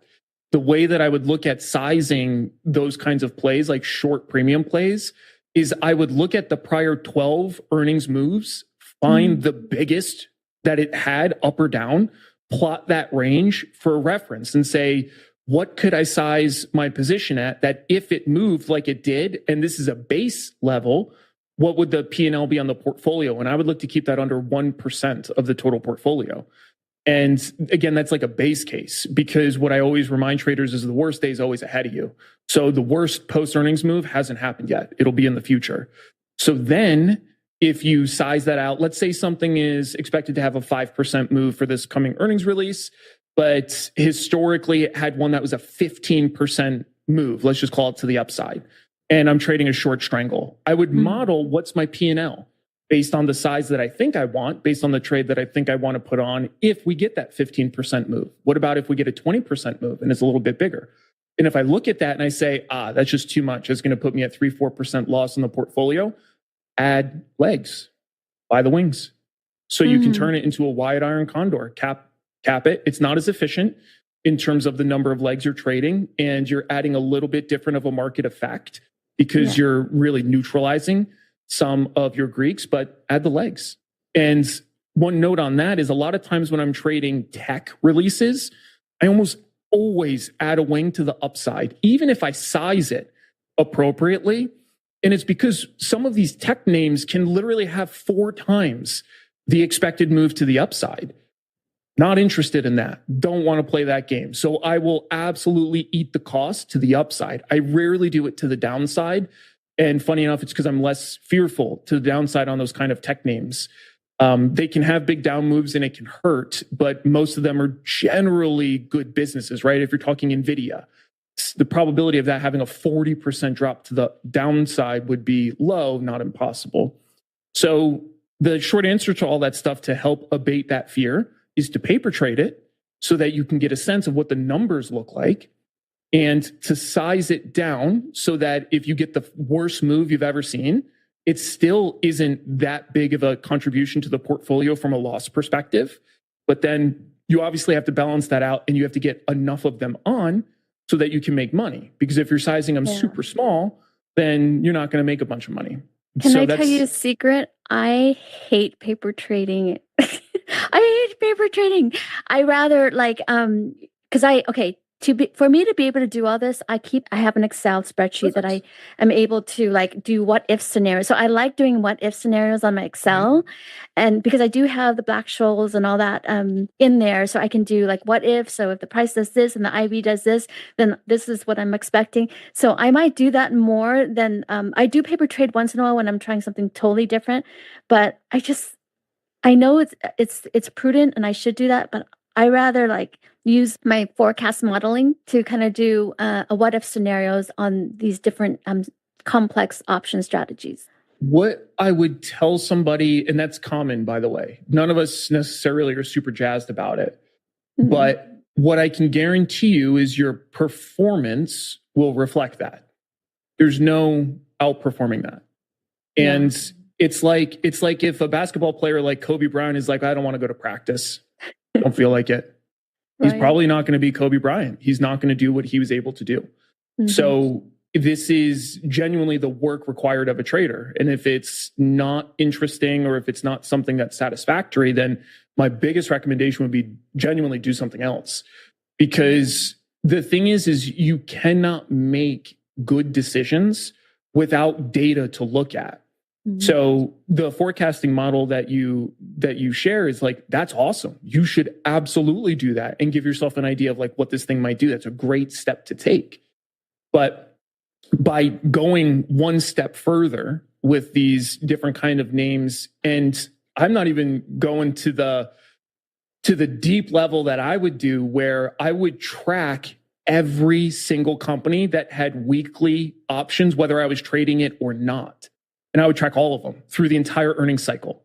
And I wouldn't trade a lot of them, but I would track every single one of them. Wow. I'm not even recommending that, because I know most people will be like, yo, chill, which I get. But the way that I think about it is like, if you're already trading JP Morgan, right? You're already looking at it. You already have your spreadsheet up that you're going to track what you're doing. It's literally one step more to just input some other numbers. And a great way to shame you into doing this is when you're going in to close out your trade, right? Because you close out the long option right before it reports. Well, guess what? You're already in the sheet. You're already looking at the options chain. It's right before it closes or the day of. Why not just drop a little strangle in there? Just type it in to see what it is. You're already there. The way that I encourage people to think about paper trading is like, it's not simulating your real account in this context. You can do it to do that. And a lot of people struggle with that, which I understand. It's more to collect data. And it's so that you can make data-driven decisions. Because again, to the point that we made earlier, for the trader that isn't sure what normal looks like in terms of the day-over-day change in implied volatility leading into the earnings release, if you don't know what that is, when you look at the stock 4 days in and it hasn't moved, then we're thinking like, oh, well, maybe it will move in the next couple of days. But if you have the data and you say, well, based on the data set that I have, if it doesn't move within the first 4 days, there's a 79% chance that this thing isn't going to move enough and I'm going to lose money. Guess what? That's an easy cut. And that's how you get to the point where when you're taking losses, you feel nothing, because you're like, I'm taking this bad risk down because it's not doing what it should be doing. I'd rather go find good risk to put myself in front of. That's the exact way I would think about it. I love your analogy with, the professional athletes, with Kobe Bryant. And that is something that I think most of us aren't willing to do. And that's why we're not successful. So thank you for that reminder. And I definitely know that I should be, doing a lot of testing and things like that, especially with options, because it's just so much more, so many moving parts that you have to test it at the minimum. Like that's what I did with my Excel spreadsheet, but I know I can do better if I just one step further is to, test it out in the demo. Yeah. Well, and again, when I refer to paper trading, I don't even use a platform. I just use my trade log in Excel and I just plot it. Because the thing that I would remind everybody, again, you can't conduct data analysis on a snapshot in time, right? If you plug it into your Black-Scholes model and you get a sense of how this thing might move, well, unless you have the best memory on planet Earth, when you're trying to aggregate all of the times you looked at that and you're trying to say, well, how much might this move? It's not going to be that rock solid. So that's why I believe so heavily in having a really efficient process, because it makes these seemingly arduous tasks bite-sized. So like, for example, I have a earnings tab in my, and it's literally built exactly with what I need in there. And I have two versions of it. The first version is live trades. The second version is tested trades. So it lets me tinker with different settings and again, make it bite-sized. You don't have to sit there and say, well, if I sell the strangle at 30 delta, I should also test it at 25, 24, 23, 22, right? Don't do that. You can get the gist. If you sell a strangle at 30 delta and it seems to perform okay, then maybe double click into it, right? Now, again, for somebody like me, I literally would go in 5 delta increments and test them all. But that is like an obsessive, freakish thing to do compared to like what most people are interested, which I recognize. Yeah. So to that end, I think you can get the Pareto principle in full effect. If you test, again, the 30 delta short triangle, similar structure over and over again, you'll get an idea, right? And that can be enough to help you feel also more confident. Because again, the reason why I'm confident in it is because I've seen tens of thousands of them. And I know that even if you get a bad move, if you size it well enough, it's not fun, but it's not going to hurt you. You'll be okay in the long run. But if you don't have that information, because if you don't have the data to look back at, there's no real confidence in it. And it's like, well, damn, it's like, it looks like it's starting to get really spicy. Maybe I should take this trade down sooner. I'm getting antsy. And it's like the worst thing you could do, which leads into your zero DTEs, because zero DTEs are all gamma. And unless you have a good data set on how you're trading zeros, the propensity to just go off the rails and start going off script and doing other things because stuff is moving a lot is very high. So how would you trade? I don't trade zero DTEs with earnings, but I use them on the Qs and SPY. And I do vertical spreads. And I remember hearing you saying you hate vertical spreads. And I kind of do hate it too, but I feel like it's like instant feedback. There's nothing inherently wrong with a vertical. The reason why I say that I hate them is because a lot of people that use them, it's muting too much of the effect that you're trying to trade, and it's because of risk aversion. There's a time and place for vertical spreads for sure, so don't feel any type of way about using them. I use them too sometimes. Yeah. How are we on time? I'll try to wrap. I have a few more things I want to ask you. You're okay? I'm literally, after the market, it's the best for me. That's why I always try to do this stuff after the market, because there's no pressing anything. Yeah. Okay. So what I have is the topic of stops, because when I trade just straight up equities, when I trade straight up equities, of course I use stop losses. Well, not in the beginning, but I learned to always now use stop losses. But when it comes to options trading, I've never used stop. I'm not used to using stops on it. I just let it either expire or just get out. But do you use stops on options? On option It legs? is a really tricky concept with options. So there are periods I absolutely would use stops, but they are never optimal. This is mostly when I was on active duty in the Marine Corps, knew I wasn't going to be able to look at the phone on the day because we were going out to a range or something. So I'm putting on a trade and I'm just accepting the fact that I have a stop market order, that if it gets hit, I'm going to be really upset with the fill. I already know that. But it is what it is, right? It's just accepting the circumstances what it is. Stops on options is suboptimal across the board in a million different ways. So I echo your general preference for avoiding them. I think it's a better way to do it. I think depending on the profit mechanism that you're trading, like let's say, for example, it's the earnings plays, the expansion leading into earnings. Well, really, you're monitoring the changes in vol. It's not based on the P&L. It's not if the trade is up 5 cents or down 5 cents. Like, that's not the decision. It's based on vol. So I wouldn't place a stop based on price if the effect I'm trying to trade is based on vol. And it's like the same thing with directional plays. If I'm trading like a breakout or a breakdown, all I'm doing is setting a stop based on where I would get out, even if this was a stock. And I can price the option at that point, and I can see what the option is going to be worth. So all I'm going to do is set alerts so that I can go in and physically exit. But sometimes you can't get away from it, but it's always going to be suboptimal. Yeah. Another thing I hate about options, I mean, I overall love it, but I hate is it's like options, what you see is not what you get. Unlike with equities. Like, for example, a stock, and I'm just talking for those who aren't as familiar with options, not trying to scare them away, but like say the underlying is gonna, you see that it moves up, but it doesn't mean, like, if you're trading options on it, it doesn't necessarily mean that you're gonna profit on that.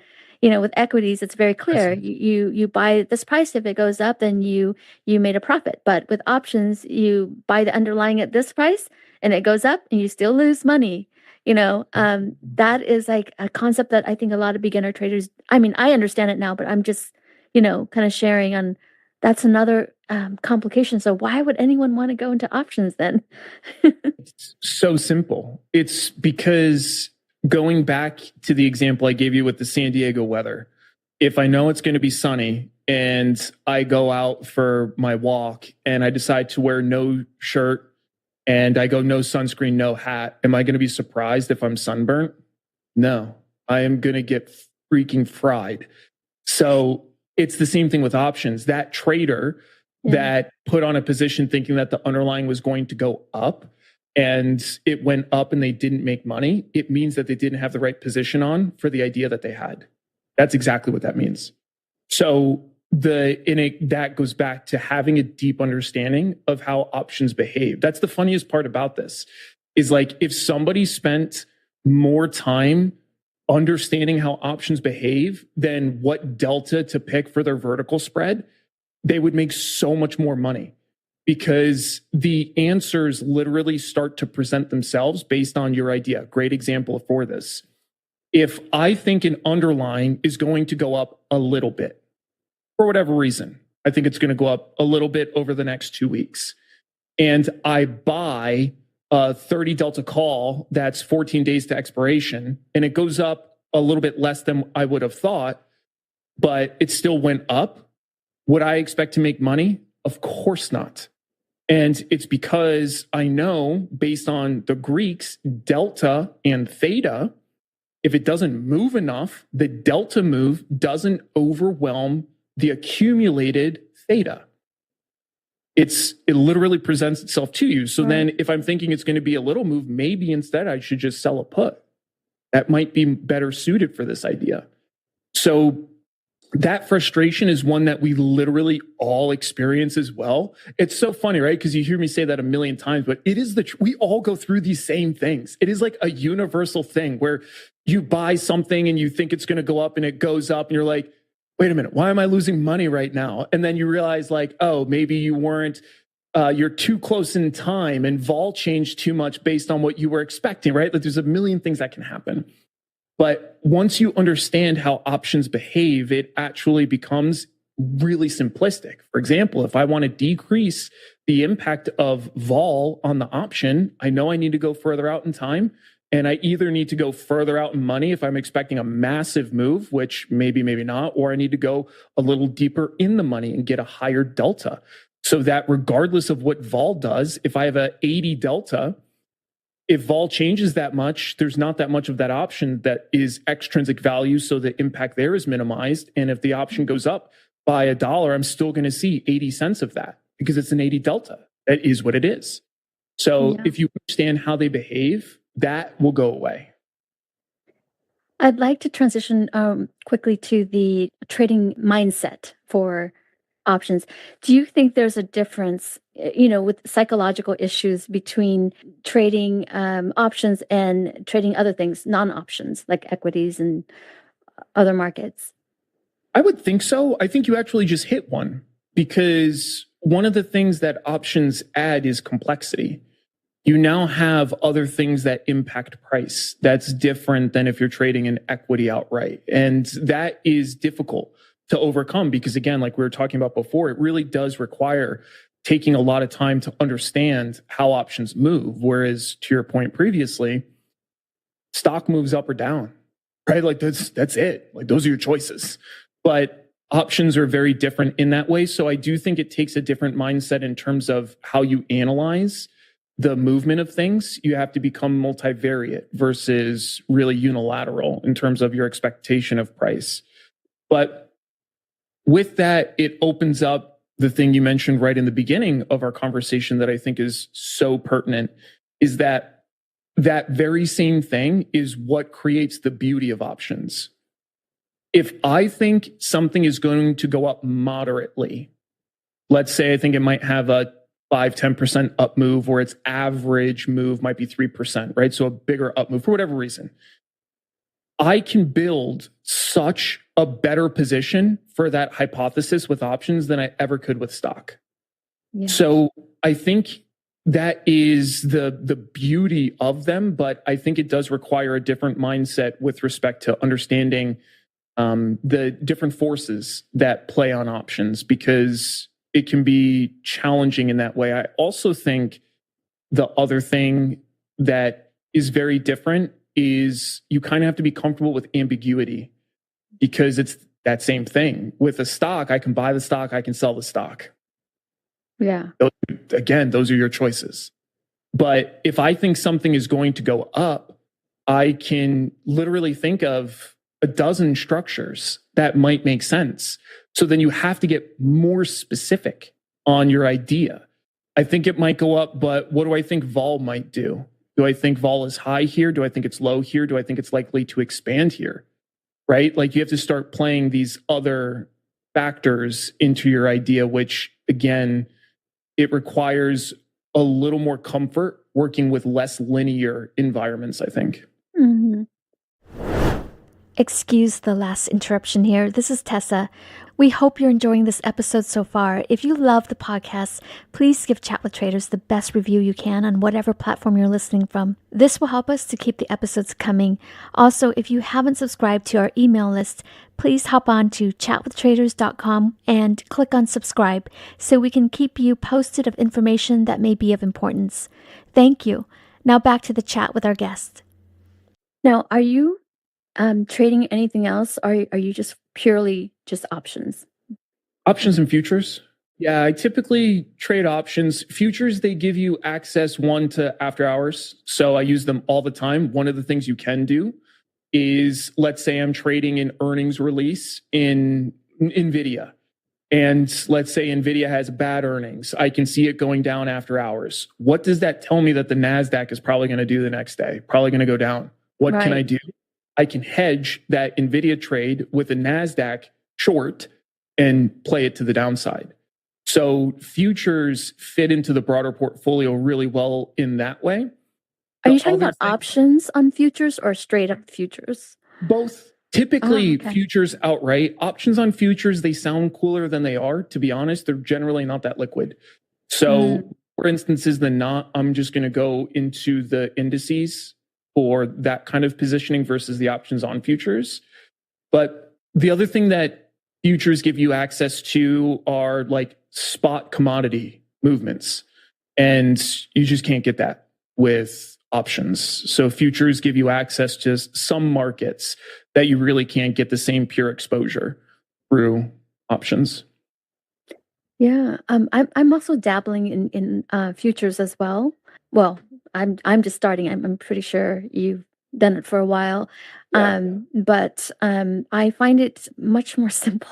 It's simpler than I mean, it's like almost like trading like equities, except it's not. But yeah, it's less complex, and I really like it a lot. But I love options for like the beauty of it, like you mentioned. There's just, if you just want stimulation and you want to like really have different ways to construct a strategy and things like that and have the time to do it, I think it's great. But with futures, I really like to, because of the simplicity. And also I want to ask you about, have you traded any prop firms on any of these? Oh, okay.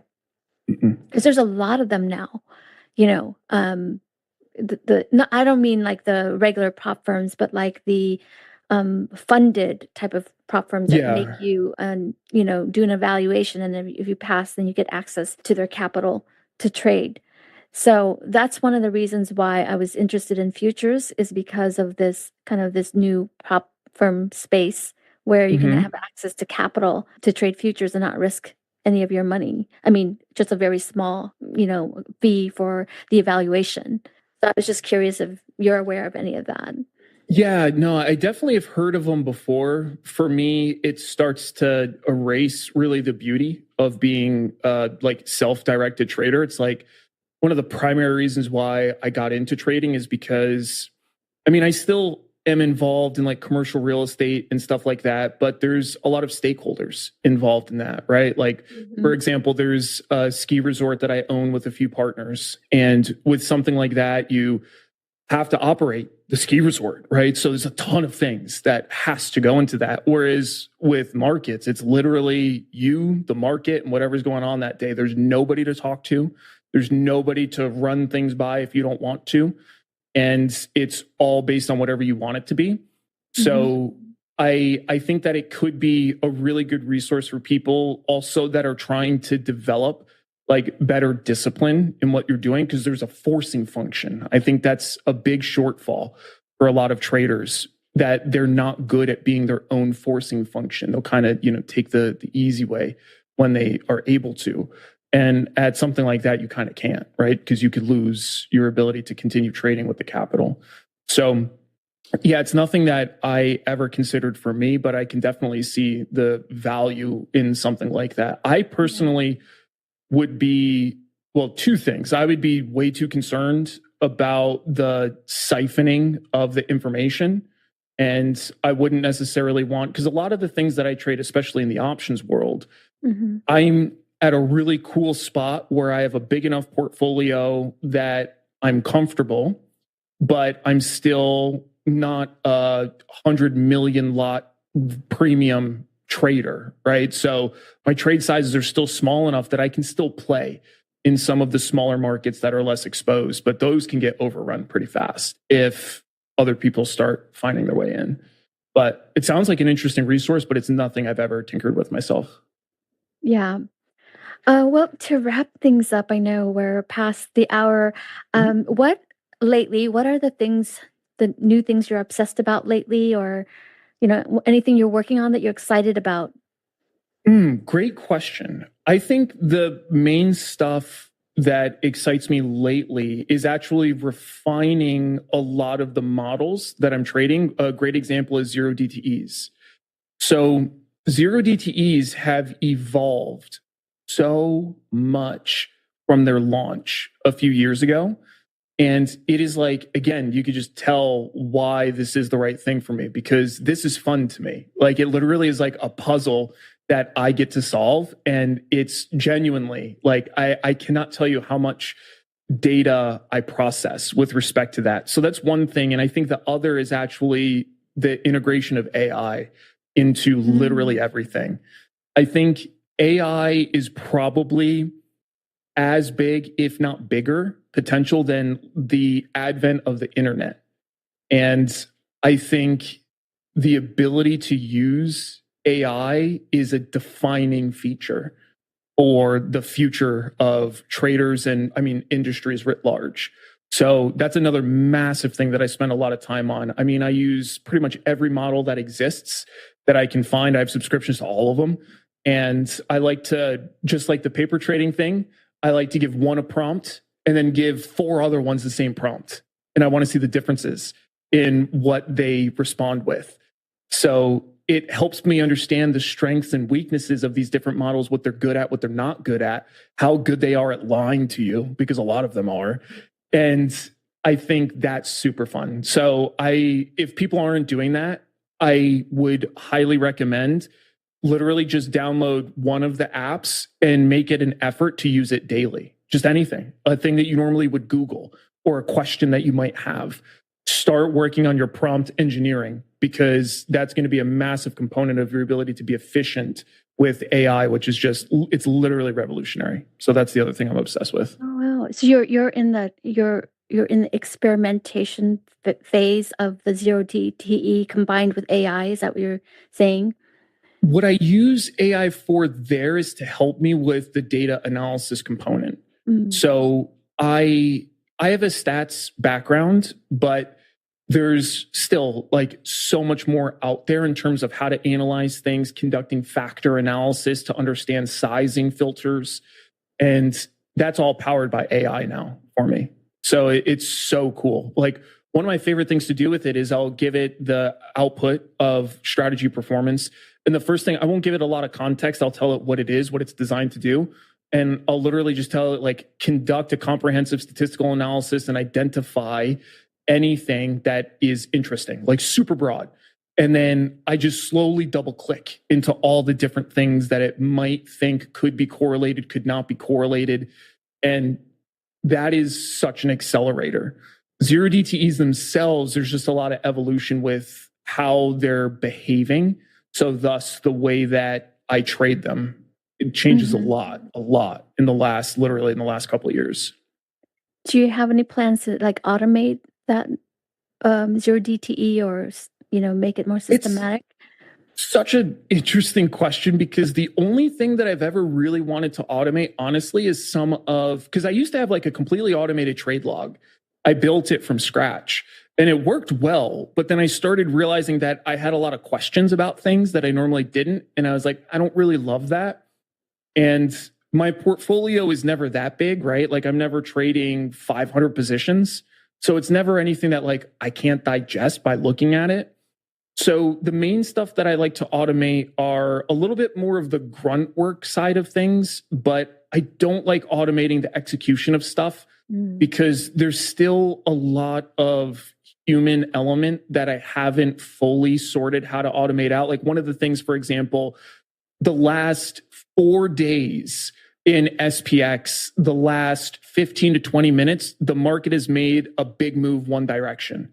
I ran over it by it once with the zero DTE strategy. So then the next time I was just like, this violates the strategy itself. This should be left on. However, I'm going to take part of it off. And then the second day took part of it off and it worked. So then the third day I took the whole thing off and it worked. And today I was just like, I'm going to leave it on. Guess what happened? Got ran over. So it's like the model doesn't account for that. Now that's give and take, because if you do too much of that, then there's too much variance in what you're doing that you can't really analyze it, right? It becomes like, did you intervene in this one? What's the average P&L? But of those, what did you intervene with versus what you didn't? So you have to be really careful about too much, but I trust myself well enough at this point that I know in general when I intervene, it's value add. So that's a long way to say I'm not looking to automate that stuff. I mostly use it to automate the research phase of things so that I can screen, which is really time consuming typically. I'm actually very happy to hear that like you wouldn't want to automate like the execution part and things like that, because that just tells me AI is not completely taking over. And the thing that I remind retail traders of specifically is like, AI is not new, dog. It's been around for a while. Like all these high frequency trading firms, they're all running really sophisticated algorithms. That's all fully automated. So it's not like this new thing that's about to change everything. It's been around forever. But I would always offer that the way that institutions use it it's very different than the way a retail trader might use it. And it's because of their built-in advantages. Institutions are competing in a latency world that like a retail trader can't even freaking see. So you're not going to compete with them on that. So the only reason to automate from a retail trader lens is more for your convenience, but very rarely will your convenience lead to better performance, right? How many things follow that model? Not saying it's never the case, and there could be instances where it might, but automation is already here. It's been there for a long time. Institutions have been crushing it with automation, and you can see some of the negative artifacts of that in terms of intraday vol based on essentially nothing. So there's some downsides to it, but I think in terms of automating execution, there's nothing wrong with it if somebody prefers that path. But yeah, I still much prefer to be the button clicker. Again, I'm not trading at thousands of trades a day that like I can't sit there and click the button, and being closer to the information has always helped me. It's never hurt me. I've never said like, oh, I don't need to know this about this. It would make me better. Always the inverse. You also mentioned something you were a project you're working on with an options backtesting trading or backtesting tool. Yeah. Is this something you want to share a little bit? Or? It's still all in kind of development, so it's nothing really worth directing people to. The main thing I'm trying to do with that, the scope creep is happening big time. So I have a buddy that he's like my resident nerd, but I played rugby with him. So he's the dude that I normally work with on this stuff. And he's just like, okay, so, this is what we talked about doing. And I was just like, but what if we add this? And there's been a lot of, but what if we add this to the scenario? So I don't know if it's ever going to be done. I like it, but it is just so funny to me because I've never like built a product before like that. And I fully understand the scope creep because every time we're talking about it, I was like, yo, it would be so sick to include this. and then this, and then this, and then all of a sudden the project is huge because it's so far beyond just a backtesting tool now. It's not funny. It like analyzes trade logs and it gives you summary statistics on it. It gives you predictive analysis based on timing of entries and stuff. It's cool, but it's a giant mess. So yeah, it's a fun project, but really nothing to point people towards because it's probably not going to be ready until I'm dead, I assume. So yeah. Well, keep us posted if you ever need a tester. Yeah, I will. Right now, it's a giant mess. It reminds me of my trade logs. My trade logs, like for a normal person, I've had like my friends look at it before, and they're always just like, "Dude, what is this?" I have no aesthetic design part of my body, so everything is condensed into the smallest amount of space, so I can see the maximum amount of information per space. So. Yeah, it's a bit of a headache. But yeah, actually, it would be kind of cool to get somebody to take a look at it at some point, even just to see like what the reaction is. Because for me, I look at it, I'm always stoked. But I imagine somebody else would be looking at it and be like, dude, what is this? Well, Eric, it's been fun. Thank you so much for letting me pick your brain today and for you to share your wisdom and knowledge. Thanks for coming back on Chat with Traders. And for listeners that want to connect with you, what's the best way to reach you? They could go to my website, outliertrading.io, or YouTube at Outlier Trading. Either of those are great. I'm actually like really stoked to hear the things that you're working on. There's a bunch of things that we didn't get a chance to talk about today, so I definitely want to touch base with you again, either on one of these or offline, because I think one of the coolest things you have access to as an options trader is a lot of different kinds of profit mechanisms, right? Like a good toolbox. Mm-hmm. And you're starting with some really great tools in the toolbox, but I want to see what else is in there and how it's working. So definitely have to chat with you again. And I enjoy your content as well. You have so much out there, so much information. It's you guys listening, you need to check it out. Well, thank you, Eric. Thanks for being here. You've reached the end of this episode of Chat with Traders, but rest assured there are more episodes loaded with real market insight and zero hype on the way soon. So to stay updated with each great new release, subscribe to the podcast in iTunes, and we'd love it if you'd leave a rating and review. We'll catch you next time on Chat with Traders.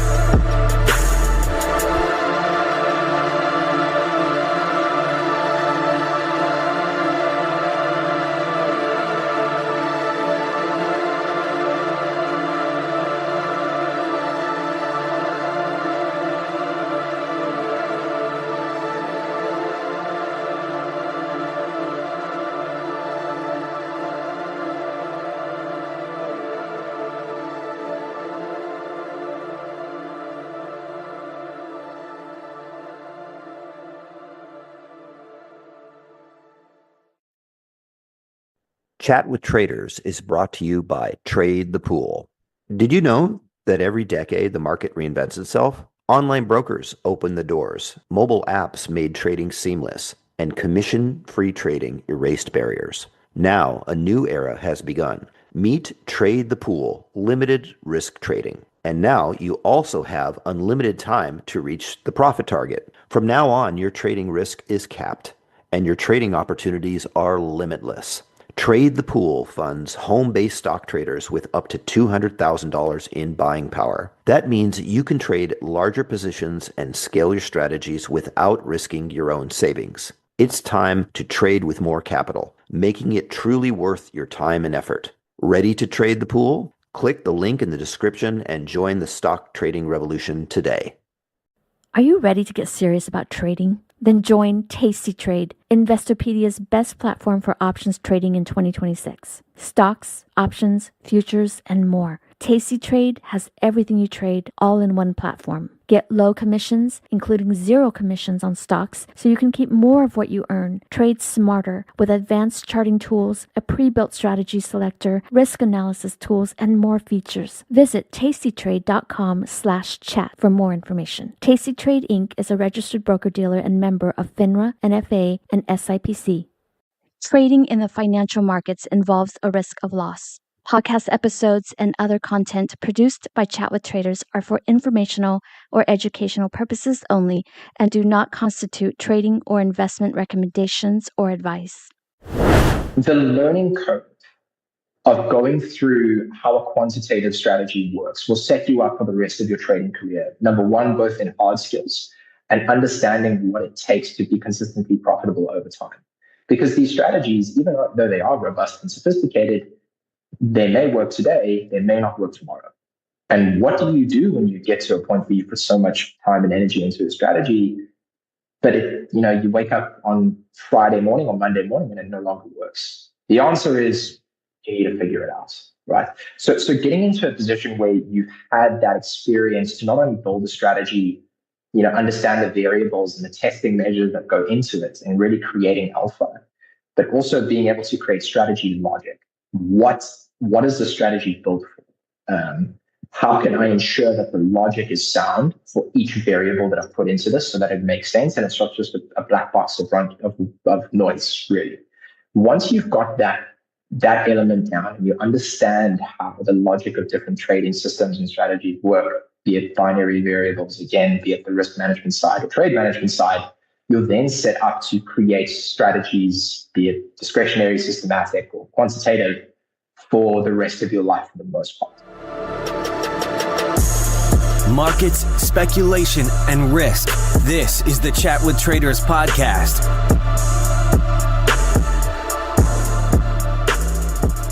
You're tuning in to Chat with Traders, episode 302, and I'm Tessa. And before we introduce our next awesome guest, I just really want to welcome you and to let you know that it's really been an honor and great privilege to be the producer and your co-host on this podcast. And I think I can speak on behalf of my co-host Ian Cox as well, that we really appreciate you. And although we don't personally know most of you, but wish we could, we really hope you are doing well in every way. Now, I know I mentioned I am a producer and co-host, but I would call myself a trader first. A trader who happens to co-host and produce the podcast on the side. In a way, this is like a public declaration for myself, because when this wonderful podcasting opportunity was introduced into my life 3 years ago, when Aaron, the original founder of the podcast, stepped down and I took over, for a while, my trading had to take a back seat. Although it has been truly fulfilling to run a podcast, and it still is, believe me, but I had to face the question on what's priority? What do I really want? Because it was really a struggle to juggle. And I regained my clarity a year ago when I decided that trading needs to come first in terms of my career and what I want. So that clarity really helped me to bring things into order and focus. And I'm sharing this because I know some of you might be going through something similar right now, struggling with what you really want to do and what your priority should be. And since we're at the half-year mark of 2025, this might be a great reminder to reassess your goals and gain the clarity that you need. Well, our next guest, Dylan Maltman, an intraday futures and forex trader and founder of Apex Capital Management, must have had exceptional clarity starting at a young age. Introduced to the markets in a high school presentation by a prop firm, Dylan caught the passion for the potential of the markets and persuaded his way into a position at the firm. Learning about backtesting, he became obsessed with dissecting every nuance of past data so as to create a system with high returns and with minimal drawdowns by understanding where edge can be found, as evidence in the performance of his algorithmic strategies. Oh, and this episode also includes my one-on-one with Dylan at the end. Ladies and gentlemen, we are so pleased to present Dylan Maltman from South Africa. Dylan, I would like to welcome you to Chat with Traders. Ian, absolutely fantastic to be here. Thanks for having me on. Well, you sound like you have an accent. Tell us where you are and where did you grow up? Yeah, 100%. So the accent you're hearing is first and foremost South African. So I was brought up here in Cape Town. But growing up in South Africa, it's an amazing place. If you ever get the opportunity, definitely come through. Beautiful sunsets, warm weather, very much salt of the earth type people, hard workers. Obviously, finished my schooling here, and then I studied in Italy, spent some time offshore. My first introduction to financial markets was really, I think, through my mother. So she was or is an actuary, so very much risk orientated mentality from day one. And we actually had a hedge fund manager come to my school when I was in grade 11 in my final year. Um, and at the time, that whole world was only just opening up to me. You only really begin to understand these things once you get into high school, and it just sounded extremely fascinating. So I had the opportunity to spend some time with them, learn how hedge fund and more prop style trading worked at the time. And that was my real first introduction to the space. This was in high school. So was this hedge fund presenting to the other students in the class? Yeah, exactly what it was. So typically what would happen in the high school assembly is, maybe once a month or once a quarter, they'd have either one of the parents or one of the colleagues or the alumni of the school come through, and they would just give a presentation on what kind of career paths and options are available. As would happen with a high school, that's a very normal thing kind of down here. I don't know about the US, but that's pretty commonplace here. So what kind of types of investment ideas did this hedge fund introduce to you and the other students? And was there a particular type of investment that initially attracted you? I think for all intents and purposes, they had a hedge fund on, but they're really more of a prop fund, to be honest with you. So it was very much a proprietary stock trading firm, but they had a hedge fund wing. And the way that they sold it was very much that financial markets are a place where billions, if not trillions of dollars are made and lost every day. And it attracts the best and brightest people to the field. And part of that is every day you arrive at the desk solving challenges. That's really the crux of the job. And you're up against the smartest people in the world.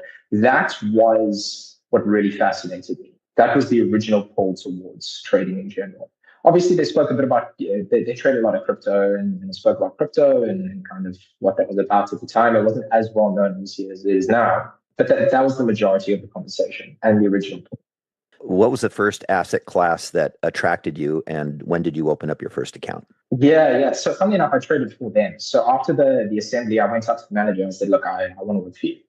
And then she said, listen, no, go and get your degree first. And maybe once you've got your master's and you've spent a bit of time at, an investment bank, we can chat then. And I think, naturally being a bullish teenager, the first thing I said was, look, I don't think you understand. I really want to trade for you. And she said, okay, fine. If you arrive on Monday, or it was a kind of school holiday the following week, and she said, if you arrive on Monday at 5 and you make the coffee and sweep the floors, maybe I'll let you in.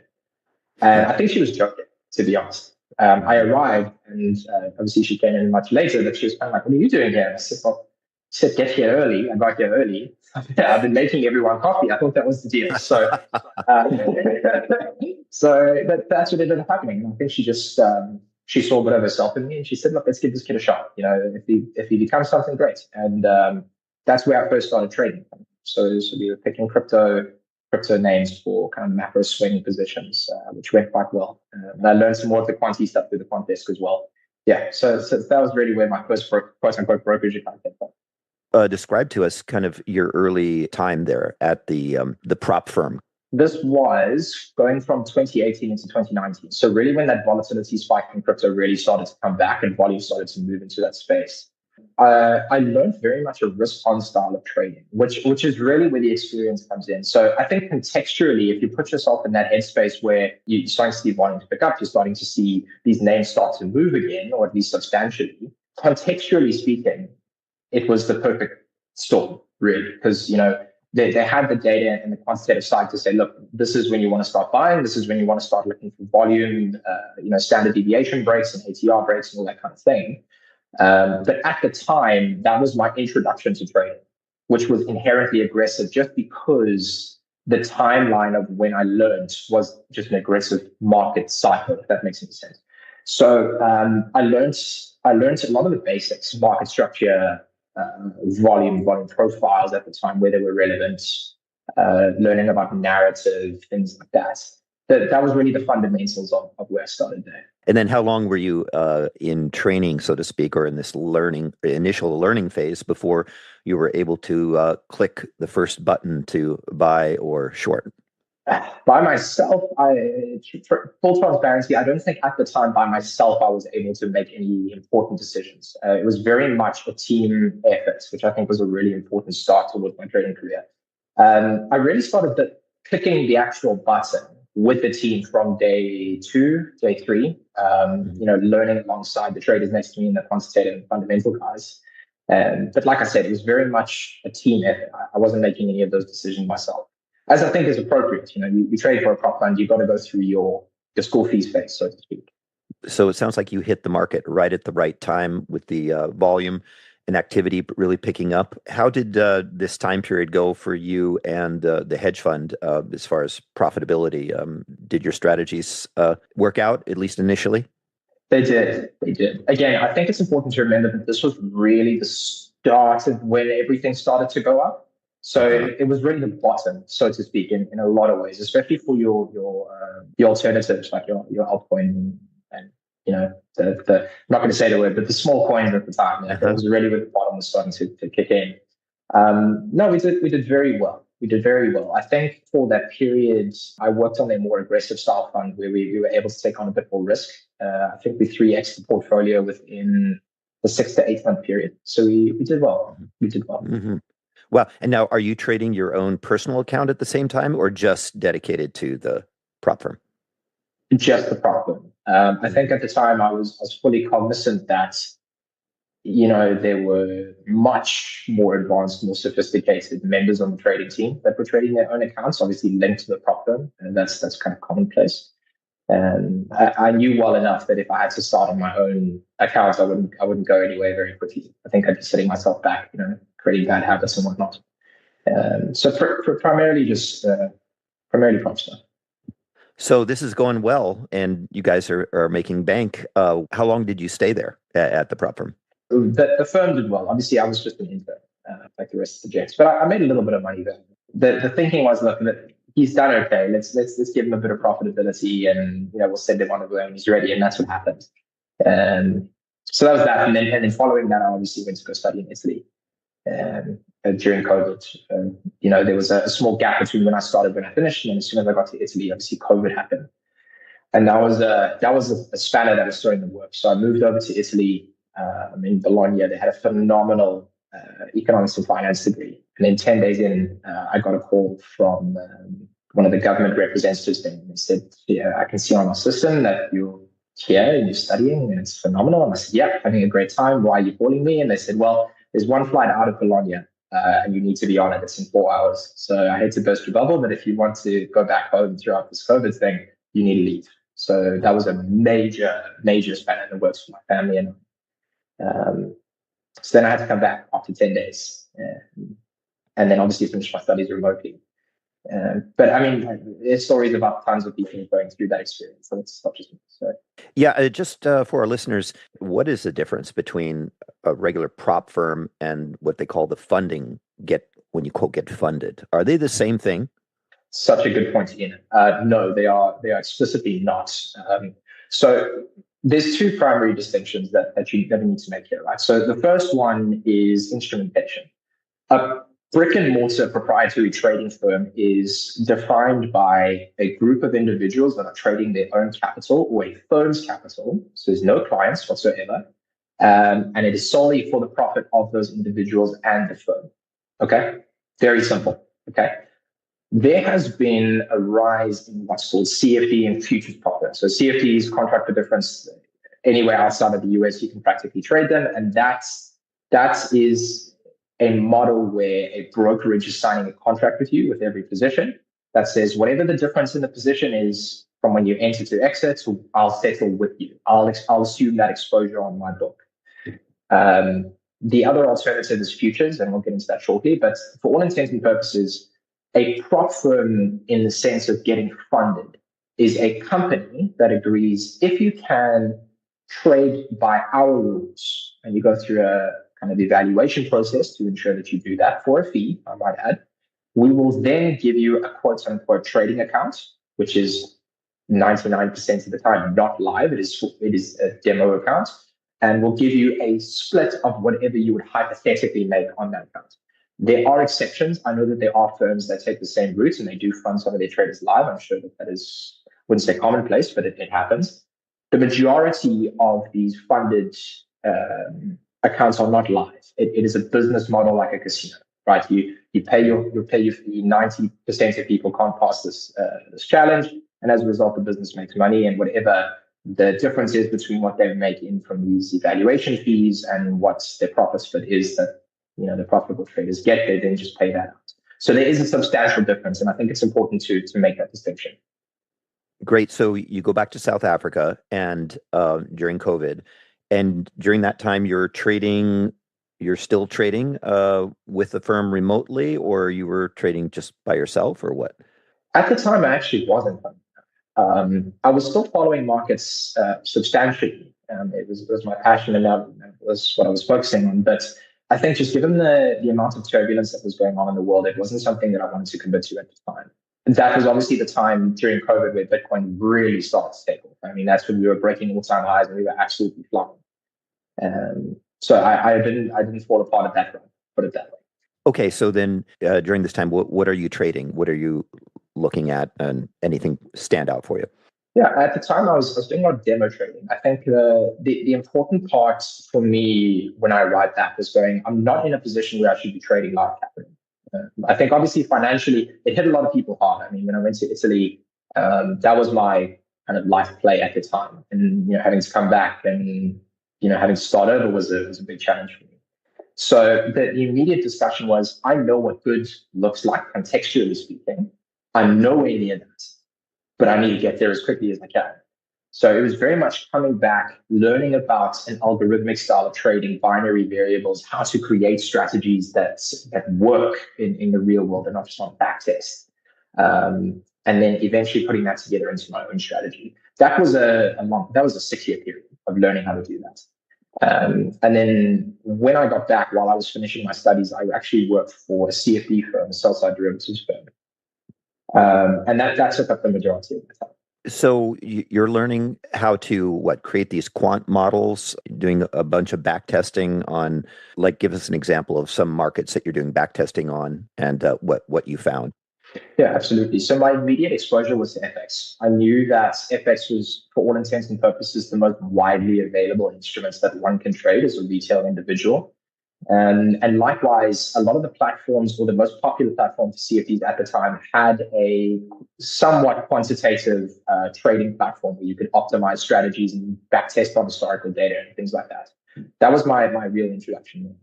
My initial success in that space was very much in your exotic FX pairs. So things like dollar rand, your crosses like Euro GDP, that worked very well for substantial amounts of time. And then also a couple of the majors, Euro USD obviously is something that you want to look at if you're trading FX. That was when really where I started. What attracted you to these more obscure trades? Is it because there's less competition, or is there a particular advantage due to presumably less liquidity, right? Yeah, definitely less liquidity. When you're trading derivatives, liquidity isn't as much of a challenge because you've got a market maker or liquidity provider on the other side. The real element retrospectively that drove me towards that side was because of the volatility associated with these pairs, they tended to be more directional, and you were able to catch directional edge a lot easier with the quantitative model, especially on such a surface level. That was just where the alpha was at the time, right? Like if you look at something that's maybe a bit more range bound, especially at the time, like Euro USD, the level of variables and understanding of how these models work was a lot more sophisticated to create genuine alpha. Whereas on your exotics, when liquidity wasn't an issue because you've got those market makers and liquidity providers, it was a lot easier to just go, look, we've been long for 3 months and we're probably going to be long for another 3 months. So your directional bias is going to be long, and now you just need to create an entry model, risk management plan, and trade management plan, and you're good to go. That's just where the strategy drove into. It was very much a circumstance of, I'm going to let the alpha decide what's working, and I'm not going to dictate what needs to work, if that makes any sense to you. Mm-hmm. So did you have much of any experience with discretionary trading? And if so, how did it go? Are you ready to get serious about trading? Then join tastytrade, Investorpedia's best platform for options trading in 2026. Stocks, options, futures, and more. tastytrade has everything you trade, all in one platform. Get low commissions, including zero commission on stocks, so you can keep more of what you earn. tastytrade is packed with advanced charting tools, backtesting, a pre-built strategy selector, risk analysis tools, and more features to help you trade smarter. See equities and derivatives with high trading volumes, dividends, upcoming earnings reports, and more with their pre-built watch lists. Or create a custom watch list to keep an eye on the companies and sectors that matter to you. Manage your positions with speed and precision using active trader mode, one-click trading, and smart order tracking. Plus, tastytrade's stellar trade desk team offers live support during trading hours if you need it. Visit tastytrade.com/chat for more info.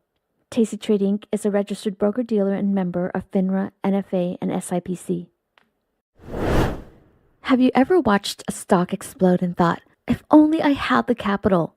Or sat on the sidelines because your account balance felt too small to matter? Good news, with Trade the Pool's limited risk platform, you don't need millions or even thousands to start trading the U.S. stock market. Bypass the PDT and tap into over 12,000 U.S. listed equities, from penny stocks to big caps, ETFs, even the newest IPOs, and short anything you like with zero locate or hard to borrow fees.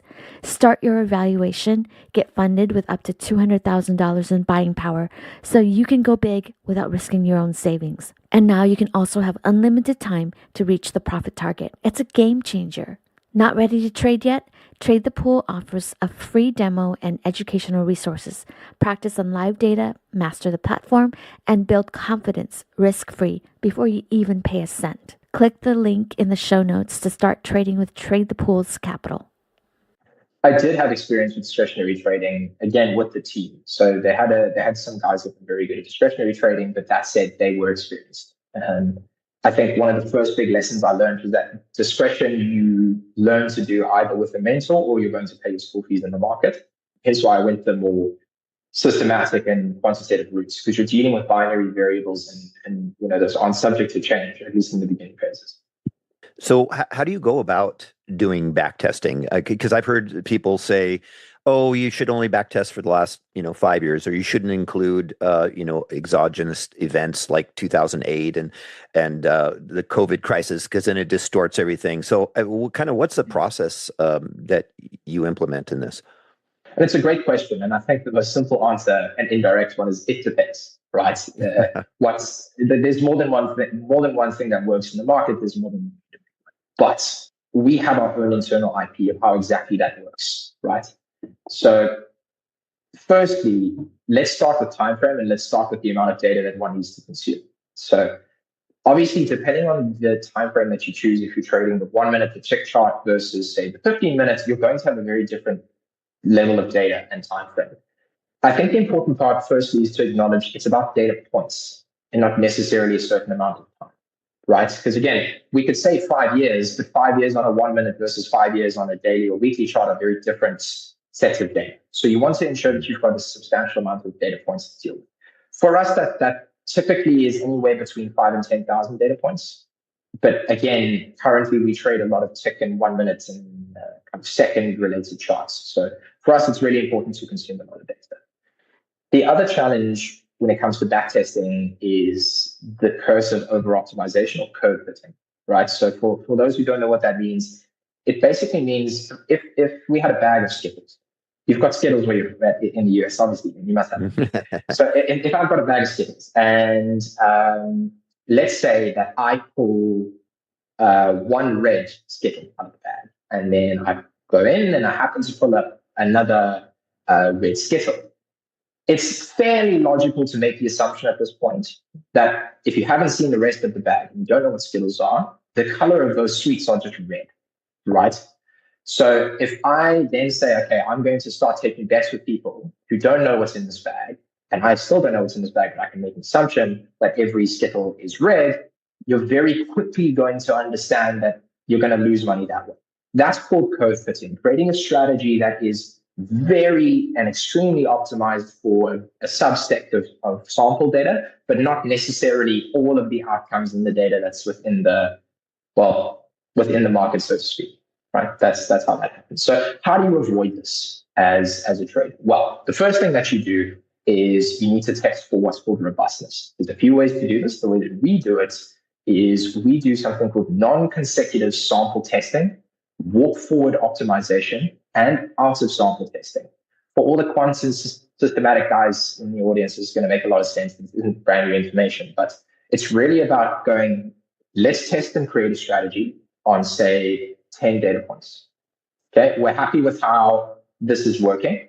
We're happy with how the strategy is performing. What we now need to do is take that strategy and test it on a separate set of data points. Call it the next 20 or 30 data points, right? Based upon those results, you're going to get a very quick understanding that creating strategies is difficult, because the majority of the time that's something that works. When you find something that does work, okay, so test it on your first 10, and then you test it on your second and third set of 10, and it still works. You've then got something that has legs, okay? So then what you want to do is do a round of optimization. You want to make sure that if we, say, test this data on another 50 data points, that not only is it sound, but we can optimize each of those variables in the trading strategy to that set of data, and it's still going to work, right? So we really want to get into the weeds of how we can refine these things over time. If we're able to clear that robustness test, the last step for us is called non-consecutive sample testing, okay? So by this stage, we've maybe tested, just based off this conversation, we're looking at 60 or 70 data points, right? We now want to look at the last 30 to 200, right? So 30 to 200 total data points, so 30 or 130. If the strategy still performs over that period, that's how you create a strategy that's going to work in the long term. Because not only have you tested over a specific sample, you've tested it with out of sample data, and you've done something called walk forward optimization. You've optimized the strategy for periodic sets of data and checked if it still works, and it does. That's how we created strategies. Okay, so given that quant trading's been around a long time, and you have a lot of different groups doing all these kind of back testing, and I've even seen some programs for sale. People have created these algorithms and stuff. I imagine what you're doing is probably pretty time consuming. Wouldn't it make more sense for your typical trader just simply buy an off the shelf program, since other people have done it before, and save ourselves a bunch of time? It's a good question, and I understand the logic. Personally, I would say no. And again, there's going to be exceptions to it, but here's why. Typically, when you create a strategy that makes alpha and does so in a sustainable and consistent way, there's more capital to be made from trading that strategy, either through a hedge fund, a prop firm, etc., or selling it to an institution, if that's the route you want to take, and selling it to the public. I have yet to see a consistently profitable strategy that's sold to the public, especially when you look at a price point of a couple $100 to maybe a couple $1,000. These strategies typically have extremely high valuations when they are sophisticated. And generally with those risk return profiles and return consistency, they are generally very sophisticated. It's not an off-the-shelf product you want to buy. But what I would recommend, and again, just because I've gone down this route personally, is I would recommend putting the work in, even if you are a manual, discretionary, or systematic trader. And I'll tell you why. The learning curve of going through how a quantitative strategy works will set you up for the rest of your trading career. Number one, both in hard skills and understanding what it takes to be consistently profitable over time. Because these strategies, even though they are robust and sophisticated, they may work today, they may not work tomorrow. And what do you do when you get to a point where you put so much time and energy into a strategy, but you wake up on Friday morning or Monday morning and it no longer works? The answer is you need to figure it out, right? So getting into a position where you've had that experience to not only build a strategy, understand the variables and the testing measures that go into it and really creating alpha, but also being able to create strategy logic. What is the strategy built for? how can I ensure that the logic is sound for each variable that I've put into this so that it makes sense and it's not just a black box of noise, really. I think that's really important. Once you've got that element down and you understand how the logic of different trading systems and strategies work, be it binary variables, again, be it the risk management side or trade management side, you're then set up to create strategies, be it discretionary, systematic, or quantitative, for the rest of your life for the most part. Alternatively, you're going to go to someone who's maybe made a strategy. You don't really know how it works because you didn't put the work in. They'll release an update, but ultimately, because you purchased the strategy and it's your own capital, they aren't liable if anything goes wrong. There's also an accountability shift that happens there. So succinctly put, do the work early, get it out the way. It will do you good in the long run. And how do we define what doesn't work? Because there's a certain time period, right, that everyone expects a drawdown. And during the drawdown period, I'm sure many traders say, oh, well, I just need to wait a little bit longer. My system will work. It's worked in the past. It'll come back. At what point or how long should one wait before you throw in the towel and realize, oh, my strategy really doesn't work? And this is the black box thing, right? Mm-hmm. And this is why logic is so important. If you understand when and why a strategy works, you'll know when it's not working because you'll be able to point towards the variable that is supposed to dictate that you're working. I'll give you an example. Right? Let's look at like an intraday breakout strategy. Okay. Mm-hmm. So let's say we're trading NASDAQ. We've just gotten to the New York session. It's the first 15 minutes of the open, the most volatile time. But we can see that the average daily volume, so over a past 100-day period, for example, how much volume have we done to that point relative to the past 100 days of average volume?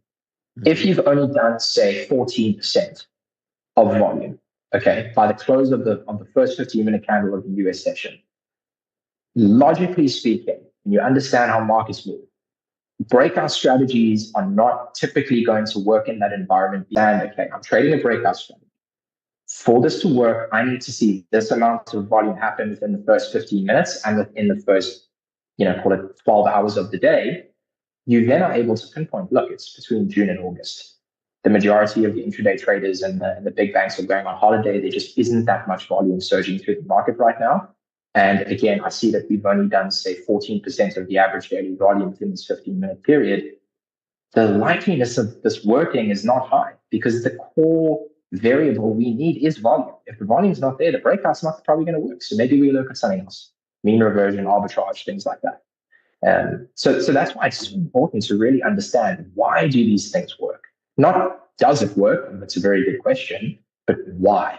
And when you understand why, you then know when it doesn't work and when it breaks. Does that make sense? Yes.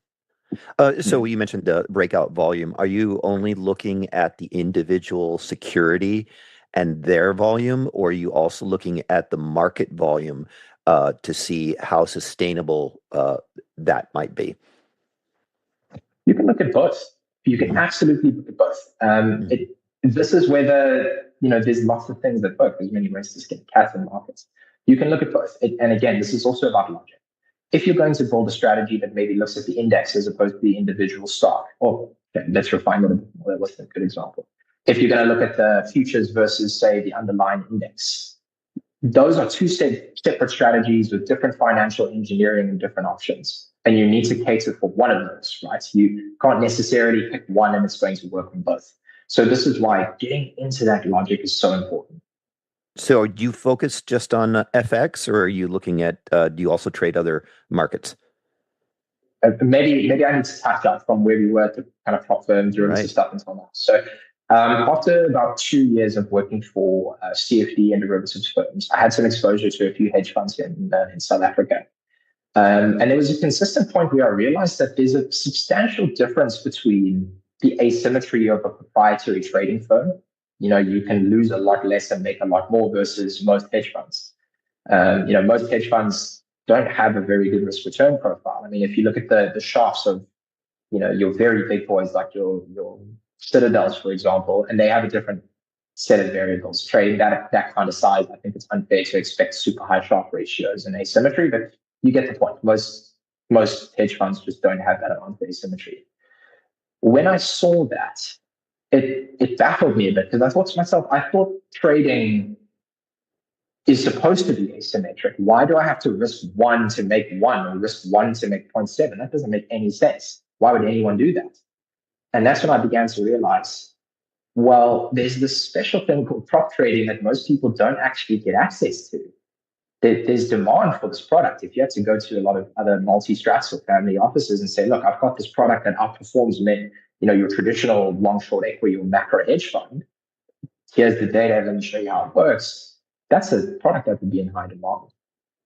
So as a result of that, I ended up saying 2 years later, I'm in my 20s.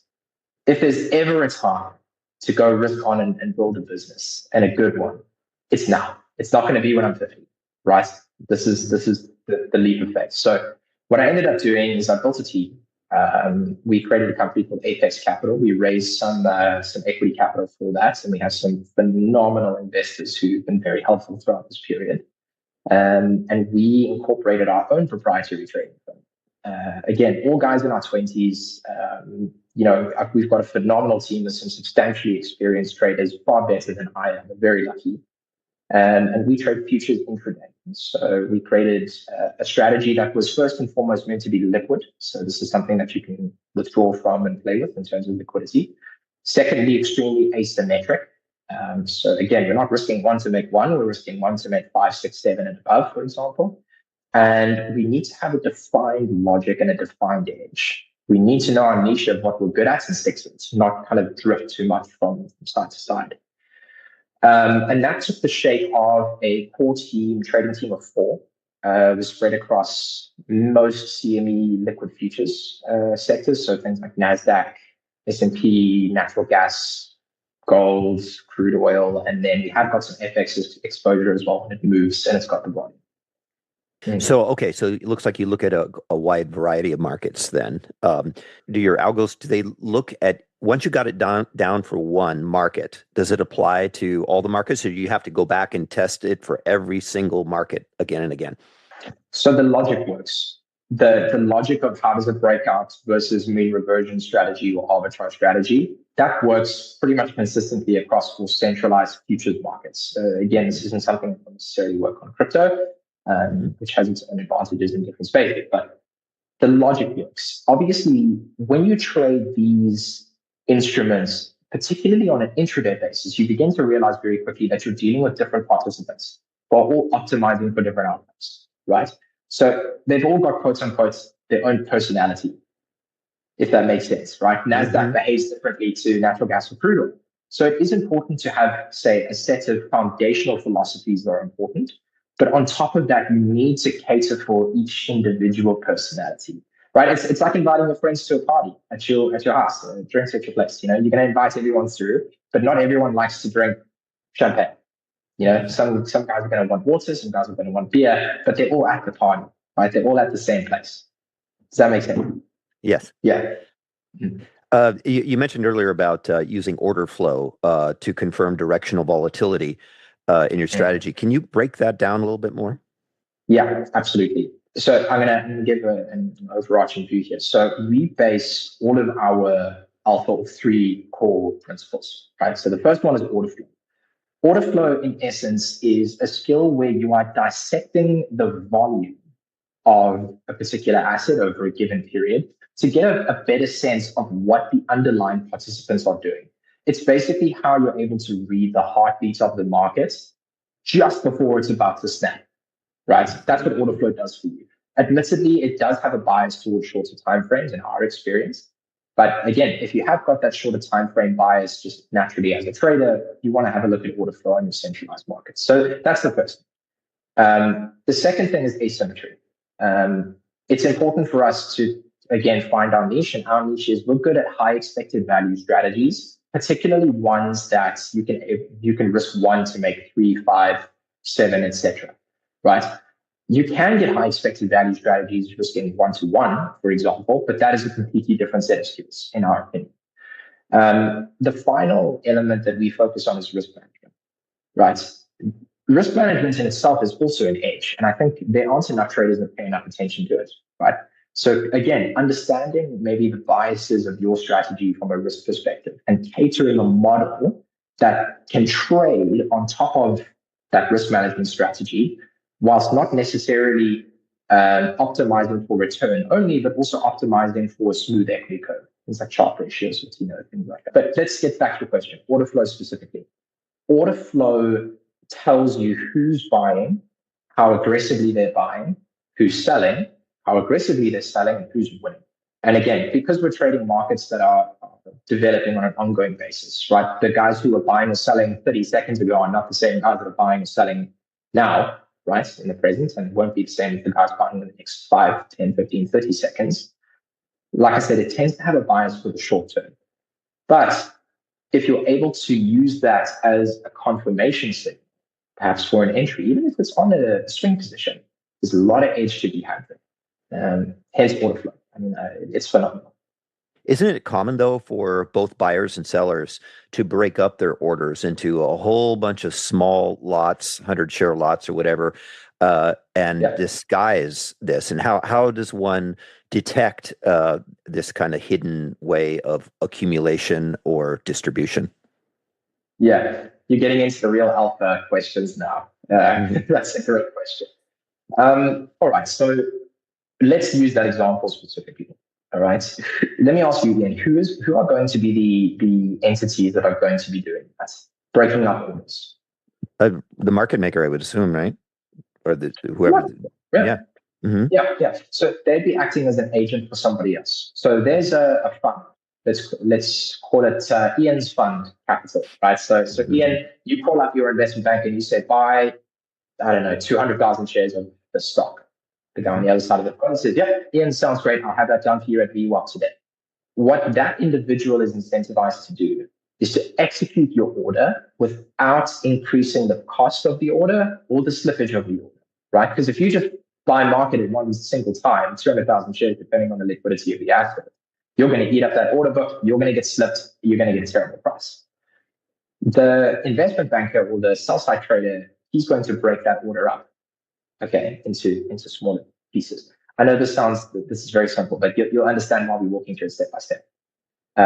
So he gets on his trading platform. He's starting to execute your orders. If you were an investment banker and you're incentivized to get the best price possible, what kind of order type are you going to use ideally? Presumably limit orders, right? A whole bunch of limit orders. Yeah. Mm-hmm. You are spot on. Absolutely, right? So now we've just brought up this thing of passive versus buying. It's like passive versus active participation.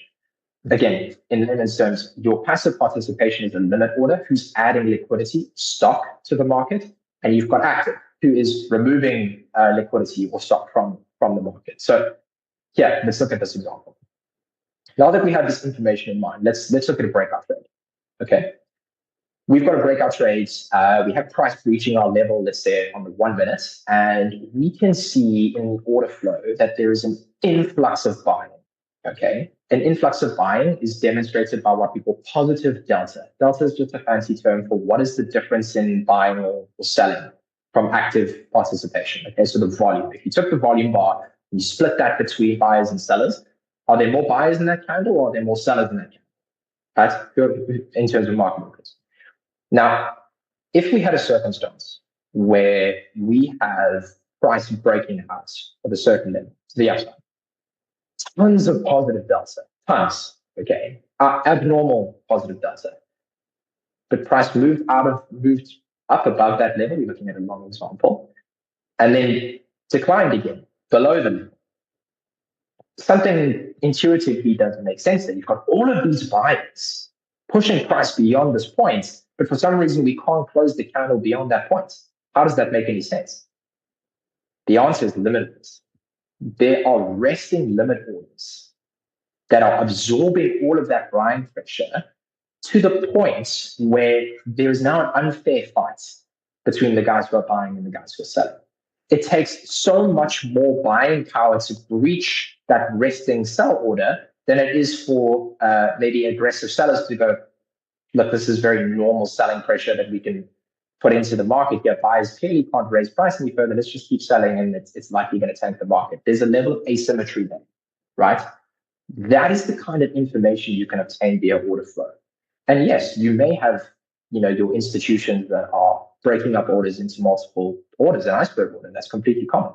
But these are still things you can see and read either via the tape, via a footprint chart, via a cumulative volume delta chart, things like that.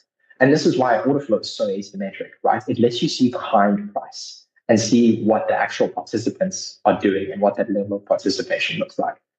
So are you looking for a setup where the limit orders on the top end, the potential sellers have exhausted their stock, and then at that point, then you say, oh, look, the sellers have exhausted their stock. Now's the time to go in because it looks like this breakout is going to be more sustainable?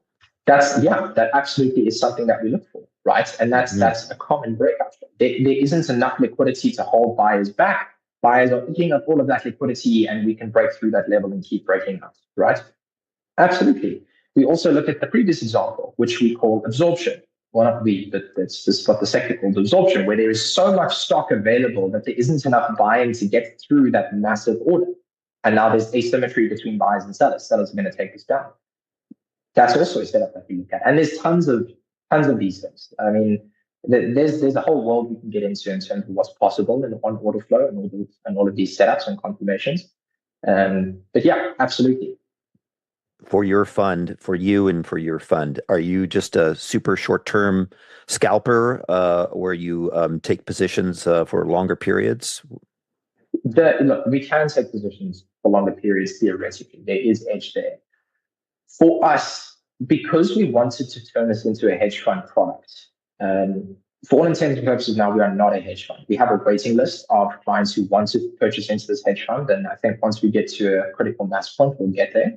But for right now, we're just a proprietary trading firm. We're trading our own capital, shareholder capital. Because the end goal has always been this hedge fund product, we're putting all of our emphasis and resources into refining what the intraday systems look like. Again, only trading within that US session, like you say, scalping. I mean, our average trade time is about 6 minutes, although we do have kind of the longest trades we've taken off, say, mid-London sessions at the close of the US, but all within that 1 day time frame. But again, I think with order flow and all of these tools, there's edge on this on all time frames. Obviously, there just is a bias for that kind of shorter term element. Mm-hmm. And then, so over the years, as you've learned and implemented, developed out your strategies, how have your kind of returns, drawdowns, different metrics, Sharpe ratios evolved over time? Also a phenomenal question. So, look, naturally, when you start trading, you're going to be shocking. There's just no way around that, right? So I think right in the beginning, when I started trading by myself, naturally, the returns were negative. They weren't good at all. And it was a major learning curve and a humbling experience. Since then, we've primarily through our risk model and through the order flow elements of those three philosophies that we have, we were able to optimize for better investment metrics, things like your Sharpe ratio, your Sortino ratio, Kalmar, etc. Currently, our Sharpe ratio is doing very well. It's in excess of, I know it's in excess of 3. Last time I checked it, I think it's in excess of 6 even. Wow. Yeah, it's doing phenomenally well. Our Sortino is in excess of 9 as well. To date, we've returned just over 30% into the fund. Well, the simulated hedge fund, the prop side, we traded a higher risk model just because obviously it's more appropriate to trade our own capital, the higher risk model. But for the hedge fund, which we report, so we've returned 30%. And our max drawdown as of today this year is negative 0.2%, negative 0.72%. So our Kalmar ratio is phenomenal. Yeah, it's going very well. The guys are doing a phenomenal job. Wow, great. What if some traders came to you and say, hey, look, I don't have enough money to invest in your hedge fund or whatever, but I've been a discretionary trader for the last 2 years and I'm doing quite well. Why would I want to get involved in any of this quant stuff? My discretionary trading seems to work just fine. I would say that's phenomenal. Good for you. That's great news. I think it depends on what your goals are. Ultimately, like I said, there's so many ways to make money in markets, right? There really are. There's so many things to optimize. If you are the kind of trader that says, look, I want to get not only returns, but I want to do that in the most asymmetric form possible, right? I would then say, look at order flow and look into the quantity risk management stuff, because that's where that alpha lies. If you're optimizing for that, you can capitalize on both sides of the expected value formula, and all four sides, technically speaking. Whereas if you're just trading things like price action and regular back testing and kind of those metrics, you can get return without a doubt. But it's not going to get you to that ultimate form of asymmetry that you're looking. So what do you think are some of the biggest risks to discretionary traders, especially ones who have some early success and say, I've got this down. I'm doing well, and I'll just keep repeating what I'm doing. And what are some of the hidden traps that discretionary traders frequently don't look at?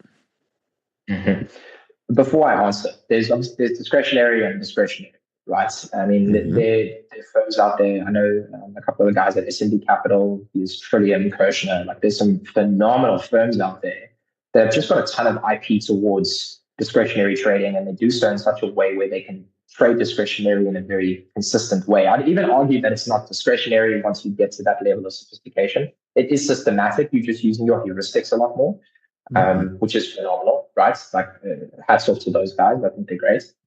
And again, just coming back to the original points, if we're defining discretionary as just not having a set of binary variables that you're ticking off before every trade. So if that's what we're talking about, I would say that the most face value elements is obviously just tilt, right? What happens when your calls just aren't there today, and you're trying to maybe force your own views on the market, and you just keep adding risk on the table into something that's not working? That's the first risk, right? The other elements of discretionary trading that I feel has elements of risk that maybe your quantity and systematic style guys don't have is the risk management side. There is so much more to risk management than just risk per trade and mass drawdown capability. I'd go so far as to say the one thing that has made us immediately profitable is having a sound understanding of risk management and really diving into what that means. There are hundreds and hundreds of different ways that you can look at risk that really open your eyes, right? I'd say that those are the two primary challenges I think most discretionary guys make.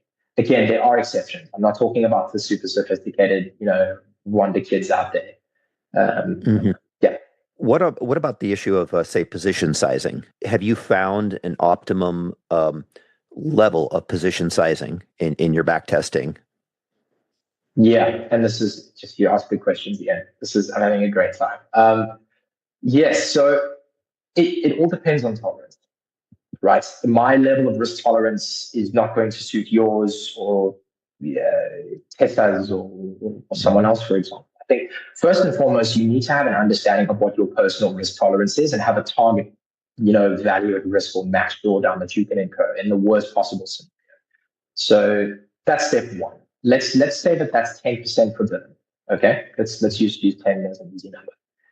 What's then really important to do is understand what does the drawdown capability of a strategy look like based on its inherent variables and expected value.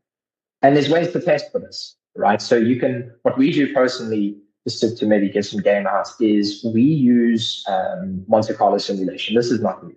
But what we also do is we add a realism factor, because ultimately they're just simulations. They won't necessarily show you the absolute worst case scenario.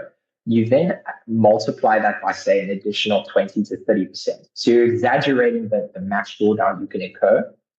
What you then want to do is match that to be, based off the expected value, the maximum amount of trades you can, or negative trades you can incur within a kind of straight line, right? So how many consecutive losses can I make?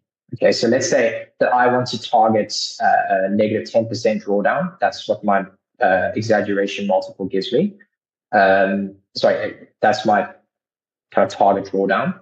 I then see that based off my exaggeration multiple, that I can incur a maximum of, let's just keep it under easy, 10 trades in a row of losses.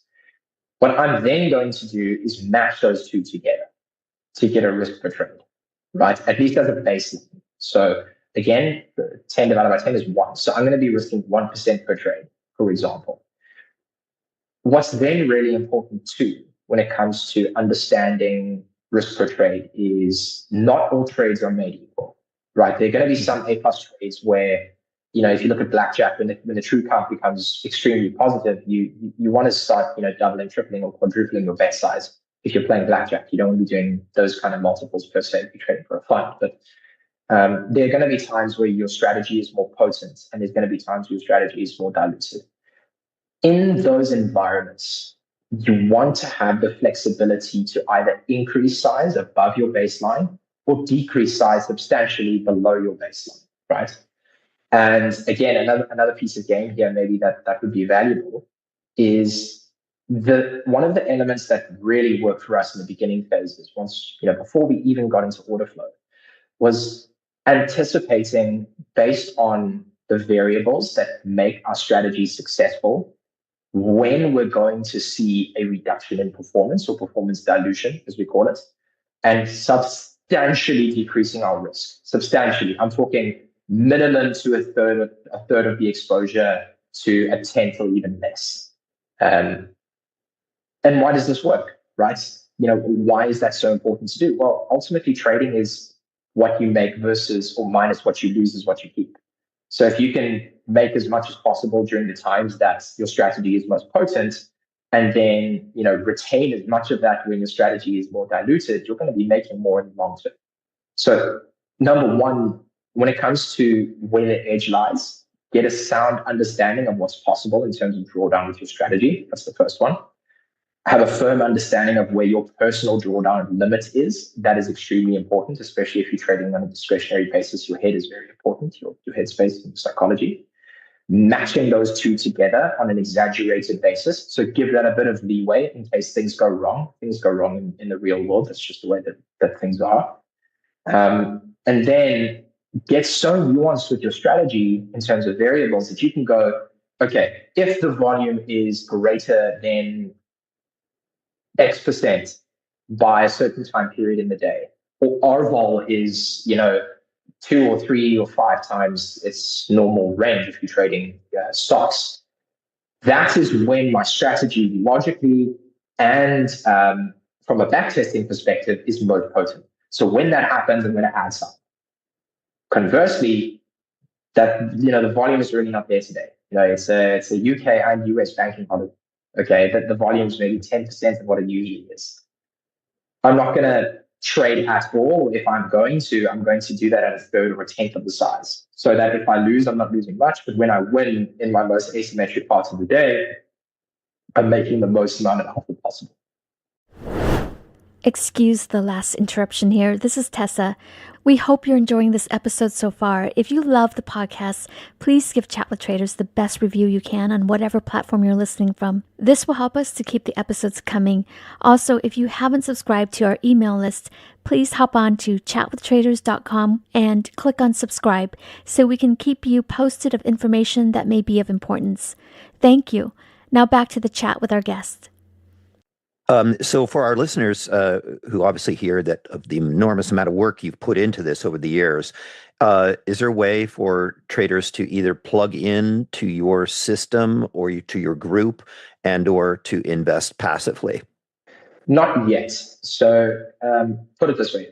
This is a brand new venture for us, and we've got investors that are as priority. We've got a fund on the way that we're looking to get up and running, and neither of those two things are small tasks. I think, especially for a young team like us, I think what we do have on our side, obviously, like I said, is an amazing group of investors that have taught us a lot and have been patient with us. But also, we have the work ethic, and we have the ability to forecast where maybe what we call, it's not brilliance, but we call it brilliance. That's kind of the what the youth call it, right? Like you're young and hungry, and you want to make it work, but that only takes you so far. There is an element of experience that you maybe haven't gotten to that's going to limit you inherently.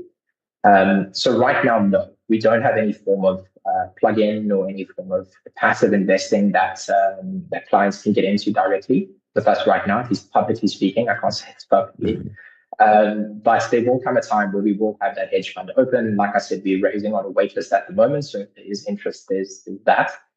But we're in no rush, put it that way. We want to ensure that by the time that fund is ready, we have got all our checks and balances complete, crossed our I's, dotted our T's, and we're ready to rock without any hesitation. Well, not hesitation, but we're ready to rock without any box left unchecked, if that makes any sense. Mm-hmm. So looking forward, tell us, what are you looking forward to? Getting your everything, all the boxes checked? Yeah, absolutely. I think something that we're focusing on heavily right now from a business perspective is institutionalizing. A large part of trading client capital when the time is right is trust. And there's nothing that says trust like secure and robust processes. Things like having the right kind of documentation involved so that when you have an institutional client knocking at your door asking difficult questions, you can already show them the documentation that anticipates and answers those questions. So that's the first thing. Institutionalizing is the big one for us. We've also created a substantial amount of new IP over the past 3 months. This IP has been amazing for the team to digest, but obviously when you find new avenues, there's going to be new avenues for you to digest from it, right? Like sub-avenues. So the team and I are not only working on the existing strategies, but strategies that could become valuable in time to come once we have additional resources.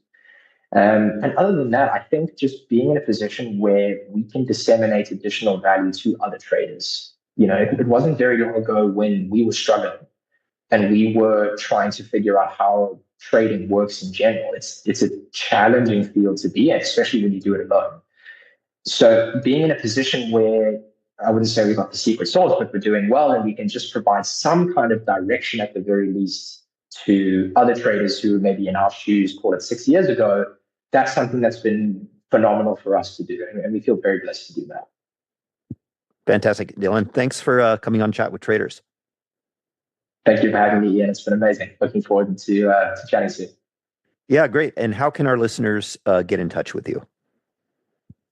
I think the best place would be through our website. So that's www.apexcptl.com. We've got forms for traders, investors, and interested parties to fill out there. That'd be the best place. Fantastic. Thanks for coming on the show. Thanks, Ian. There were a lot of golden nuggets, and I admit I'm not a very good listener, and I would have to listen to this interview over maybe at least 2 more times to really not miss anything.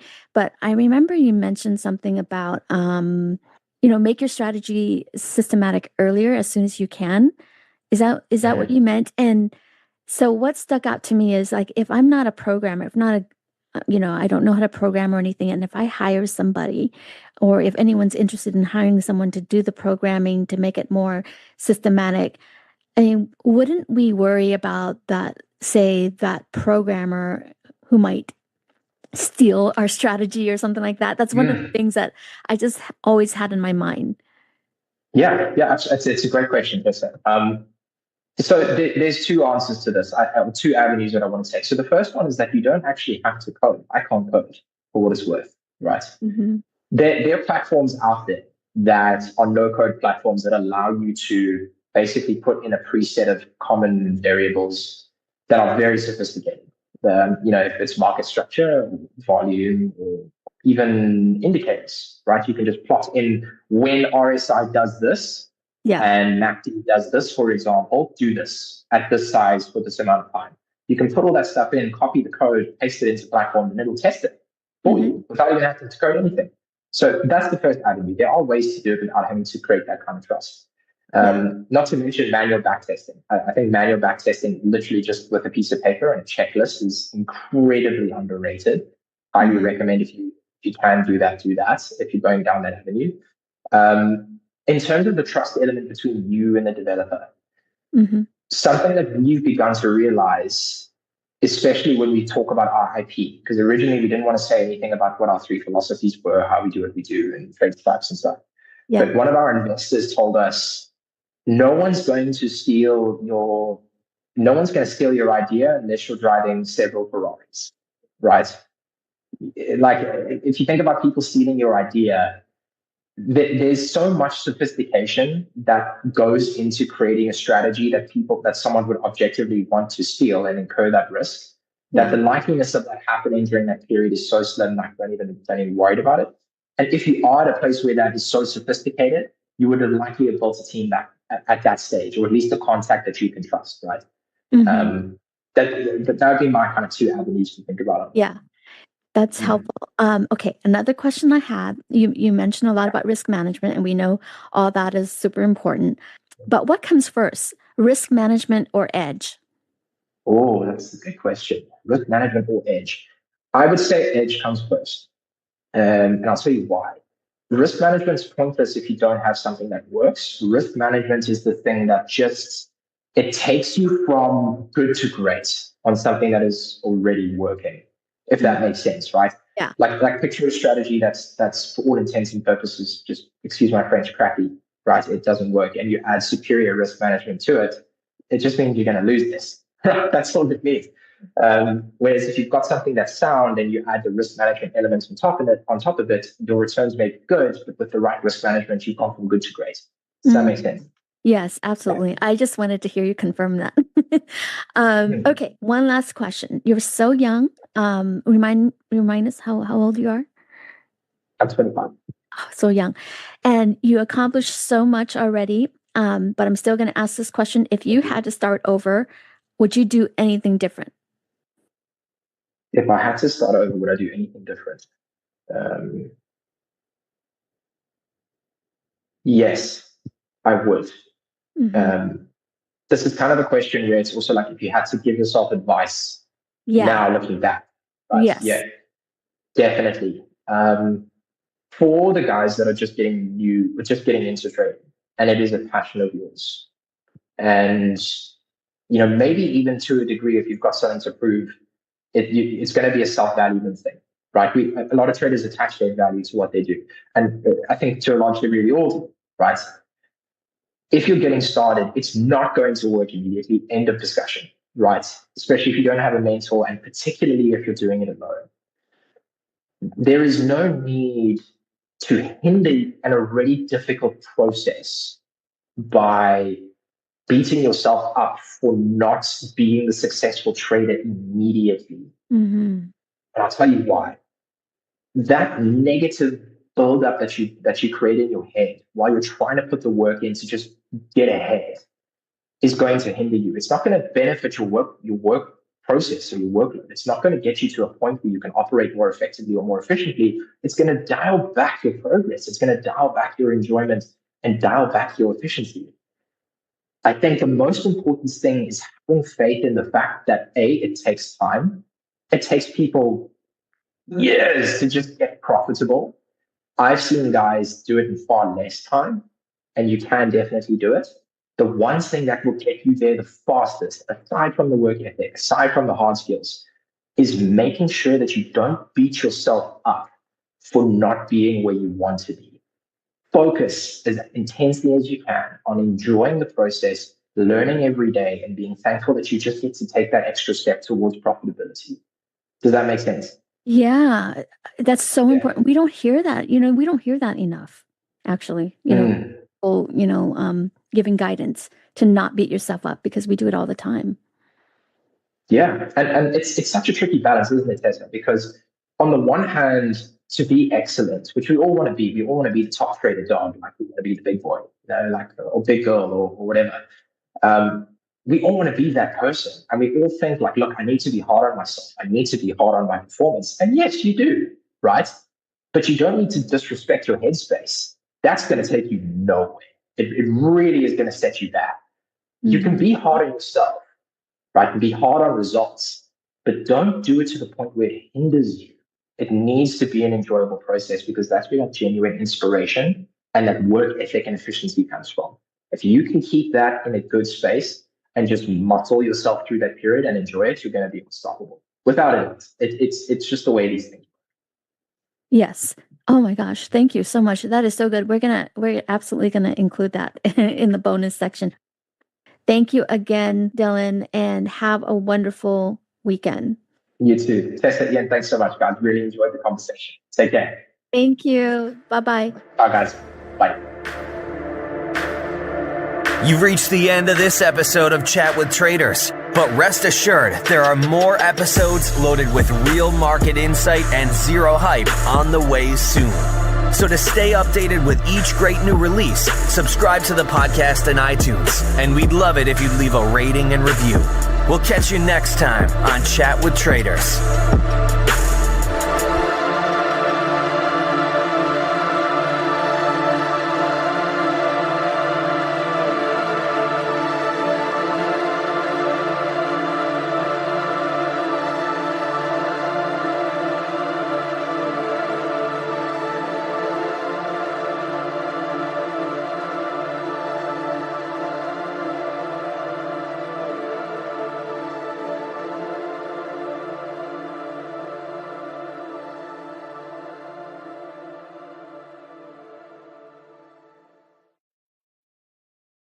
Chat with Traders is brought to you by Trade the Pool.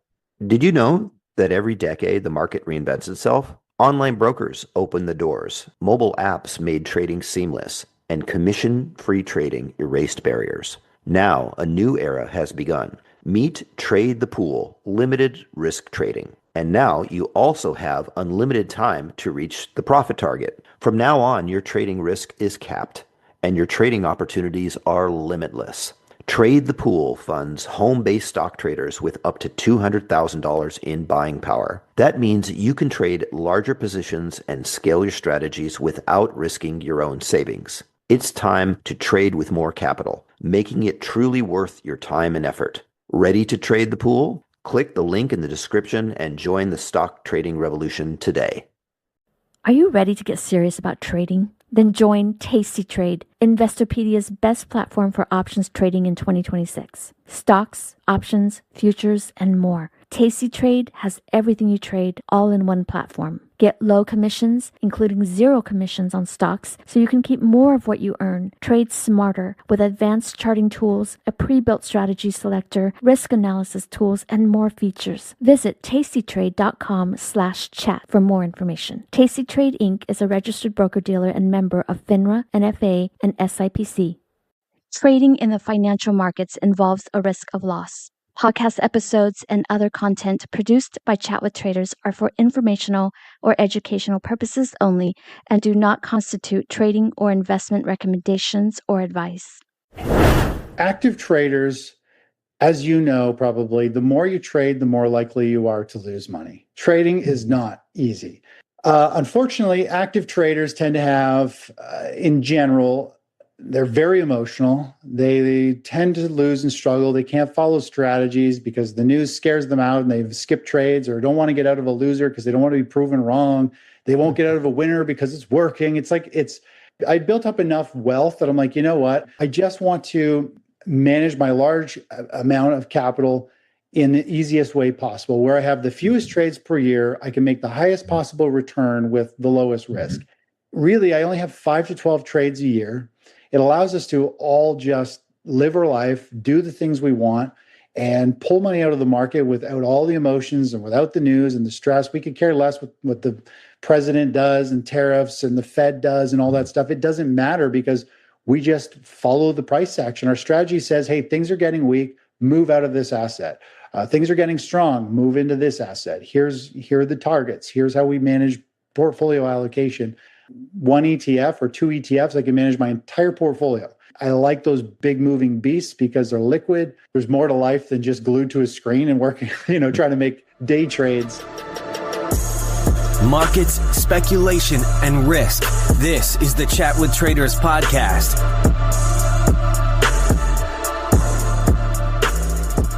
And we're back on Chat with Traders. I'm Tessa, your co-host, and we're in episode 303. I hope you're having a great summer so far for those in the Northern Hemisphere.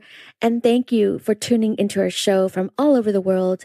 We really appreciate you. In today's episode, my co-host Ian chats with a position trader, entrepreneur, and author. What happens when a teenager growing up without TV in rural Canada stumbles across CNBC in a college dorm and sees people making up to $100,000 in a day? For Chris Vermeulen, that moment changed everything and kicked off a 25-year-long journey of trading triumphs, painful losses, and profound strategy shifts. Chris has been through the tech bubble, the 2008 financial crisis, and everything in between. But he doesn't chase headlines or hype. He follows price, momentum, and something most traders overlook entirely, market vibration and cycles.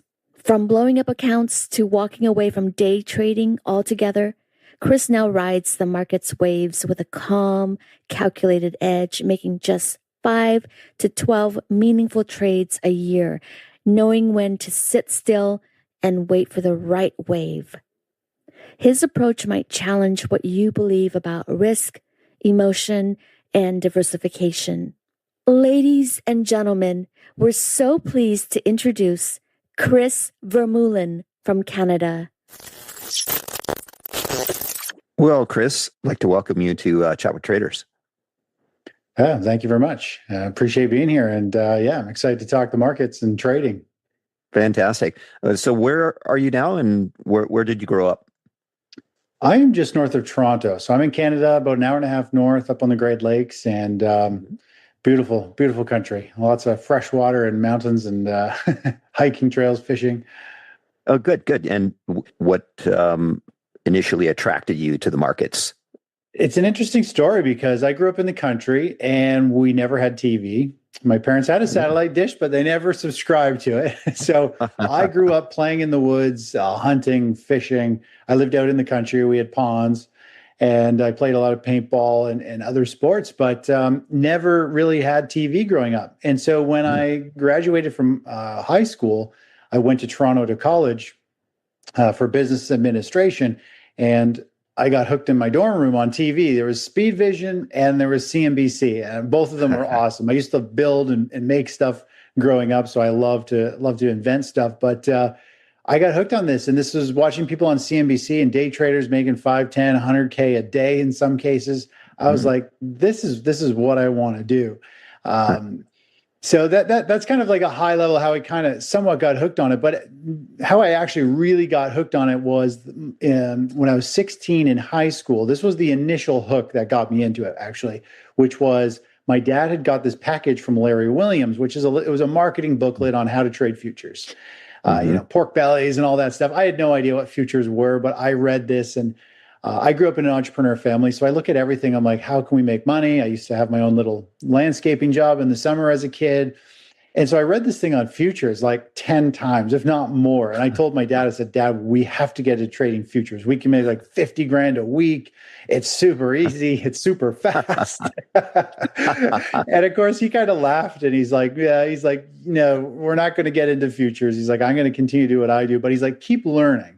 And so I kept learning about the markets. And then it wasn't long after that, in high school, we had a finance class where we had a stock market challenge.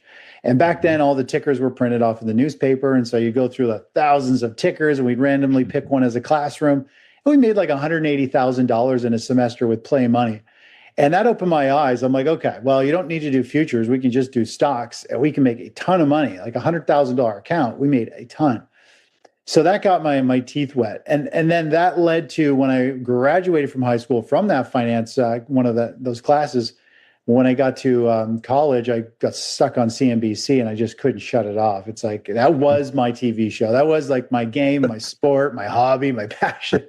And so I've been doing this since I was 16 years old.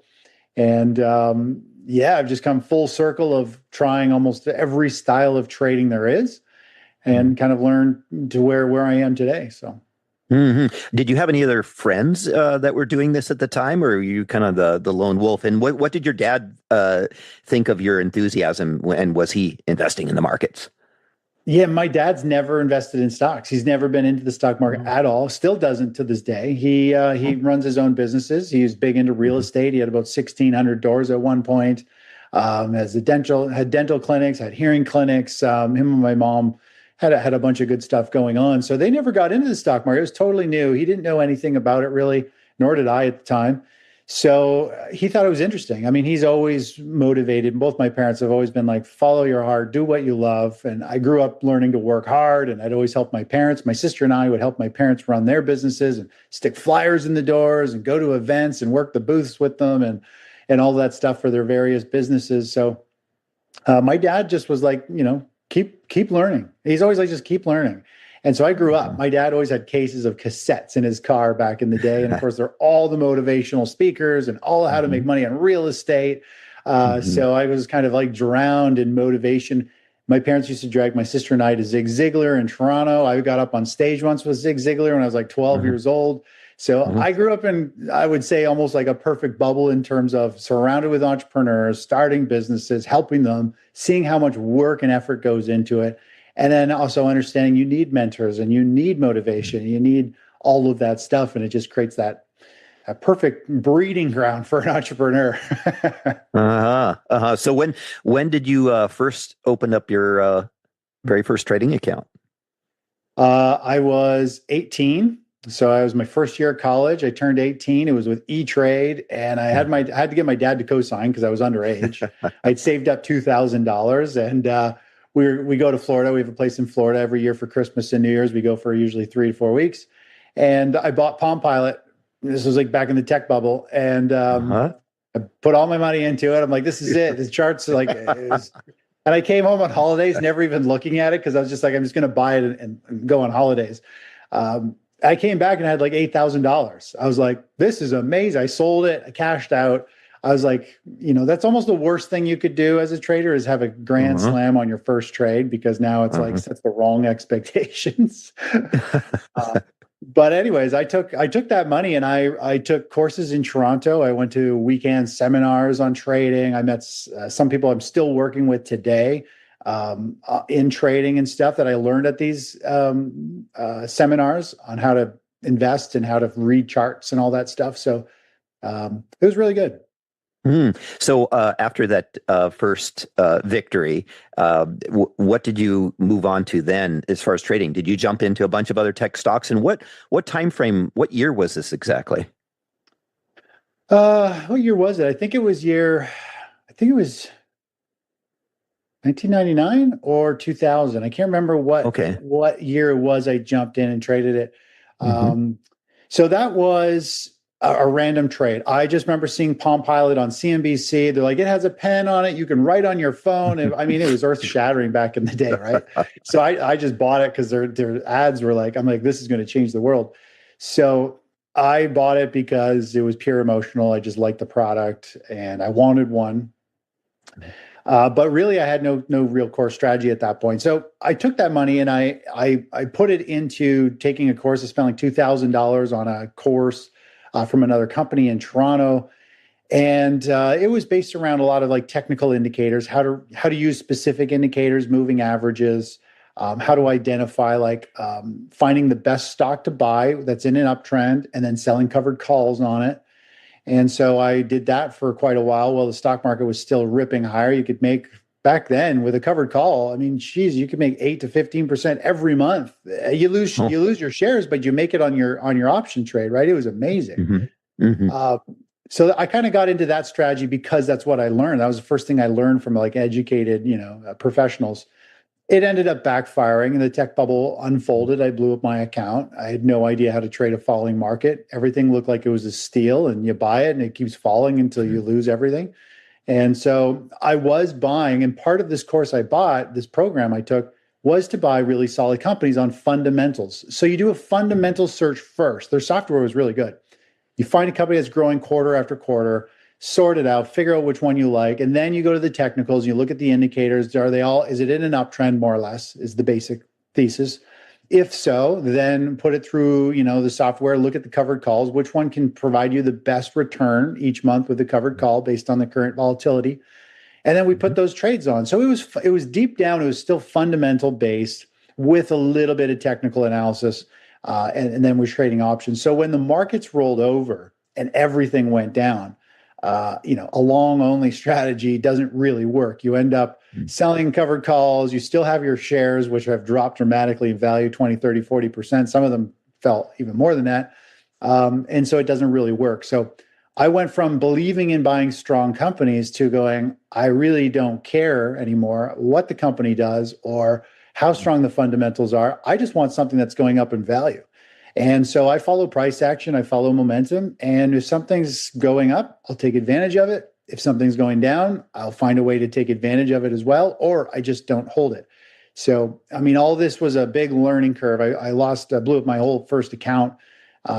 Thank God I spent a lot of it on education. I bought a lot of CDs and DVDs on trading courses. I took day trading courses and you name it. I just spent all the money on education because I've always been taught, like, learn. The more you learn, the better you are, the more rounded you are. It will never hurt you knowing too much information. So I always, put money into trading courses.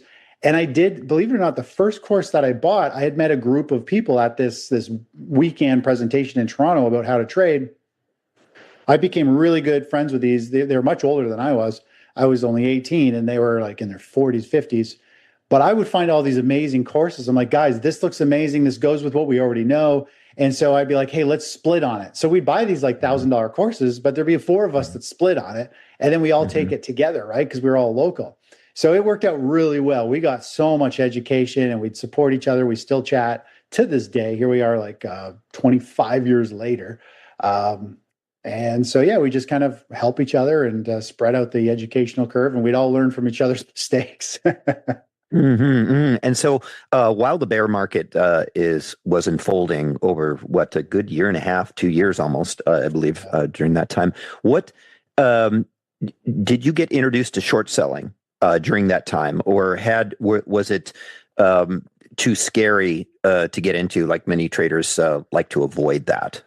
What was your take on about that? it? But I never short sold. I was too young. It had endless risk. I don't think my account was even set up for it. I don't think I was allowed to at that point. I never started short selling until the 2008 financial crisis. Then we made a lot of money on the way down. But I was much older then. It was several years later. A decade under my belt almost of trading and following the markets. Made a huge difference. But no, I would more or less, during the first crash, that was my first bear market, always thinking the market's about to rally. Every dip, every further push down is like, oh, this has got to be the bottom, right? It just keeps going and going for years. So I was buying and buying and buying, and everything just kept falling. And I was doing some put options. So I'd buy a put option when the markets would fall. I had the occasional little grand slam or little hit here and there, but never enough to offset, my natural long positions, hoping the market's going to find a bottom any day. How long were you taking these courses all the way through the bear market? And kind of like, when did you, after you blew up your account for the first time, when did you get back in? Yeah. So I believe it or not, I still take courses. I see somebody with a course that looks like they have a little golden nugget that I might not know. And I'll spend a couple $1,000. I'll take their course. Really? If they have one little thing I don't know that improves my edge a little bit more with my current strategies, I'm all for it. I love learning stuff. So it's never ended, never will end. I think if you don't constantly evolve and improve, you're going to be left behind. So you might as well stay on the ball and keep on running. So what was your other question there? It was So when you got back into the markets, you blew up your first account, and then kind of when did you get back in, and what did you do differently this time that you weren't doing before? Yeah, so I still had the account. I had $100 or something in it. So through that time, I had some other savings. I threw another $1,000 in and started to trade, and that was. Pretty much I blew up my account, and then probably like 2 months later, I put in another $1,000 after I kind of scraped it together, saved up and stuff, put that money in, and kind of just worked away at it, inching away. But back at that point, I was into trading microcap stocks, like penny stocks, and into miners and things like that. And so it was very fast, very leveraged. Worked out pretty well. I had one grand slam trade that I ended up buying some warrants on, and overnight it was like 120 something. I think it was about $127,000 I made overnight on one penny stock. Total fluke, not skill. What was your investment in it? I can't remember what it was, but I bought it for like 2 cents or something, and Mhm. it gapped up the next day like $1.45. Oh so my God. so it Wow. was huge, That's a right? home Like, run. Yeah. yeah, it was a financial newsletter doing a typical pump and dump back in the day, Hmm. so it lucked out in my favor that I was like, holy crap, this guy totally just marketed it to his newsletter. And I just remember waking up, calling the broker. I'm like, how do I sell? How do I sell all this? Because I had warrants, right? I had it in a piece of paper. I'm like, how do I convert this to money? And I had called around to all kinds of different brokers. I'm like, can I open an account with you right now and sell short my shares to neutralize it? Because I'm worried it's going to collapse. It's a pump and dump, Hmm. right? Hmm. That was my thinking, which it ended up being. Um, and so I couldn't do it. I ended up having to wait like 5 days. I had to put the paper in, get CompuShares to like convert to shares. I ended up selling at a $1.35 or $1.36. A couple different tranches, a couple blocks I sold out, but yeah, it was that was what really finally I had a big trading account, and I was young, right? And I was like, okay, I need to like really focus, and I need to know what's going on, follow some rules. So that was my kickstart. And I think if you trade long enough, eventually you do have a couple good, grand slam trades that just work out really well. But Hmm. again, sometimes those are just fluke and they're just luck. You put in the time, usually luck will kind of will fall into place here and there. Yeah, yeah. So after that incredible experience, were you totally sold on these microcap stocks? And I mean, you'd think you'd want to just jump in, go all in then, right? Because you found the lucky solution to making money. 100%. I would say I've lost more money in micro stocks than I ever made. Really? So, as you know, they are super volatile. Most of them are Mhm. just like a dead company with a piece of ground and they're marketing it or whatever it is, right? So, I would say over like the next 15 years, whenever I get into these little companies, they kind of implode or they don't go anywhere or they get bought out or they roll from a mining company to something else. Like they're just, um, it just it's not my thing. I definitely learned you can make a lot of money, but it's almost like you're a venture capital in those things because you have to have 20 of them and one of them has to nail it because all the others are going to go broke or never really pan out. So I'm not a huge fan of those, but I went through a phase where I thought that was it. Like I was loaded up. I had warrants on many companies. I owned tons of penny stocks. That Mhm. was one of the phases. So when I eventually learned, I'm like, you know what? I don't like this. It's not consistent. You can waste years holding on to these companies and then they just kind of disappear, get Mhm. delisted and things like that. So that was one of my next phases. So the first one was fundamentals. You can own companies that are growing quarter after quarter, yet their share price still gets cut in half, and then a year later it's cut in half again. So fundamentals I don't believe in really in terms of trading. I'd rather follow something going up. The next lesson was super volatile and risky cheap stocks are really dangerous. Yes, they can Mhm. pan out, but most of the time they don't. And so I went from like, trading big tech companies and growing quarter after quarter and blowing up everything, then going to little companies that have no earnings and they're super cheap and then losing everything again. So I kind of had to be like, okay, I'm playing both ends of the spectrum. I got to figure out like, there's got to be something in between this. Mhm. And so that's kind of when I got away from penny stocks and I moved into ETFs were just starting to really become popular in Mhm. 2001, 2002. We were starting to see them pop up, and I really liked them. I like the index ETFs. They just move stable, and they kind of move like the ocean. They're not all over the place like these little penny stocks, up 20%, down 20% in one day, or something like that. I wanted something more stable that I could be consistent. And I took a course that started to teach us about cycles and Mhm. waves, like noise in the market. So my mom was in the hearing aid business, so I learned a lot about hearing and wavelengths and sounds and all that stuff.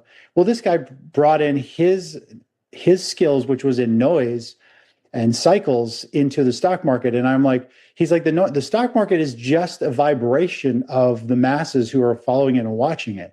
And he explained it and taught it. I'm like, I totally get it. It's like, it's like a tuning fork. You take one tuning fork beside another one, you whack one, it'll start to move the other.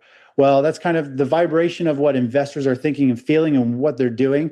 gets transferred like into stocks. And so stocks move up and down with more or less investor sentiment and the energies that are moving around, the money.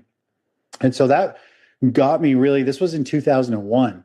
This is where I started to implement cycles. I started to implement things around position management and trends, longer term cycles going up while there's other shorter term cycles coming down. I started to decipher what are buying opportunities, smaller cycle dips within a larger upward cycle. And so that's a strategy that has evolved for the last more or less 24, 25 years. It's what I use now specifically. And it's very, very powerful. So I've learned to figure out the vibration of the masses, of the market participants. And there's many, many ways to do it. And you need to calibrate, a lot of different parts to come out with it. But it tells us what's going on in the markets and how to navigate it. And so I'm a huge fan of cycles. I'm a huge fan of Fibonacci theory, which Fibonacci values are pretty much in everything in the universe, and clouds and the stars and flowers, you name it. Like Fibonacci is a very powerful sequence. And there's the golden sequence, which is the 618 retracement or extension. And I use it all the time for price targets and support levels. So I started to become very much more technical driven. There's underlying forces at play that we need to make sure is in line with our analysis and our targets and trends. Mm-hmm. So you seem to indicate there that you were looking at different kinds of cycles of different asset classes. I mean, the market, are you looking at, say, just the S&P 500 or within sectors within the market? Are you looking at commodities or anything else? Share with us. Are you ready to get serious about trading? Then join Tasty Trade, Investorpedia's best platform for options trading in 2026. Stocks, options, futures, and more. Tasty Trade has everything you trade, all in one platform. Get low commissions, including 0 commission on stocks, so you can keep more of what you earn. Tasty Trade is packed with advanced charting tools, backtesting, a pre-built strategy selector, risk analysis tools, and more features to help you trade smarter. See equities and derivatives with high trading volumes, dividends, upcoming earnings reports, and more with their pre-built watch lists. Or create a custom watch list to keep an eye on the companies and sectors that matter to you. Manage your positions with speed and precision using active trader mode, one-click trading, and smart order tracking. Plus, Tasty Trade's stellar trade desk team offers live support during trading hours if you need it. Visit tastytrade.com/chat for more info. Tasty Trade Inc. is a registered broker-dealer and member of FINRA, NFA, and SIPC. Have you ever watched a stock explode and thought, if only I had the capital? Or sat on the sidelines because your account balance felt too small to matter? Good news, with Trade the Pool's limited risk platform, you don't need millions or even thousands to start trading the U.S. stock market. Bypass the PDT and tap into over 12,000 U.S. listed equities, from penny stocks to big caps, ETFs, even the newest IPOs, and short anything you like with 0 locate or hard to borrow fees. Start your evaluation, get funded with up to $200,000 in buying power so you can go big without risking your own savings. And now you can also have unlimited time to reach the profit target. It's a game changer. Not ready to trade yet? Trade the Pool offers a free demo and educational resources. Practice on live data, master the platform, and build confidence risk-free before you even pay a cent. Click the link in the show notes to start trading with Trade the Pool's capital. Yeah, so I mean, there's a lot of angles to look at. So I one of the cycles is time cycles. Just, what I like about the stock market, and I learned this from the very first course I ever took when I was like 18 in Toronto, was the stock market, the stock indices have wave-like patterns. There's reoccurring news that comes out weekly or biweekly or monthly or every quarter or every 6 months, every year. There's people who get paychecks of all those same frequencies that naturally put money in every paycheck into the stock market. The economic data rolls out on specific times all the time. And so there's natural flows, ebbs and flows that go in the stock market. So once I kind of learned, okay, the stock market has these natural tendencies, then I start to apply what you just mentioned there, Ian, which is I start to bring in other cycles, which are what are the stock market price actions doing? What are various assets doing? So, for example, the gold is a very strong barometer of global fear or global, lack of fear. Sometimes gold goes sideways for years and the stock market rips higher. Other times, like where we are kind of now, which is gold has been rocketing higher in 2025, early 2025, and the stock market has been struggling. And so gold is one of those cycles I like to look at. Is it outperforming the stock market? If it is, be aware there's probably something big looming, not just a little correction, but a global massive potential correction or reset of some sort. I like to look at utility stocks. I like to look at the US dollar. I like to look at bonds. There's a whole bunch of different things. And as you know, Ian, the financial markets are all connected in some way. If money is flowing out of one asset class, it's probably flowing into something else. And depending what it's coming out of and going into also tells us the mindset. So if people are moving out of gold, for example, and into small cap stocks, we're like, okay, well, they're not afraid anymore. So they're bringing it out of boring old, pet rock gold, and they're moving it into highly leveraged, fast moving stocks for growth. So depending where it's coming from, where it's going, it tells us what the market participants are thinking and feeling, and even more importantly, what they're doing with their money. And so I have about 11 different asset classes and sectors and things and commodities that I follow that lets me, it's almost like playing poker. I get to look at the market participants' hands. I go, okay, I know what they're thinking and I know why they're doing it. I know where they're putting their money. And so when you can see somebody's hand and see what they're doing and how they're betting, you can start to get some very good insight of how to counter that or take advantage of it. So that's what I do. And there's cycles in all of these. Everything has its own cycle. You have to figure out what it is and how it moves and its relationship to various assets. And then you can label it. Is it a risk on or risk off asset? Things like that. Is there, you mentioned money flowing out of one asset into another. Is there a way to look at the charts and the data to see, okay, this is actually really money coming out of this asset rather than the buyers have kind of exhausted themselves and there's not many new buyers, but the sellers are also kind of light. In other words, declining prices on kind of like in a vacuum where there's not much interest. And do you look at the quality of the gain or the decline to determine how much assets are flowing in or out? I don't so much. I think you're kind of referring to if money's coming out of something and it's heavy volume, then you definitely know there's a lot of people dumping and distributing. They want out of that asset. But if it's really drifting down, just a lack of buyers and there's some sellers wanting to move out, believe it or not, I don't really use volume for my analysis. Yes, it can tell you if people are piling in or out of something. But instead of using volume for that, instead of looking at just one asset class saying somebody's dumping gold, a whole bunch of people are dumping gold, I'm like, okay, I just know gold's going down. And I look at all the other asset classes and I look at the majority of them. So are the majority of them moving down, telling us, say, for example, people are moving into risk on assets. So all the risk off assets are going down. If the majority of them are, that's my volume indicator. The majority of people tucked away in these safer assets are moving out of them because they want more. And so that to me is the volume indicator saying it doesn't matter where they're hiding their money, where they felt safe, they're moving out of it because they want to make more. So that is my kind of indication of this is a strong wave because it's not just money coming out of gold. It's money coming out of 4 other asset classes and it's all piling into one specific asset or risky stocks type of thing. You mentioned Fibonacci before, and many traders have heard that term. And the numbers that pop out as a result of that. Could you go into more detail, why are how are these numbers created and why is it important? Some people think, oh, this is just made up nonsense. Who is this? What is this Fibonacci anyway? It seems like mumbo jumbo. What could you describe what's its importance in our kind of daily life and how was it found? It's a little beyond me. The best thing to do is for people to go and just watch a quick YouTube video of Fibonacci and how it's in things.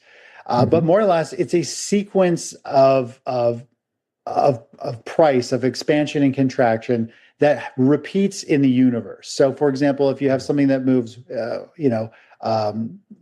has a specific move, the next move that it should make is 61.8% of the first move. And so it creates this sequence. And a lot of people, if you Google Fibonacci theory or Fibonacci, you'll see like a shell shape kind of where it coils in. And it just happens to be like the universes and cloud structures and flower structures and waves and everything like that kind of flow through the sequence. I'm not really sure. A lot of people see it as voodoo, and I don't get into the planetary alignment, like Venus is in retrograde, sell short.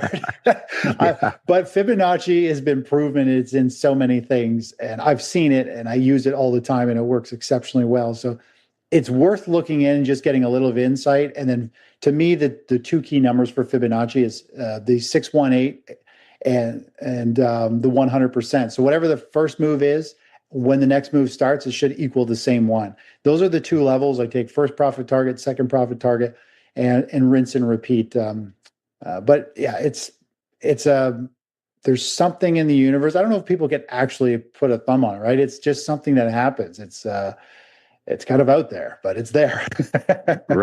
Right.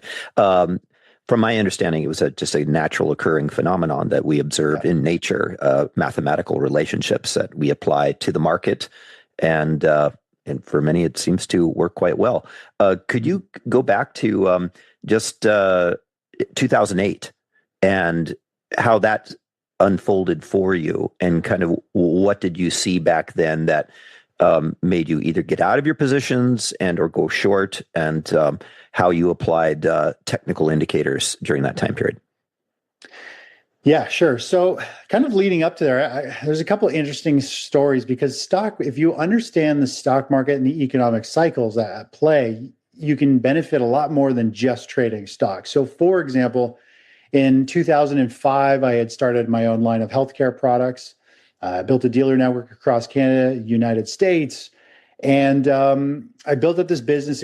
It was booming, doing very well. My dad and I had started it together, and I was also running a trading newsletter back then. I've been running a trading newsletter since 2001. At first, it was just a community of all of us trying to learn what to do. Eventually, I figured stuff out, and I started charging a subscription fee. So I've been doing newsletters for a long time, but long story short is I built the healthcare business, our brand name, and I was also trading the stock market, and business was just starting to slow down for our healthcare business. I'm like, I told my dad, I said, I'm not really loving this. I'm getting tired of it. It's like 3 years. We've had a really good run, and we've had it as seen on TV, one of our products and all that stuff. I said, I make more in like a month than trading with my newsletter than we do with this business. And I'm like, I'm kind of ready to just move on and sell it. And I said, we should, it looks like the economy, all my analysis was saying the economy is coming to an end. Like it looked like there was a financial crash. This was in 2007. I said, we should just move on. I'm like, I don't like it. And I want to focus on my newsletter. There's some crazy times coming. And I started to pick up, I was following, I still do. I follow economic data. I love charts and trends of housing and interest rates and everything in that space to get a feel of how the economy is doing. And it's funny because my dad's like, sure, whatever you want to do. He's like, I'm on board. And so we sold it, and everything unfolded as expected. We kind of sold it near the peak of the business and at the peak of the economy. And then the 08 crisis hit and everything collapsed. And of course, that was when I got into learning to short sell. There was also some inverse ETFs back then. So instead of going short, you just buy an ETF that goes up as the market goes down.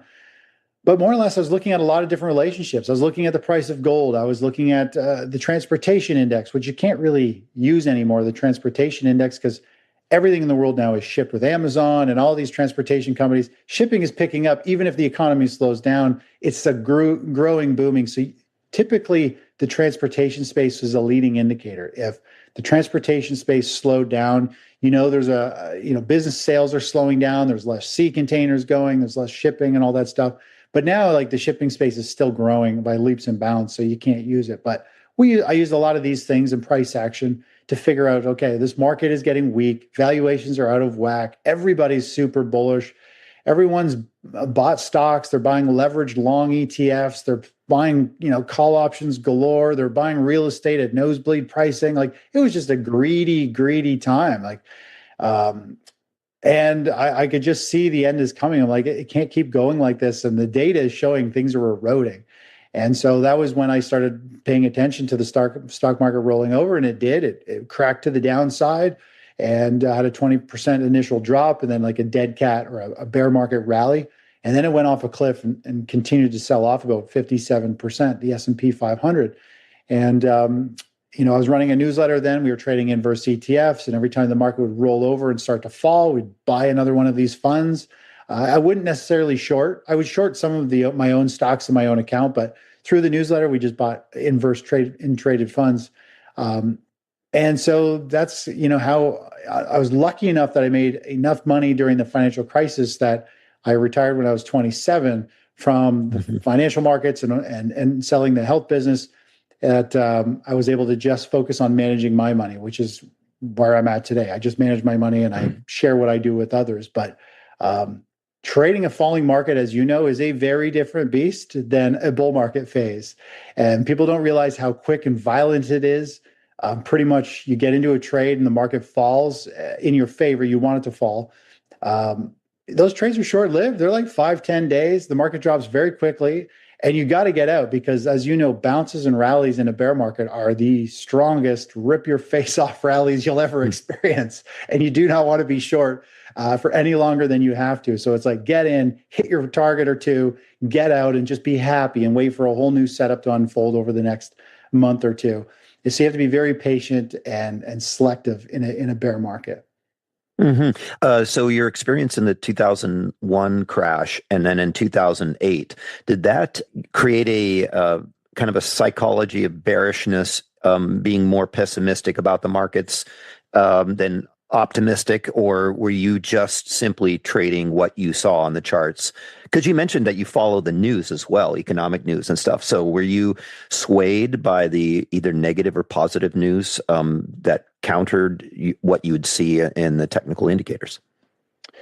Yeah, you bring up a good point. So in the 2000 tech bubble crisis, it was more so driven on fundamentals and ways to buy stocks and sell options on it, which didn't work out. Over the next several years, leading into the 2008 kind of market top, I learned a lot. I went from fundamentals to like, just teach me I want to learn technical analysis. I got into, John Murphy. He's got his big, thick book Bible, the technical analysis of the financial markets. I read that a few times.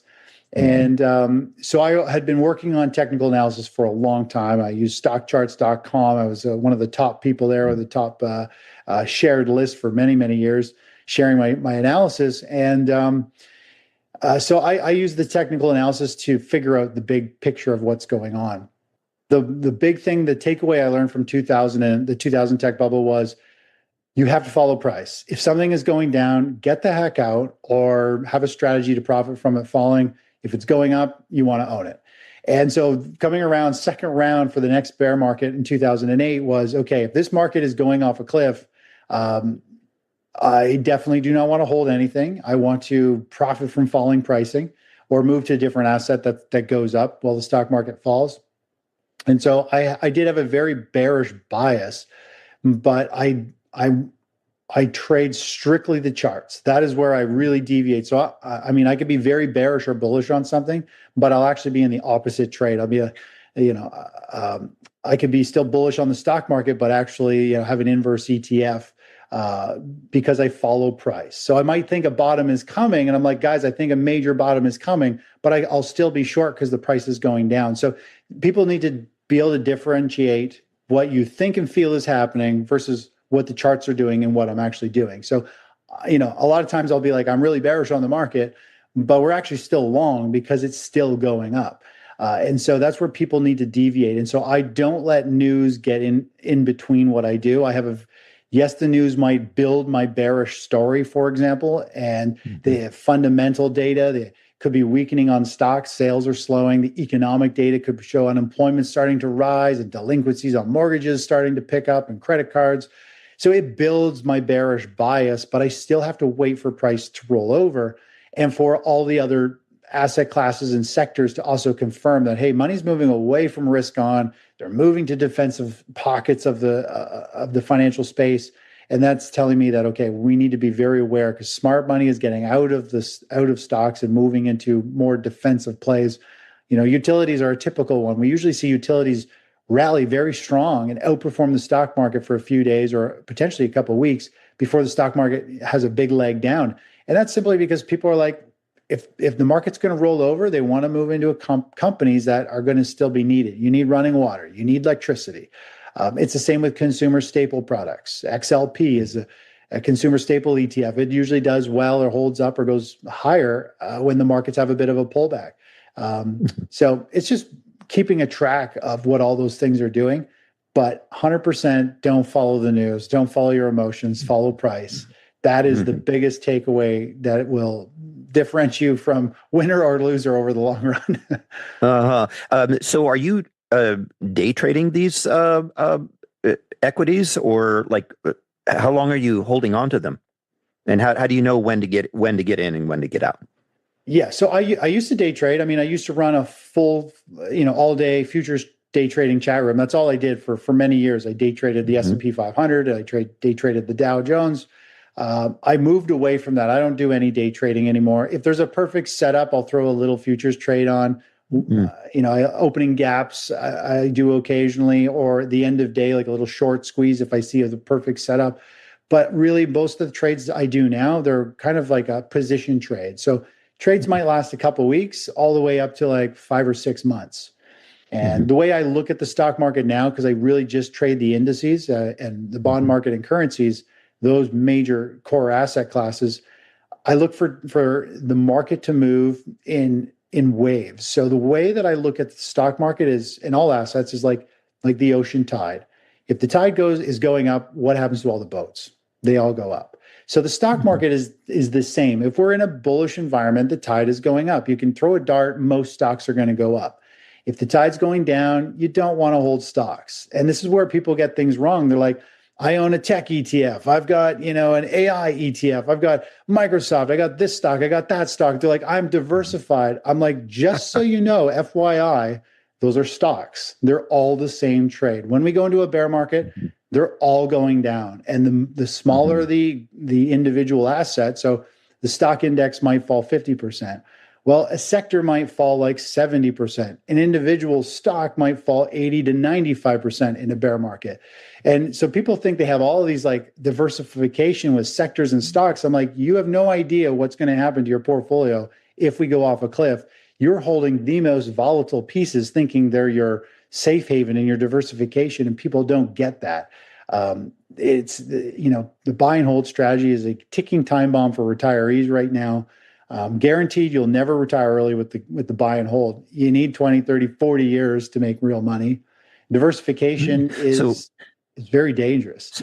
So you don't buy into the idea that just buy and hold the S&P 500 because it always goes up in the long run, right? That's the mantra. Yeah. Well, I mean you never know. It will continue to do that. But for example, if you're close to retirement right now or in retirement, if we go into something where the markets go down 30, 40, 50%, and they take 5 or 8 or 10 years to come back, that's not a very fun ride for somebody who's retired, depending on growth, depending on income, watching their wealth vaporize and having like 5 or 6 years with no return. It is very dangerous. And I don't believe that's a very good strategy. And the whole buy and hold with diversification is another problem, because what happens is half your portfolio might be in something going up like stocks, and the other half could be in bonds, which aren't going up, they're going down, or vice versa. The gains you make in one are neutralized by the losses of the other. So my whole mentality is like, let's find the asset class that's the strongest and that's moving up. Let's move our money into it. When it stalls out, let's move our money out and look to where another asset class is moving up. So we move into stocks as the stock indices, like as a whole, or we move into bonds, or we move into a currency, or we just sit on the sidelines in cash and earn our 4.5% with no downside risk until something has a setup. And so that's what I focus on, is we're always holding something going up, and even cash. Cash is a position. Yeah, clean up. You know how to do it, eh? In Nairobi, it's not what you want, it's what you get and what you get to keep. When you're chilling in Nairobi, kupati utapati from my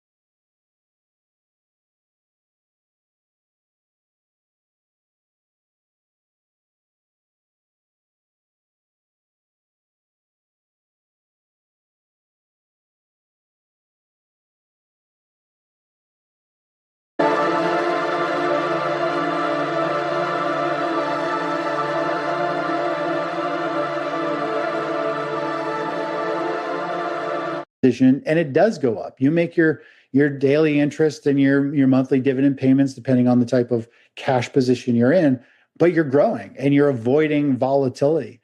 So I'm just not a fan of diversification. I'm not a fan of the buy and hold. It's a real gamble. The closer you are to retirement, the more risk you have, the more damage it's also going to do. That's what I'm trying to protect people from, because if we go into a financial reset, which I believe we're headed towards, there's no better time to hurt the majority of investors right now. Most people are 50 plus who are invested in the markets, and they're going to feel the pain at the worst possible time in their life to lose their money. So you day traded for quite a few years. What incentivized you to transition to more of a position type trading, holding positions for weeks or months as opposed to day trading? Yeah, good question. So running a newsletter, active traders, as you know, probably the more you trade, the more likely you are to lose money. Trading is not easy. Unfortunately, active traders tend to have, in general, they're very emotional. They tend to lose and struggle. They can't follow strategies because the news scares them out and they've skipped trades or don't want to get out of a loser because they don't want to be proven wrong. They won't get out of a winner because it's working. It's like you work with enough of these people for enough years and you have a lot of nasty emails. People always seem to take it out on whoever reaches out to them at the wrong time of the day. So I kind of just I decided I built up enough wealth that I'm like, you know what? I have a whole lot of other things I want to do. I invent things. I've got multiple other businesses going. I just want to manage my large amount of capital in the easiest way possible, where I have the fewest trades per year. I can make the highest possible return